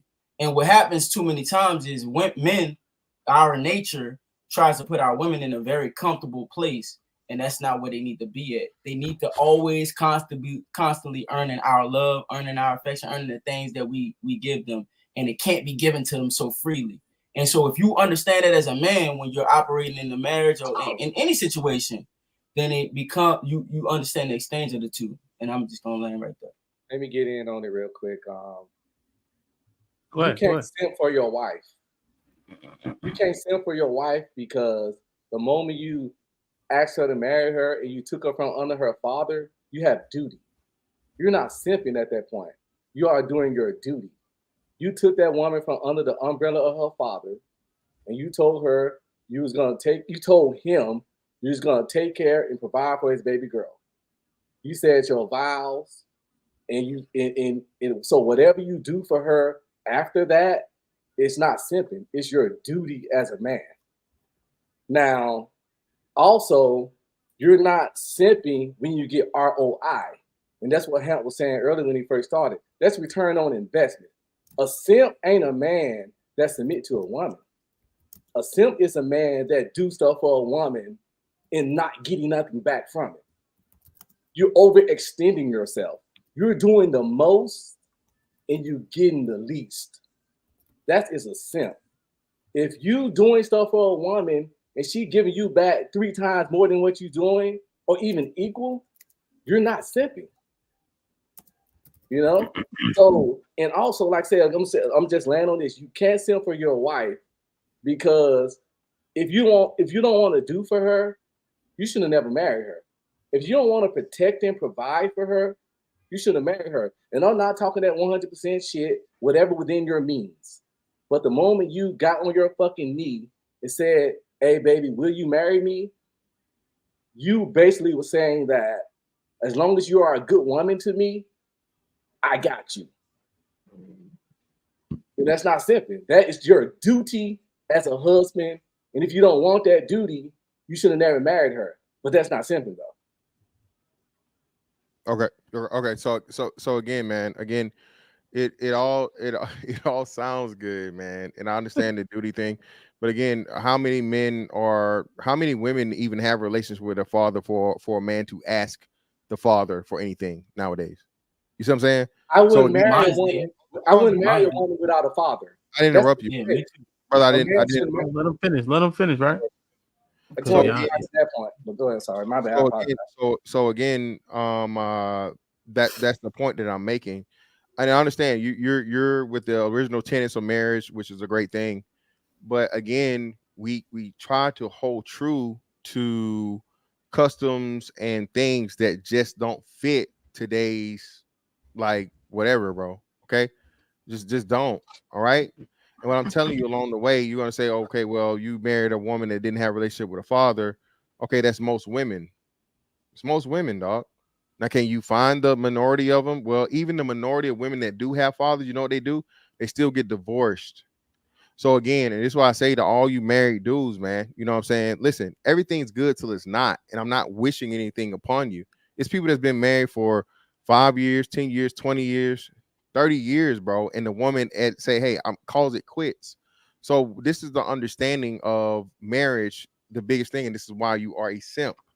Brother, your wife is never gonna well, I'm not saying never. In most positions, does your wife provide equally or more than you? No, she doesn't.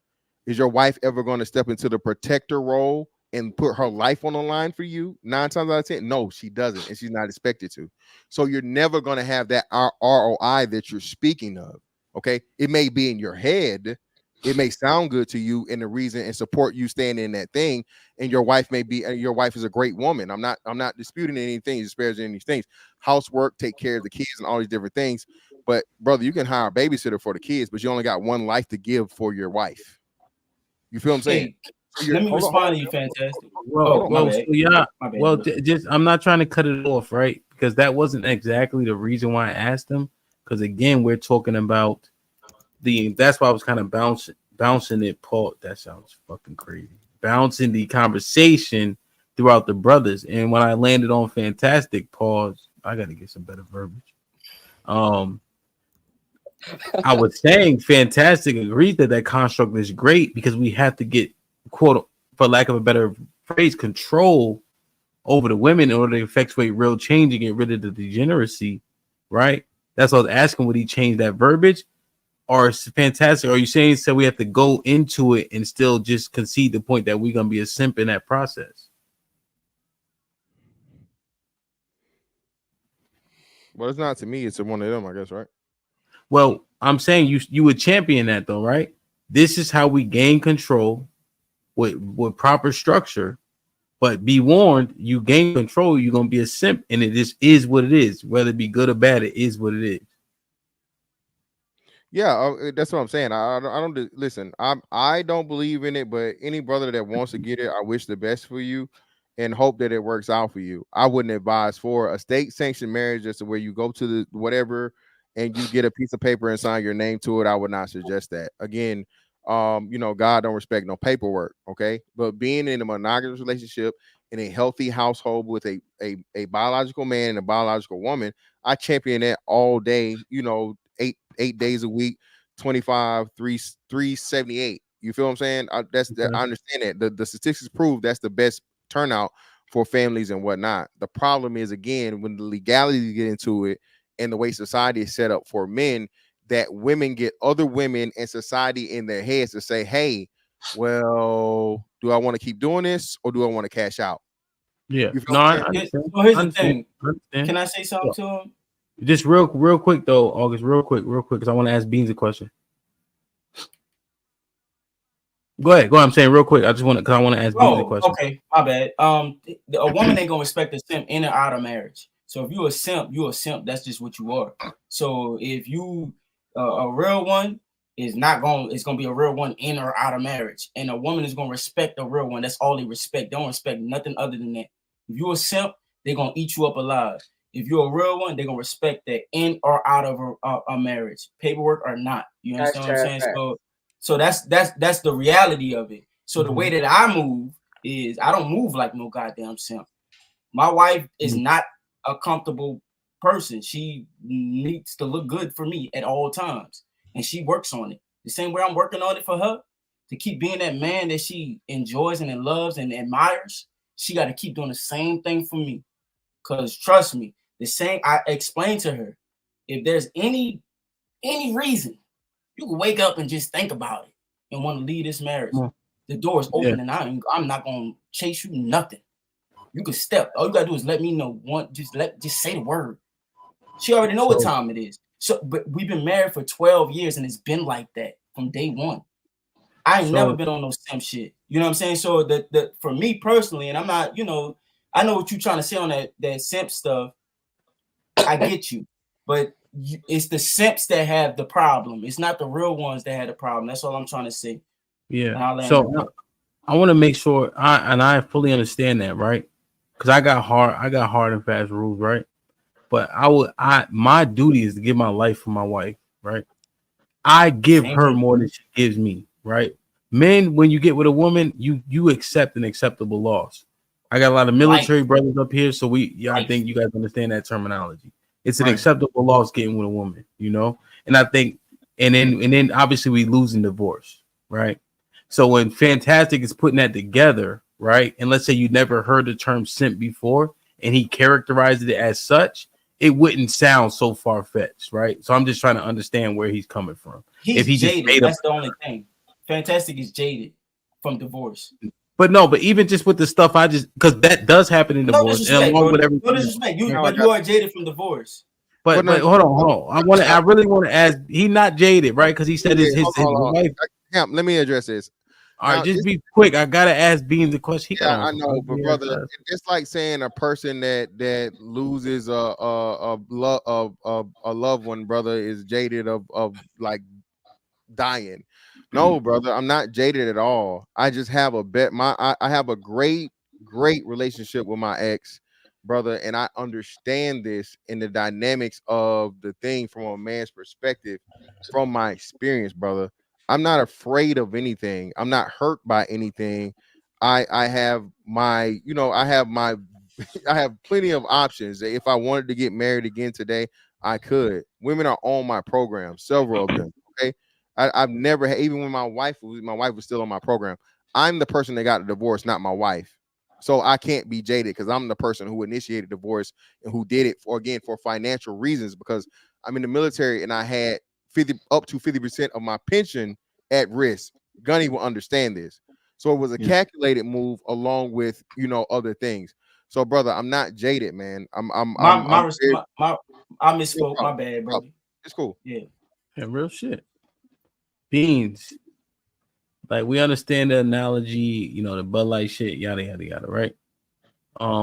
Is your stance that the women are the issue in terms of effectuating real change, degeneracy, or what is your stance on that? Frame your question better. Well, I'm trying to get clarity before I ask my actual question. I guess my actual question, this might be better actually.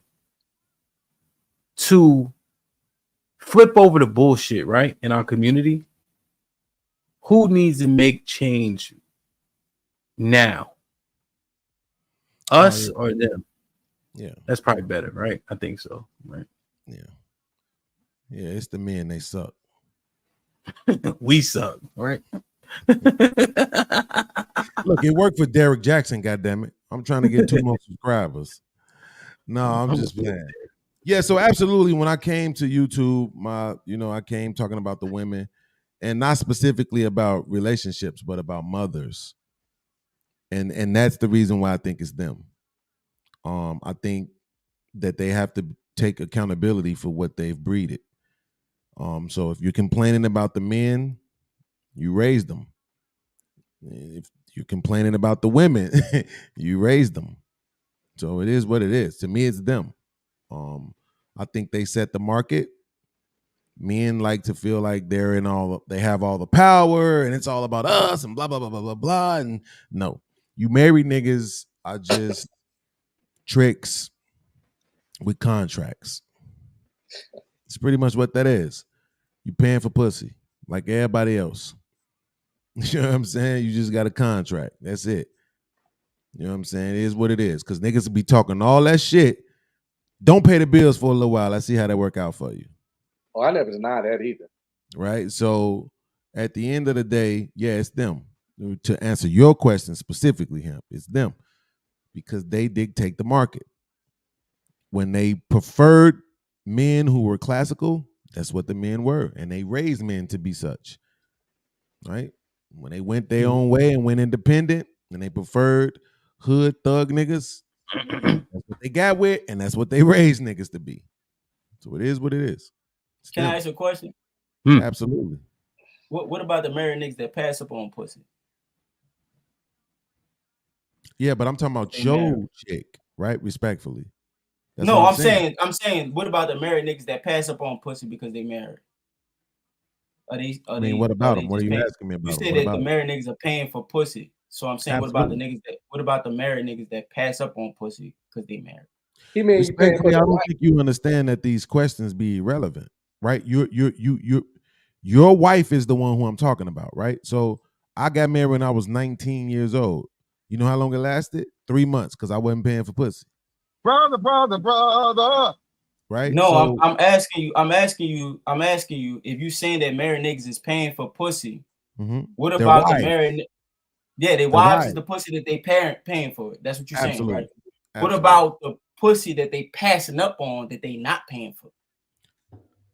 To that I would say you, my brother, deserve a fucking medal. Absolutely. Why would I deserve a medal? What do you mean? Because it's not in your biology to only be with one woman. And the fact that you are making that effort and standing firm on it, I salute you. Right? I give you way more credit than I give to a nigga who was in the military making soup every day for 4 years. Like, never stood a post on a wall or nothing, but they want you to salute them and shit. Like, fuck that shit. Nah, these niggas who really get out here and be faithful, like really, really be faithful, really be trying to practice monogamy, a lot of respect for them. What if a nigga being faithful practice monogamy because it's not worth the juice ain't worth the squeeze? What about that? That don't mean it's not. Whatever reason you do it, I salute you. I don't care what reason you do it. Yeah, August, because you know the old saying. You know the old saying to Bean's point, ain't no pussy like new pussy. Niggas fighting that shit. Niggas fighting that shit. I ain't gonna knock that. Salute to you. I've been married 20 years, and I agree with Beans. Monogamy isn't fucking natural. It's a constant struggle. It's a constant fight. I'm 45 years old, and I know I don't look it. I still go out and I go to bars sometimes. Girls from fucking 25 to 22 try to holler at me. No, I ain't. Hey, hairline. Hey, shout out to the hairline niggas, man. Shout out to the hairline niggas. I know I don't look it. No, it's you getting there. It's the chair. Yeah. Hey, that chair older than me. But no, you got your hat facing forward with the you definitely looking about 45, 44. Yeah. Anyway, when I step out, women come at me, and I don't do it but sometimes I be tempted. Monogamy just isn't natural. It's just not. You just gotta love the woman and try your best, man. But the shit ain't natural. You know what I'm saying? It takes discipline. And Yeah, hard. shit. It's hard, Shit. man. I was This just nigga said, "Nah, we're not finna skip past this." This nigga said, "Nah, you look it." I know I don't look 45. I don't even have gray hair. I went to I went to Korea for a year. I went to Korea for a year and a half by myself. Shit was hard. A year and a half in Korea by myself. Shit was hard. You See, know I what I'm hate saying? to ask you this because we on the live, but you trying to tell me you ain't tapped nothing. Listen, I did. Oh, yeah. Okay. But it was hard though, not to go wild. It was hard not to go wild. No doubt, it is. You know what I'm Can I saying? push back on that a little bit? Like I respect y'all mind, and I know as a man, you got those proclivities, and you want to do what you got to do. You know what I'm saying? Me personally, though, it's just when you have such a good thing at home, it's just not worth. When you do the math, it's just the math don't math right. You know what I'm saying? Because what you're inviting into your life, my wife do what the fuck I say. Bro, like, you know what I'm saying? She do what I ask. It's not no, it's just I don't have those issues that most of these married men have that they talk about, sexless marriages and shit like that. I got none of that. You know what I'm saying? So it's like the juice don't be worth the squeeze, you know what I'm saying, when you're getting everything that you need, you know what I'm saying, and she's doing everything that you want, you know what I mean? So that's why I kind of get kind of convoluted with the conversation where it's like, you can fuck these hoes and do what you got to do and all that other stuff, but at the same time, what is your home life like? You know what I mean? And why is it like that? Why are you the man that she's desiring every day? Those come into question. That's all I'm saying. But August, they put a vagina on this lamppost outside my house. Niggas been out there all week, bro. I know, bro. Like, Getting that's how busy, it is. bro. Yo. I know how it is. I know how it is.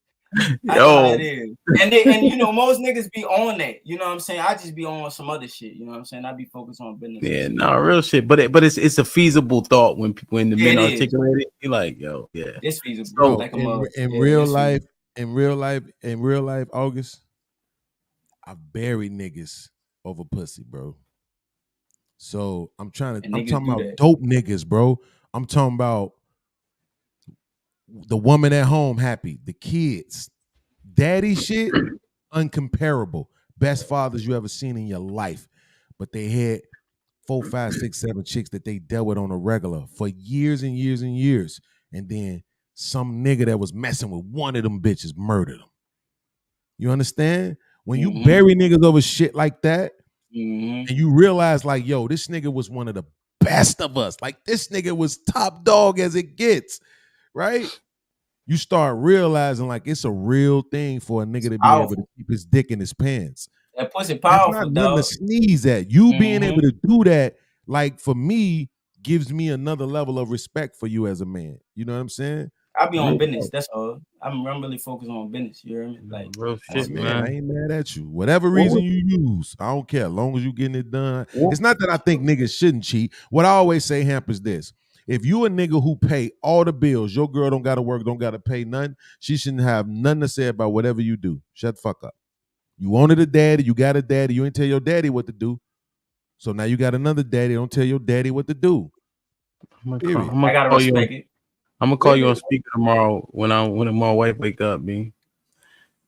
This nigga. Babe, I need a wagon. I need a wagon carriage for the kids. Y'all don't the fuck what shit, nigga.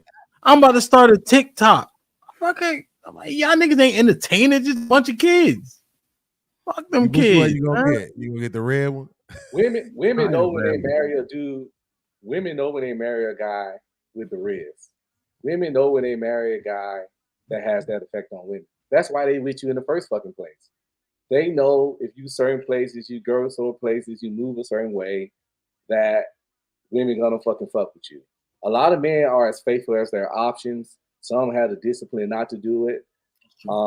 It's easier said than done. Being's 100% right. It is easier said than done.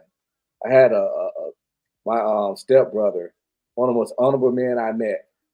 That nigga wouldn't cheat for shit. He passed away of cancer, but we used to go on trips all the time, and that nigga would not do it. And he's the kind of man I want my daughter to marry. And we was out there, San Francisco, Denver, LA, Vegas every year for my birthday, and this nigga wouldn't do it. No matter how the chick threw it, he'd be like, yo, I'm going to my room, going to sleep. He out. And I respect that shit, but a lot of men ain't built like that. And nah, it's not. It's listen. I don't cheat, right? And I know niggas be finding that shit hard to believe until they look me in my eyes, bro. The only time I ever cheated was when my baby mom cheated on me, and then I tried to fuck everything that was moving. That shit hurt me so bad I started selling drugs. I went and got a Buick LeSabre, put some pounds in that motherfucker, started hustling this shit. I was trying to fuck everything that was moving. Like, I can't believe this bitch did this to me, right? Other than that, it's just I'm afraid of karma, and I don't like condoms. So it's like it's pointless for me to cheat because I can't use them rubbers. You see what I'm saying? Shit like that. They act different. They act different when they know you can fuck bitches. I'm gonna tell you that right now. They do act different. Absolutely. But they also act different when they know you not gonna fuck a bitch. That's right? true. Yeah, so that's why one of my mans used to tell me, bro, every now and then you got to come home smelling like perfume. Like, just keep a bottle in your car. And every 3 to 6 months, just spray yourself before you come in the house. You know what I'm saying? To keep your girl on your toe. What the fuck is that smell? Ah, shit, we was hanging out. Motherfuckers was hugging and shit. We saw a few motherfuckers from school. Let me ask y'all a question. Give me an answer, a straight up answer, then I'll get some context. Or I'll ask another question. What hurts more? You ever heard of sticks and stones? Absolutely. You believe that to be true? Absolutely. You believe that sticks and stones breaking bones, but words don't hurt? Fantastic. I'm an 80s baby. Hell no, words don't hurt. August? It depends on who it's coming from. Like, I don't value most people's opinion, so I don't give a fuck about what most people think. But certain people, I value their opinion, so it'll sting a little more than most people. And I don't try. I know you don't do. I know you don't do the both. You know what I'm saying? Type shit. But for most or the majority, fuck no. I don't give a fuck about what nobody think ever. Red pill. Fuck words. I don't care about the words. People Ja? say. Oh, hell no. My mom calls me all the damn time. Damn near have me in tears talking about I can't fill out some paperwork for some taxes and shit. It depends on who it come from, but it hurts. It's humiliating.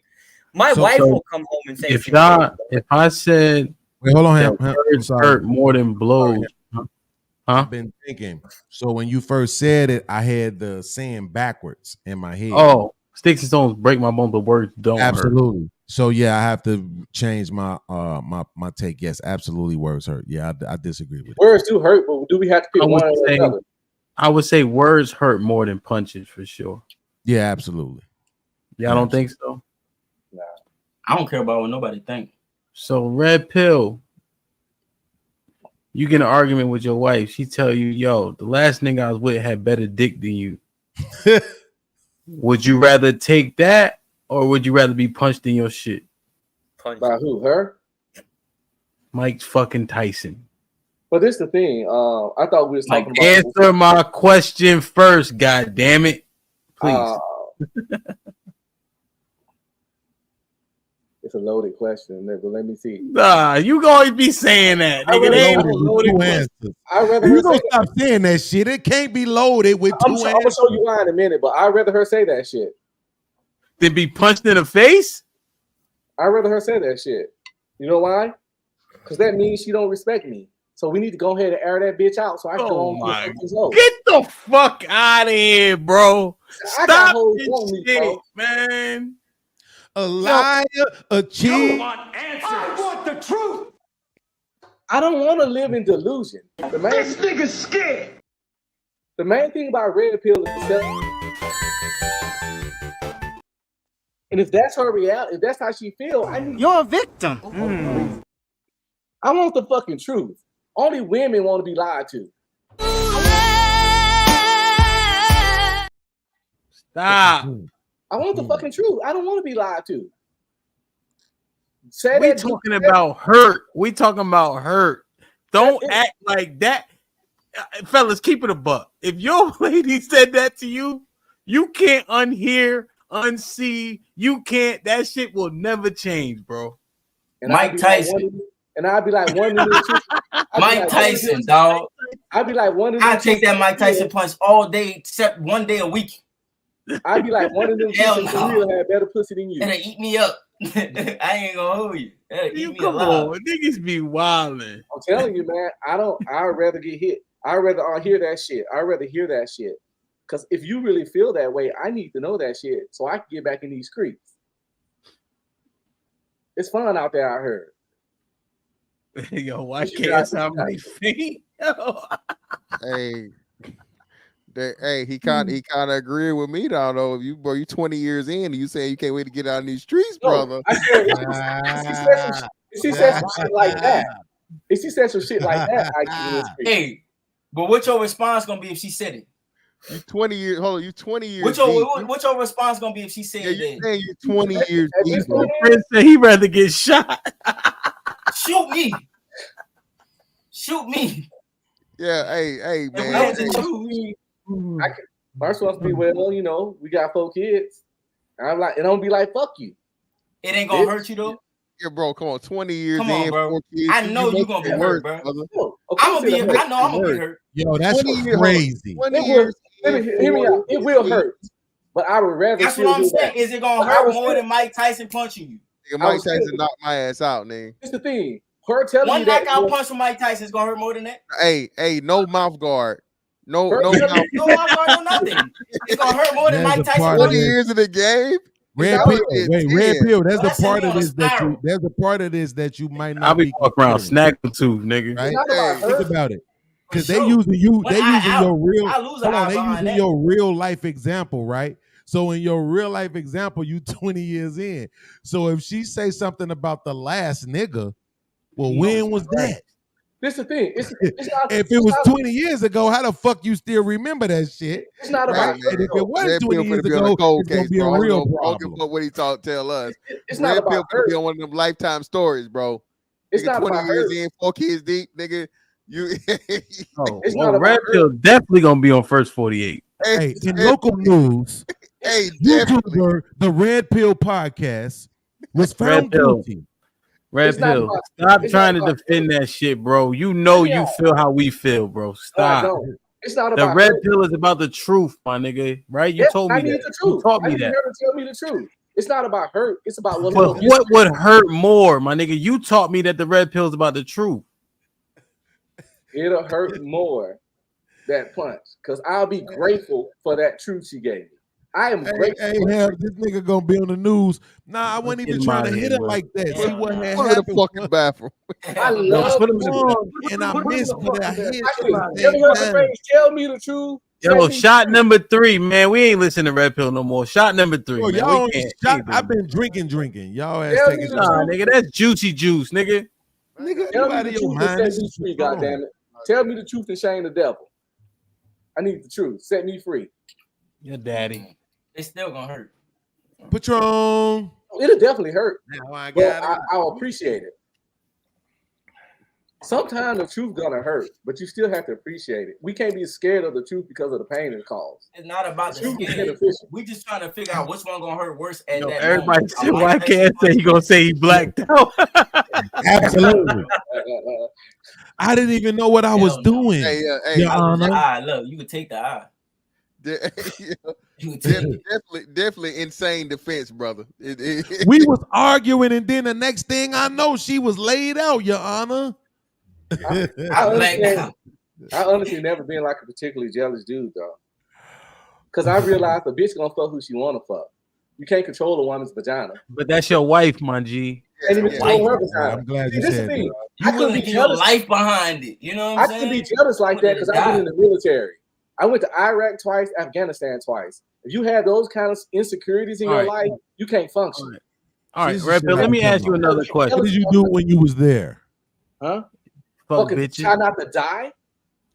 Yeah, he was fucking bitches. Was you ever in any firefights? Yes or no? Yeah. Show him what. What's your Okay. emoji? I'm 92 Apple. All right, Yeah, all which right, one- all which right, one? all right, Because all right, all right. everybody do convoys and everybody do gate guard and everybody do tower guard. The army got two. Okay, okay. As long as you want on one of them Red niggas Pill? serving soup and stitching uniforms You on together and shit. We get Yeah. tired of them niggas. Okay. I don't know y'all. Here's the thing, you could be a cook and still get in firefights. It's not like that anymore. You go to basic training, so we all learn how to be soldiers. Then you go to AIT, you learn your job. So everybody learn how to fight first. Absolutely, but not AIT. everybody stands a post You and ain't a holds up a Marine, though. wall. You feel You me? do. There ain't enough infantrymen. You got to rotate that shit. We got to share that shit. The military is really small. Everybody do gate guard. Everybody do tower guard.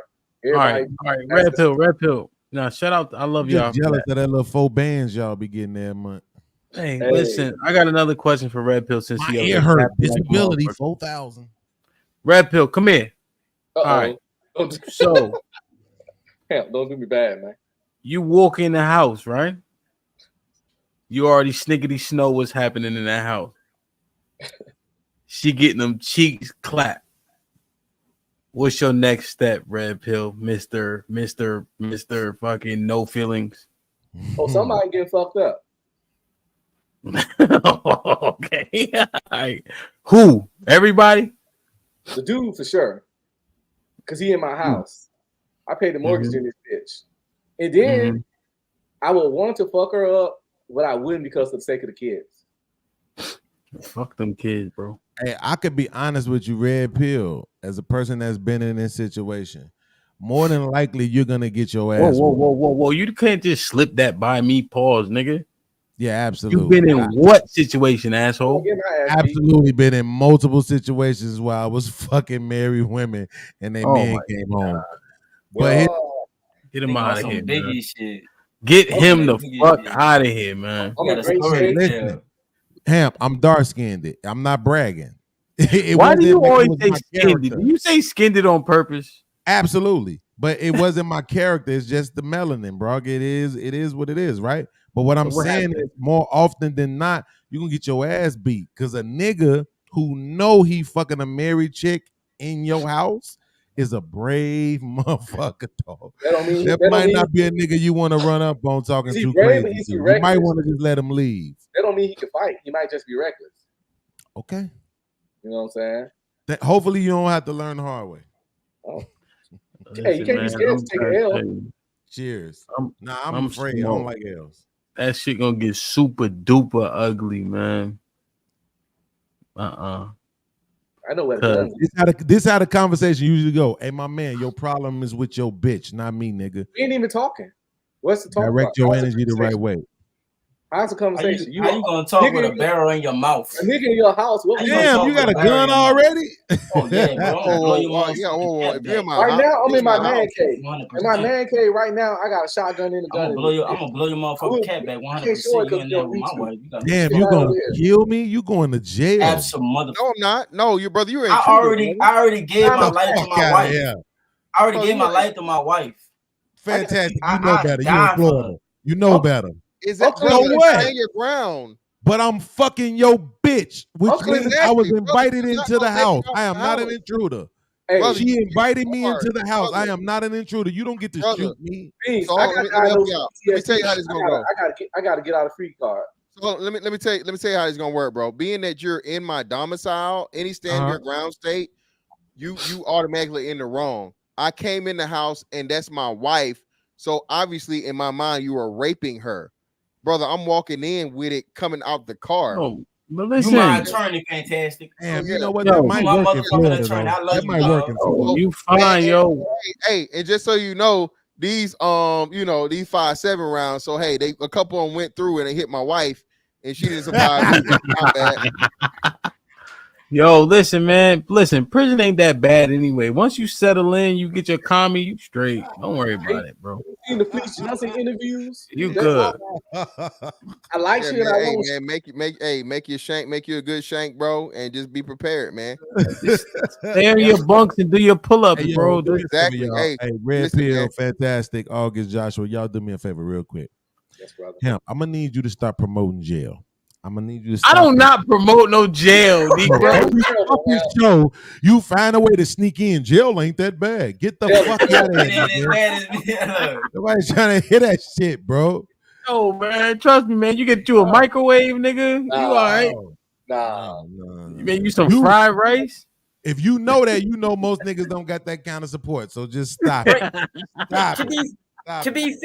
To be fair, Beans, I'm a Fed. Like, I kind of help people to jail. I'm technically promoting it, right? I mean, so like I'm doing it. This What's shit the is deal sad here? at this point. Y'all gotta Look at the fucking, look at the dynamic though. Y'all know who? Y'all know who? gotta stop this shit, bro. Y'all know who Fleece Johnson is, right? Fleece Yeah. Johnson, Booty Warrior. Well, he out of jail. Oh He yeah, got yeah. He out of jail. He got a YouTube channel now, and it's cracking and shit. And those stories are in fucking sane. Scary street level shit. Absolutely. Already was That a lot. nigga. But after Don't watching- listen to that nigga, man. He's a Fleece fucking said he likes you. sensationalist. He wants man, you. Listen, man. Hey, bro. Listen. This nigga said what he wanted to do to Luther Vandross, man. Come on, man. Get Fleece Johnson off the internet, bro. Please. Oh, he still want to get into the business. Get him That off the internet, nigga, man. yo, I saw an interview when he asked Anton Daniels. He said, "Yo, are those your eyes?" And that nigga, Anton giggling. he chuckled, my nigga. I turned that I'm shit like, off. no. I ain't want to know what happened next. I thought somebody was gonna get shot. Exactly. I'm like, oh, somebody, but that because I don't like watching videos like that. When he asked them that, I turned it off. Like, boom. Hemp, Okay, I already know. Hemp. I couldn't even Hemp. I tried to do a review of it, brother, and it was too much giggling and chiggling going on, brother, from this man. Once he said he got a nice butt, I was done, brother. I had to cut it off, man. I'm so glad your audience. I didn't see Anton throw no punches and no chairs get thrown or nothing. I was like, I'm done. I'm out. I'm so glad your audience isn't dependent on this shit. It's not like a lot of niggas' channels is suffering because they made such comments about Anton Daniels. Oh, we just saying. Now, hey, listen, they locked their beans. We ain't talking about shit. And there's 345 people. We ain't said nothing good in the last hour and a half.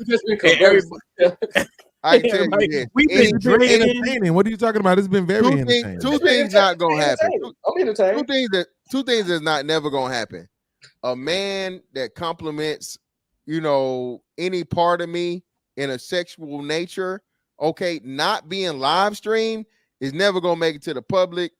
And secondly, me giggling at those admirations by that man to ever even happen. Listen, Fleece ass would have had to leave that in the ambulance, brother. Not the ambulance, the ambulance. Yo, look, I ain't even finished when he said that. I just cut the shit off because I assumed that the interview, I thought it was over with. Like I ain't even like it was over. Like for me, like, you know what I mean? It's one of them situations where it's mad easy, right? But for us to sit on the outside, right? But I'm saying this is what makes these choices that we talk about very difficult. Because if it's about the bag, it's a lot of shit that you're gonna have to deal with. It's a lot of shit that you're gonna have to not go your violent way that you would use because you focus on the bag. I was just saying that shit, bro. I was just saying that people give up their principles because of this money. Absolutely. He paid for that interview. Ham, why the fuck do you think I'm broke? Watch my show from earlier. Yo, my panels used to be cracking. The numbers used to be live. I was super chatting, all that shit. I had it all going on. But when it came down to it, I wasn't about to dick ride and kiss niggas' asses. Period, point blank. So it is what it is. When you don't stand, when you stand on your shit, you're gonna lose your bag. That's how it goes. You at some point, you're gonna have to find a way to it's some point where you're gonna have to give in a little bit. And I didn't.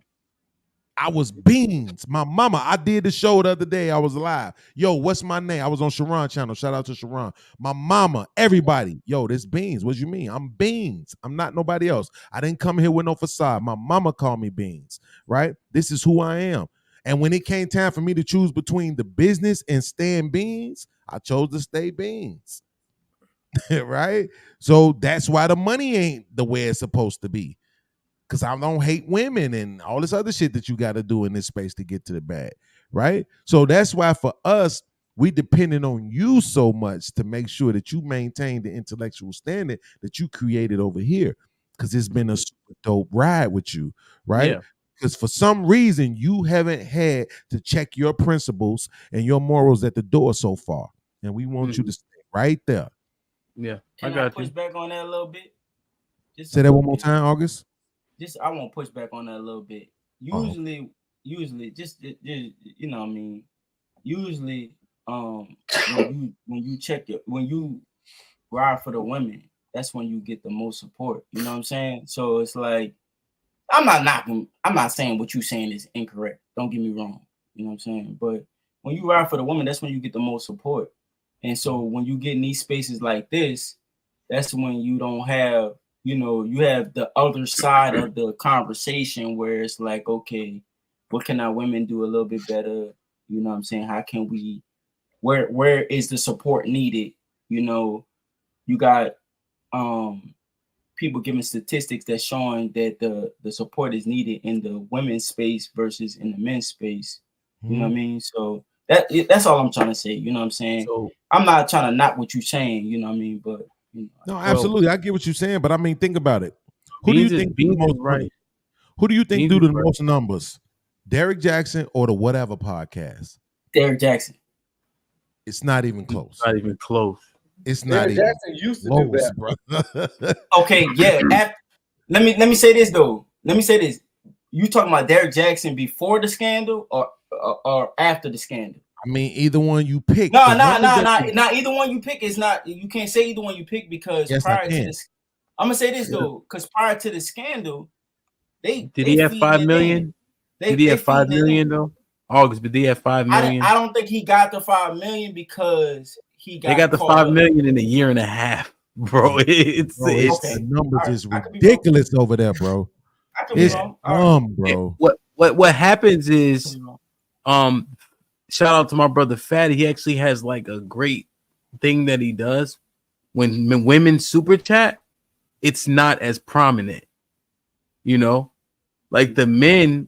Honestly, in a space, usually like send more super chats, and so that's why what Beans is saying resonates with me. Not to say the women are cheap, it's just that I don't, women don't like, even like beautiful women, they don't pay for bottles, they don't pay to get in the club. You know what I mean? Like they don't even see it as a thing. Yeah, that's a fucking fact. Why the fuck would I send Hamp $5? This nigga sweaty. You know what I'm saying? Like, you know what I mean? Like, right. So men there's a market with the men. Is what you're absolutely saying. Yeah, the brothers show a lot of love, and that's one of those other misnomers, August. Like we don't be showing love and supporting each other. I was watching this review of one of my streams, right? And it was literally Beans wasn't in it, he wasn't on the show, none of that shit, right? And the person who was doing the review or the reaction, right? That's the proper terminology, right? Was saying, yeah, when Beans be promoting, this might be risky, and Hamp is saying Hamp is the best X, Y, and Z. It didn't have nothing to do with nothing. You know what I mean? And I wasn't, I wasn't involved. I wasn't nowhere around. But Beans just been saying this shit. That support is astronomical. Chaotic Truth came over here when I was first getting it popping. Beans was over here when I was first getting it popping. Goddamn Fatty. Let's do the Ali and Fatty verse. Right? Just like, and it's like they ideas. You know what I'm saying? Type shit. So the love in our community is louder than we think. It's crazy. Yeah. Chaotic Truth is the reason why I got introduced to you. Because I know he was saying a whole bunch of crazy shit not crazy shit, but he was saying some real shit. You know what I'm saying? He said what he say. Yeah, he said what he say. You know what I'm saying? On other podcasts. And, I follow him over here. And then that's when I got introduced to you. And you see what I mean? Yeah. Absolutely. August, my first interaction with him, I immediately went around bragging about him. He was the dude, bro. Because moderating, he was the dude that I wished I was. Right? The standard that he's trying to set for his, I did it today on my show. If you go watch my show from earlier, I had everybody on my channel. Freezy, Angry Man, everybody was there. We was mad popping, right? 100-some, almost 200-some viewers. But he's way more stoic than I am.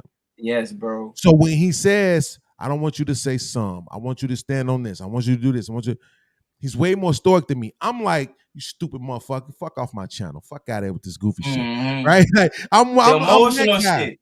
Yeah, the It's not even emotional shit. emotional. It's not even emotional, bro. Go ahead. Everybody draws lines in the sand of shit that they can't Yeah. tolerate. Yeah, I feel I'm you. an intellectual person, so for me, people don't understand this because you would have to accept the fact that you're stupid to understand why I can't tolerate you. Who's gonna do that? Who's gonna say, "Damn, I must be stupid because this nigga can't tolerate me"? Nobody's gonna do that, right? Yeah, so it that's is what it is. I have to accept the fact that my crowd is going to stay small because of the fact that I'm going to get the most intellectual people to rock with me. And the rest of the niggas to go kill themselves, right? So, but what Hamp is doing, I'm like, yo, this nigga, this is what I was trying to do. Yo, everybody, he's the best. I ain't trying to hear that shit. So the last week, what we did was we did a show, 2 shows. Who's the best podcaster in the space in the Fight Club era? So when I was bringing up Hamp, it was a few people, not everybody, but it was a few people like, who is Hamp? I'm like, I'm not hearing none of this shit y'all talking about. He's in the competition. Y'all can kiss my ass, right? He made it all the way to the motherfucking finals. I ain't trying to hear this shit. I don't have no vote. I'm not even in the competition, but he's there because of the fact that now everybody from the Fight Club era is trying to go over to his channel. So you can't dismiss him. He's doing something right. You understand what I'm saying? Yeah. So shout out to him for even making it to the top 10. I sit here. I'm gonna say this, man. I didn't even see that. Yo, I didn't that even shit think. was dope as fuck, bro. It was dope. E Black did a whole show crying. Shout out to E Black. We're gonna review that shit in a little while. Word. Hamp #1, bro. Absolutely. No, and everybody knows it at study this him point. a little bit. You know what I'm saying? That's a lot, honestly. Yeah, everybody knows it at this point. It is what it is. This is why I said earlier when he was talking about the expectation, and I said, "Yo, come on, bro! Like this nigga don't realize it's more than just YouTube. It's people who move in this space that are looking to you as a role model, as a hero, all this other stuff. You have to understand that is coming with it. It's gonna be a lot of people that's gonna come and it's gonna compliment you on the route to trying to tear you down. There's going to be a lot of people that's going to be very quiet, but they're going to be supporting you. You understand what I'm saying? So you have to be able to have discernment to know the difference. This guy's doing over here, it's absolutely dope, man. Can I say this real quick? I learned things from both you podcasts. I somebody asked me like when we was in a separate, I don't get on these often, but somebody asked me separately. You one of the people I totally respect, man. And how Salute to you. And bro, I don't need no salute. I'm telling you straight up, like you one of the people that I totally respect, and how you operate and conduct yourself, and how you come with your facts is a you know what I'm saying? Absolutely. And DJ Hamp, I study both of y'all, man, and I respect y'all, man, for real. And what you're doing, Hamp say, I'm the best moderator on this side of the Mississippi. You know what I'm saying? That's a fact, bro. That's a fact, bro. That wasn't easy to do because his competition was Aaron O. Yeah. To overtake Aaron O. Yeah. Right. He just don't do enough content. I really wish he would do. Hamp is on it. Aaron O is amazing. I fucks with Aaron O, but he just don't do it enough. But my 2 favorite podcasts right now is Hamp and Single by Choices. And my 3rd one would be Beans. I be watching Beans. He be on all day. He consistent. And Single by Choices is different from Hamp. It ain't even the same thing. So it's very different. Yeah. But they really got those 2 dudes got great chemistry, and they naturals at that shit. Like Hamp's a natural. And but it's the fact that, but you know what it is for me, for Hamp. This was the thing. I realized that Hamp, regardless to whatever he had going on, he wanted to maintain an intellectual standard. He wanted the conversations to remain having integrity. Everybody knows I hate bounties. Everybody knows that, right? So I get past the bounty.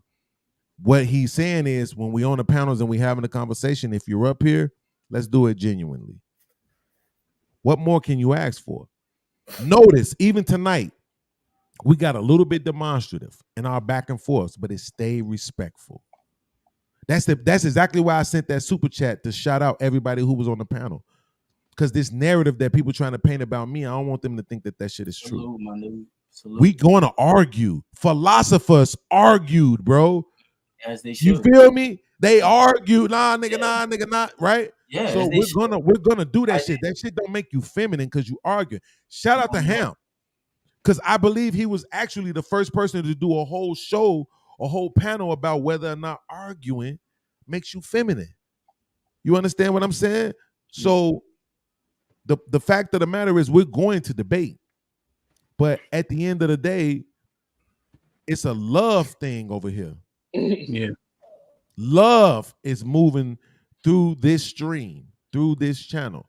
I don't want that to stop. So, Pimp, whatever that is, bro, whatever that is that you got to do to make sure that the love theme remains, just keep doing that. And shout out to my man, Red Pill. Red Pill support all of us, bro. Everybody in the space. I don't think he get enough credit for that either. Shout out to Joshua for coming on the channel and being objective on a panel full of nothing but black men. Yeah. You know what I'm saying? Like, that's how you know the spaces. You know what's ill about Joshua? Joshua is actually biased in terms of when people are putting down black men and black people, he like, hold on now. Right. You forgot how much pain black men put in. You know what I'm saying? Now, don't get me wrong. Josh still the goddamn devil, but Israelite shit. It's an Israelite shit. But the Israelites, man, he keep it 100 though, like point blank. Period. I might have to take a shot to that. You know, smart people are smart people. You can learn from anybody. You be a fool not to, you know. And then here's the thing: Josh got a well, how did they say it on Taken? I got a particular set of skills. You know what I'm saying? Right. So you know you gotta respect people that got understanding. You know, like all jokes aside, you know. And so when Josh brings perspective, I'm apt to listen. And then he brings some pizzazz. Like he ain't just monotone and talking. You know what I mean? Like to participate, you gotta participate. You know, so. You know what I wanted to can I say this real quick? Before, because I want to make sure I wanted to say this earlier, but ain't nothing real quick about what you say. Go ahead. Stop it. My man, because August was saying something earlier, and it wasn't nothing brand new. It was something that I hear a lot on these panels from guys like him who find a measure of success. And we're happy and we're proud and we salute that. We want to highlight the black men who find that measure of success. It's some shit you got though that you're not really telling us about. The reason why I say that is this. So it's only a few ways that you can really get women to capitulate. You either got the bag, you got the dick, you got the looks, and it's early in the relationship. It's only a few ways. Y'all got some kids together. It's only a few ways. So when we talk about and we see guys that's been married, got families, they've been together 10 years, 12 years, 15 years, 20 years, 25 years, all this and that. It's a few things that you have going on that might not be privy to the average guy. We have to consider that. Shout out to Kevin Samuels. Because even though his message was tailored to women seeking high value men, he didn't allow them to disrespect the average guy. Right? So the median income for black men right now is like $50,336. And we also know that the average black man don't have any children, is not married. So you're doing pretty good if you can make 50 bands and be alone. But also it's a swag, it's a look, character, dick size. It's all kind of shit that go into being able to maintain these relationships with women long term. And after 46 years on this planet, I'm starting to think that the average man does not have that. Can I say this to you though? And I agree with you. I agree with you when you say the average man don't have that. I tell, you know what I mean? I tell all my youngest, you know what I'm saying, the people that follow me, you know, how you start is how you finish.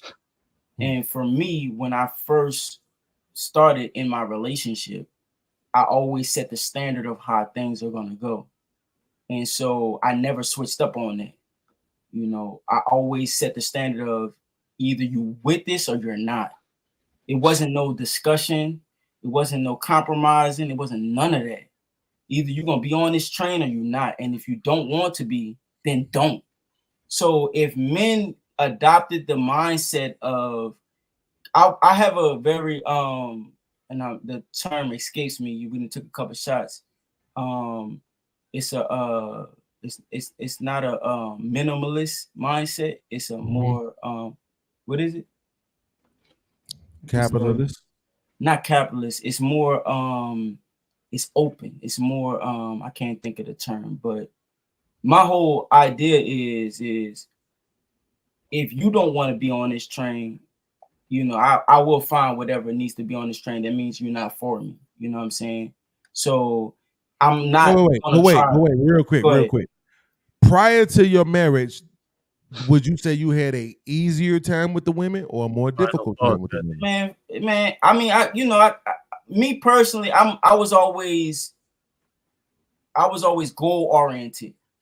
So, I get a chick and I get a chick that's trying to be on my program. That's how I've always operated. So it wasn't really about, so most niggas are, they bitches oriented. You know what I'm saying? They trying to get some pussy or whatever the case may be. But I was always goal oriented. So I was always I always seen where I was going to be at on the next level and trying to grind to that level. And then I have a chick that's going to be on that program or where I'm trying to go to. But outside of that, it wasn't, I don't chase bitches. I chase money. My whole thing has always been about money. You know what I'm saying? I teach that to my sons. It's always about the bread. So that was always my focus. So with my wife, it was either you're gonna be with this or you're not. And so if most men adopt that, and I think that Anger Man, I was watching his stream a little earlier. If you adopt that mindset of trying to accomplish more instead of trying to accomplish, pussy, then you'll start to get a better value of women that comes into your aura versus, working on the bitches that you working on. And I see niggas in my, you know what I'm saying? Like for me personally, like I own my own house. I do, you know what I'm saying? I do the fuck I want at all times. I got youngers around me. They follow and do what the fuck I say at all times. I don't argue with nobody. My wife, I don't argue with her. She do what I say. You know what I'm saying? And it's not on no like crazy shit. You know what I'm saying? She just fuck with me that hard. You know what I mean? And the people that they respect me like that, so it's not nothing crazy.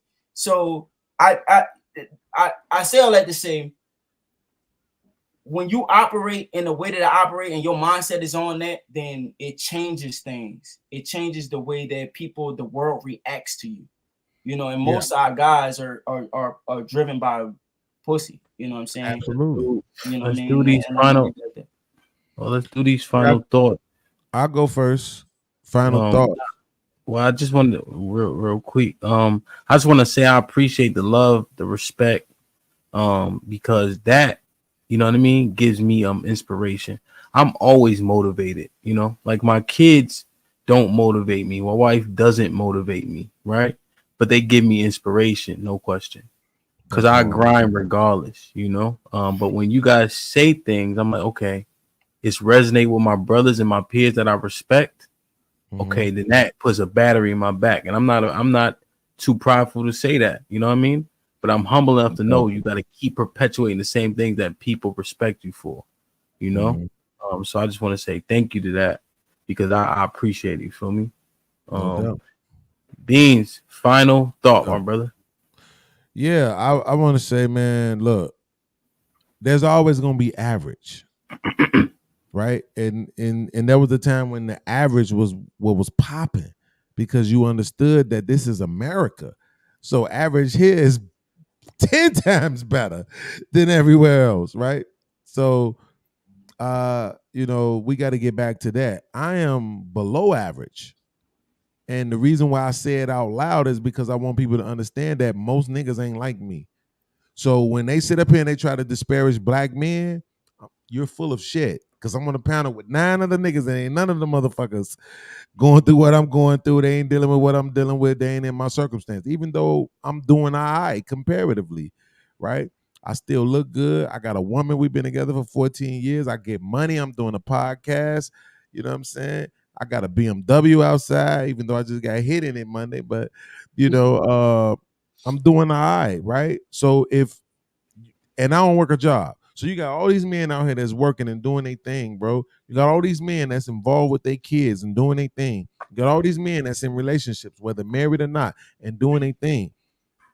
We just got to change the narrative. These spaces are our opportunity. Really quickly, I want to say this. Hemp, when I first came to YouTube, you know what the word was about all the black content creators on YouTube? What? This is our opportunity to control the narrative about who we are and how we look. This was the media for us to be able to control the narrative. And you know why that got lost? The money. Everybody started capitulating to the money.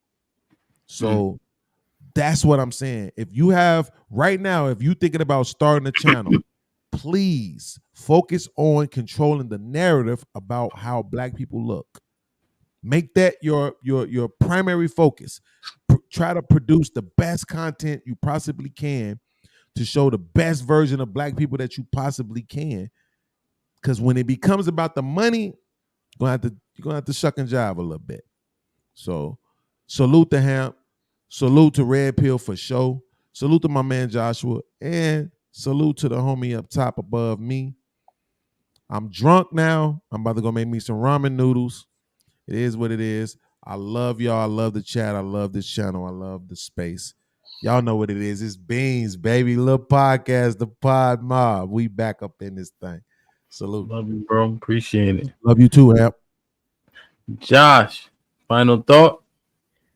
I kind of wanted to go back to the topic just a hair bit. I can't really speak about colorism, white guy. I mean, we have something similar to it, but not even really that close. So I can't really say anything about it because I really can't understand it. Sorry, just like, yeah, it is what it is. Classism, though. Classism exists everywhere. All groups of people. It exists within the black community. It's active. The problem is people claim something to be a negative when there are some really good concepts in there. It's really just about what goal you want to push. Most people confuse it with elitism. Elitism, also a really good thing. It's just really about the goal, where you're trying to go. People ought do this. You guys do actually separate into different groups. Look at the black church. They separate themselves. They'll throw people out for the bad behavior. That's elitist, technically speaking, right? It's classism to call it Christianity. So what?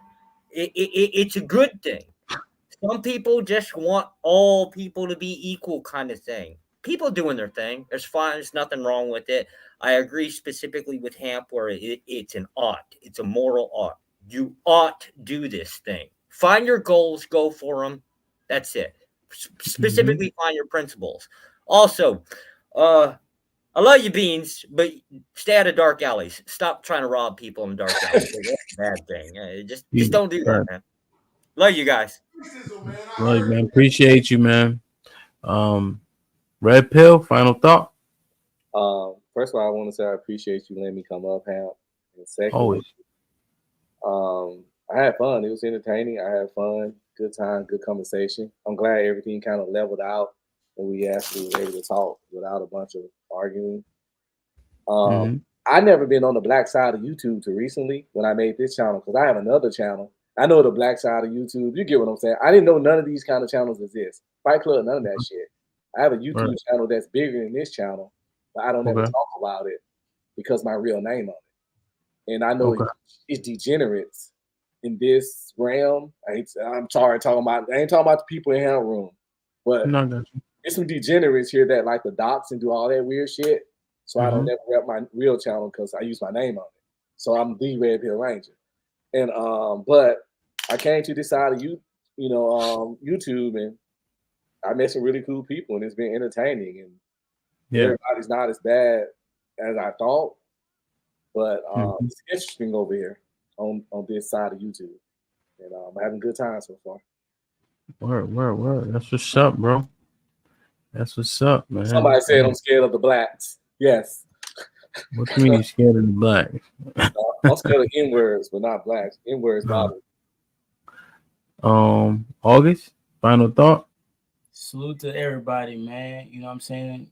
Hamp, I learn from you every day. You know what I'm saying? I've been tuned in. Yes, sir. Since the beginning. You know what I'm saying? And you do a mighty fine job, man. I learn every day. Salute to everybody that's been on the panel. I mean, salute the podcast. You heard me. That's all I got to say. Not word, man. I humbly appreciate y'all, man. I'm gonna keep grinding. That's what make me, you know what I'm saying, continue to go. That inspiration. I think the key is for YouTube and these spaces to have these real conversations. I'm always thinking. That's why if you notice, I review my own stuff or I'll just come up with an organic topic. You very rarely see me playing clips and things of that nature because the clip is overwhelming to people's thoughts, right? So if I articulate it the best way I can, and then we have the conversation, and then I'm also saying I'm asking to get an answer. Hopefully, the conversation to be more organic and transparent at that case. You know, and it is. It works. Yeah, because I'm listening to understand to see if I can change my thought. What's You're the dude? you're a great question answer. Yeah, great question asking. Yeah, that's one thing I focus on, right? Because I ask questions. Now, sometimes I do ask questions to rope a dope. Like I know I'm asking questions to get them to a point, but people learn better when they're answering questions from their basis, you know? You almost can't tell. You almost can't tell. And that I think that's the key of it. I don't have that many gifts from the Most High. I got one. I can memorize shit and I can regurgitate what people are saying. I can really remember things. So I use that to my advantage, you know? And I practice it. I read a lot, you know. I'm in the process of like memorizing the Bible, you know, shit like that, right? That you just continue to jog your brain. And you know, Albert Einstein said it: once you stop learning, you start dying. Right. Absolutely. So if you are stagnant in a viewpoint, where are you really? Because if somebody come along smart with a better viewpoint, you need to adopt that and then employ it. You know. So yeah. Yeah, man. Plus, I got 6 kids. I don't even like kids. You know. Well, I love y'all. I appreciate y'all. Be safe. Do the right thing. Don't do nothing I wouldn't do. Shout out the chat. I just want to make a shout out. You know, Catherine, Lauren, Jeremiah, J Dub, Travel One. It's so many people. Love C, and I'm always open. Gway. You know, I appreciate y'all. Buck Rogers, Tony, man, Solzon. Hey, shout out to St. Louis, man. They up rocking. You feel me? Yeah, okay. Yeah. I DJ'd at camp one time already, actually. Hank just got up. I know he was in this old man nap, so he just woke up out of nowhere. You know, they wake up in cold sweats. Take your aspirin. Take your aspirin. You know how your hearts be. Tommy was popping. Yeah, you probably went doing, I don't know what you doing. You was here earlier. God damn, man. But it's really good, man. I got a special podcast coming up, man. I'm trying to set it up now. On Tuesday, the women's POV. Next Tuesday, I got the quote unquote pick-me's coming to stand off with the women's POV. That's gonna be awesome. You know, women argue, they go in on each other. Yeah, so we're gonna see. That's a really good idea. I like I said, I brought it up on panel. I said it was just like you gotta put the thing that you dislike and the thing that you think is like the best, put them together. Yeah. Let society decide. It's gonna be good. Oh shit. And Rillo, my fault, man. We about to get the fuck out of here. I didn't even see you back there. I was being patient. I was like, "There's no way he doesn't see me. He can't be that drunk." Yo, I've been drinking for 3 solid hours. I know, and I'm not that drunk. Yo, Jesus bro, Christ, I was literally looking at other shit. I was trying to send Fatty a shirt. So while they was doing it, I'm like, oh, let me send it. So, yo, I you know what? Because I was bouncing in and out, and then I saw you said Willow should have hit the damn chat, and I was like, well, drop the fucking link, and I'll come up. And then I come up and I hit the link, and I was like, is he really ignoring me right now? I was like, I'm gonna just wait. Oh, I literally said hit the link, so I did. I did. It's all good, bro. Great. What's up? I was about to get out of here, but the least you can do is give a final thought. Final thought, Hamp, listen, man, you the GOAT, man. You know, the gentleman in the chat said it best, man. You becoming the leader in this space, honestly.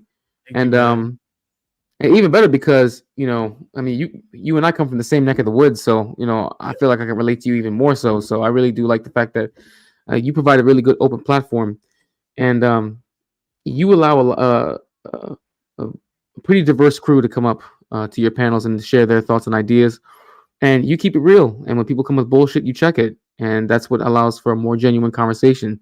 So I'm definitely going to show up Tuesday for the pick-me's versus the pygmies. I think that's gonna be a really good show. So I'm hella be there for that.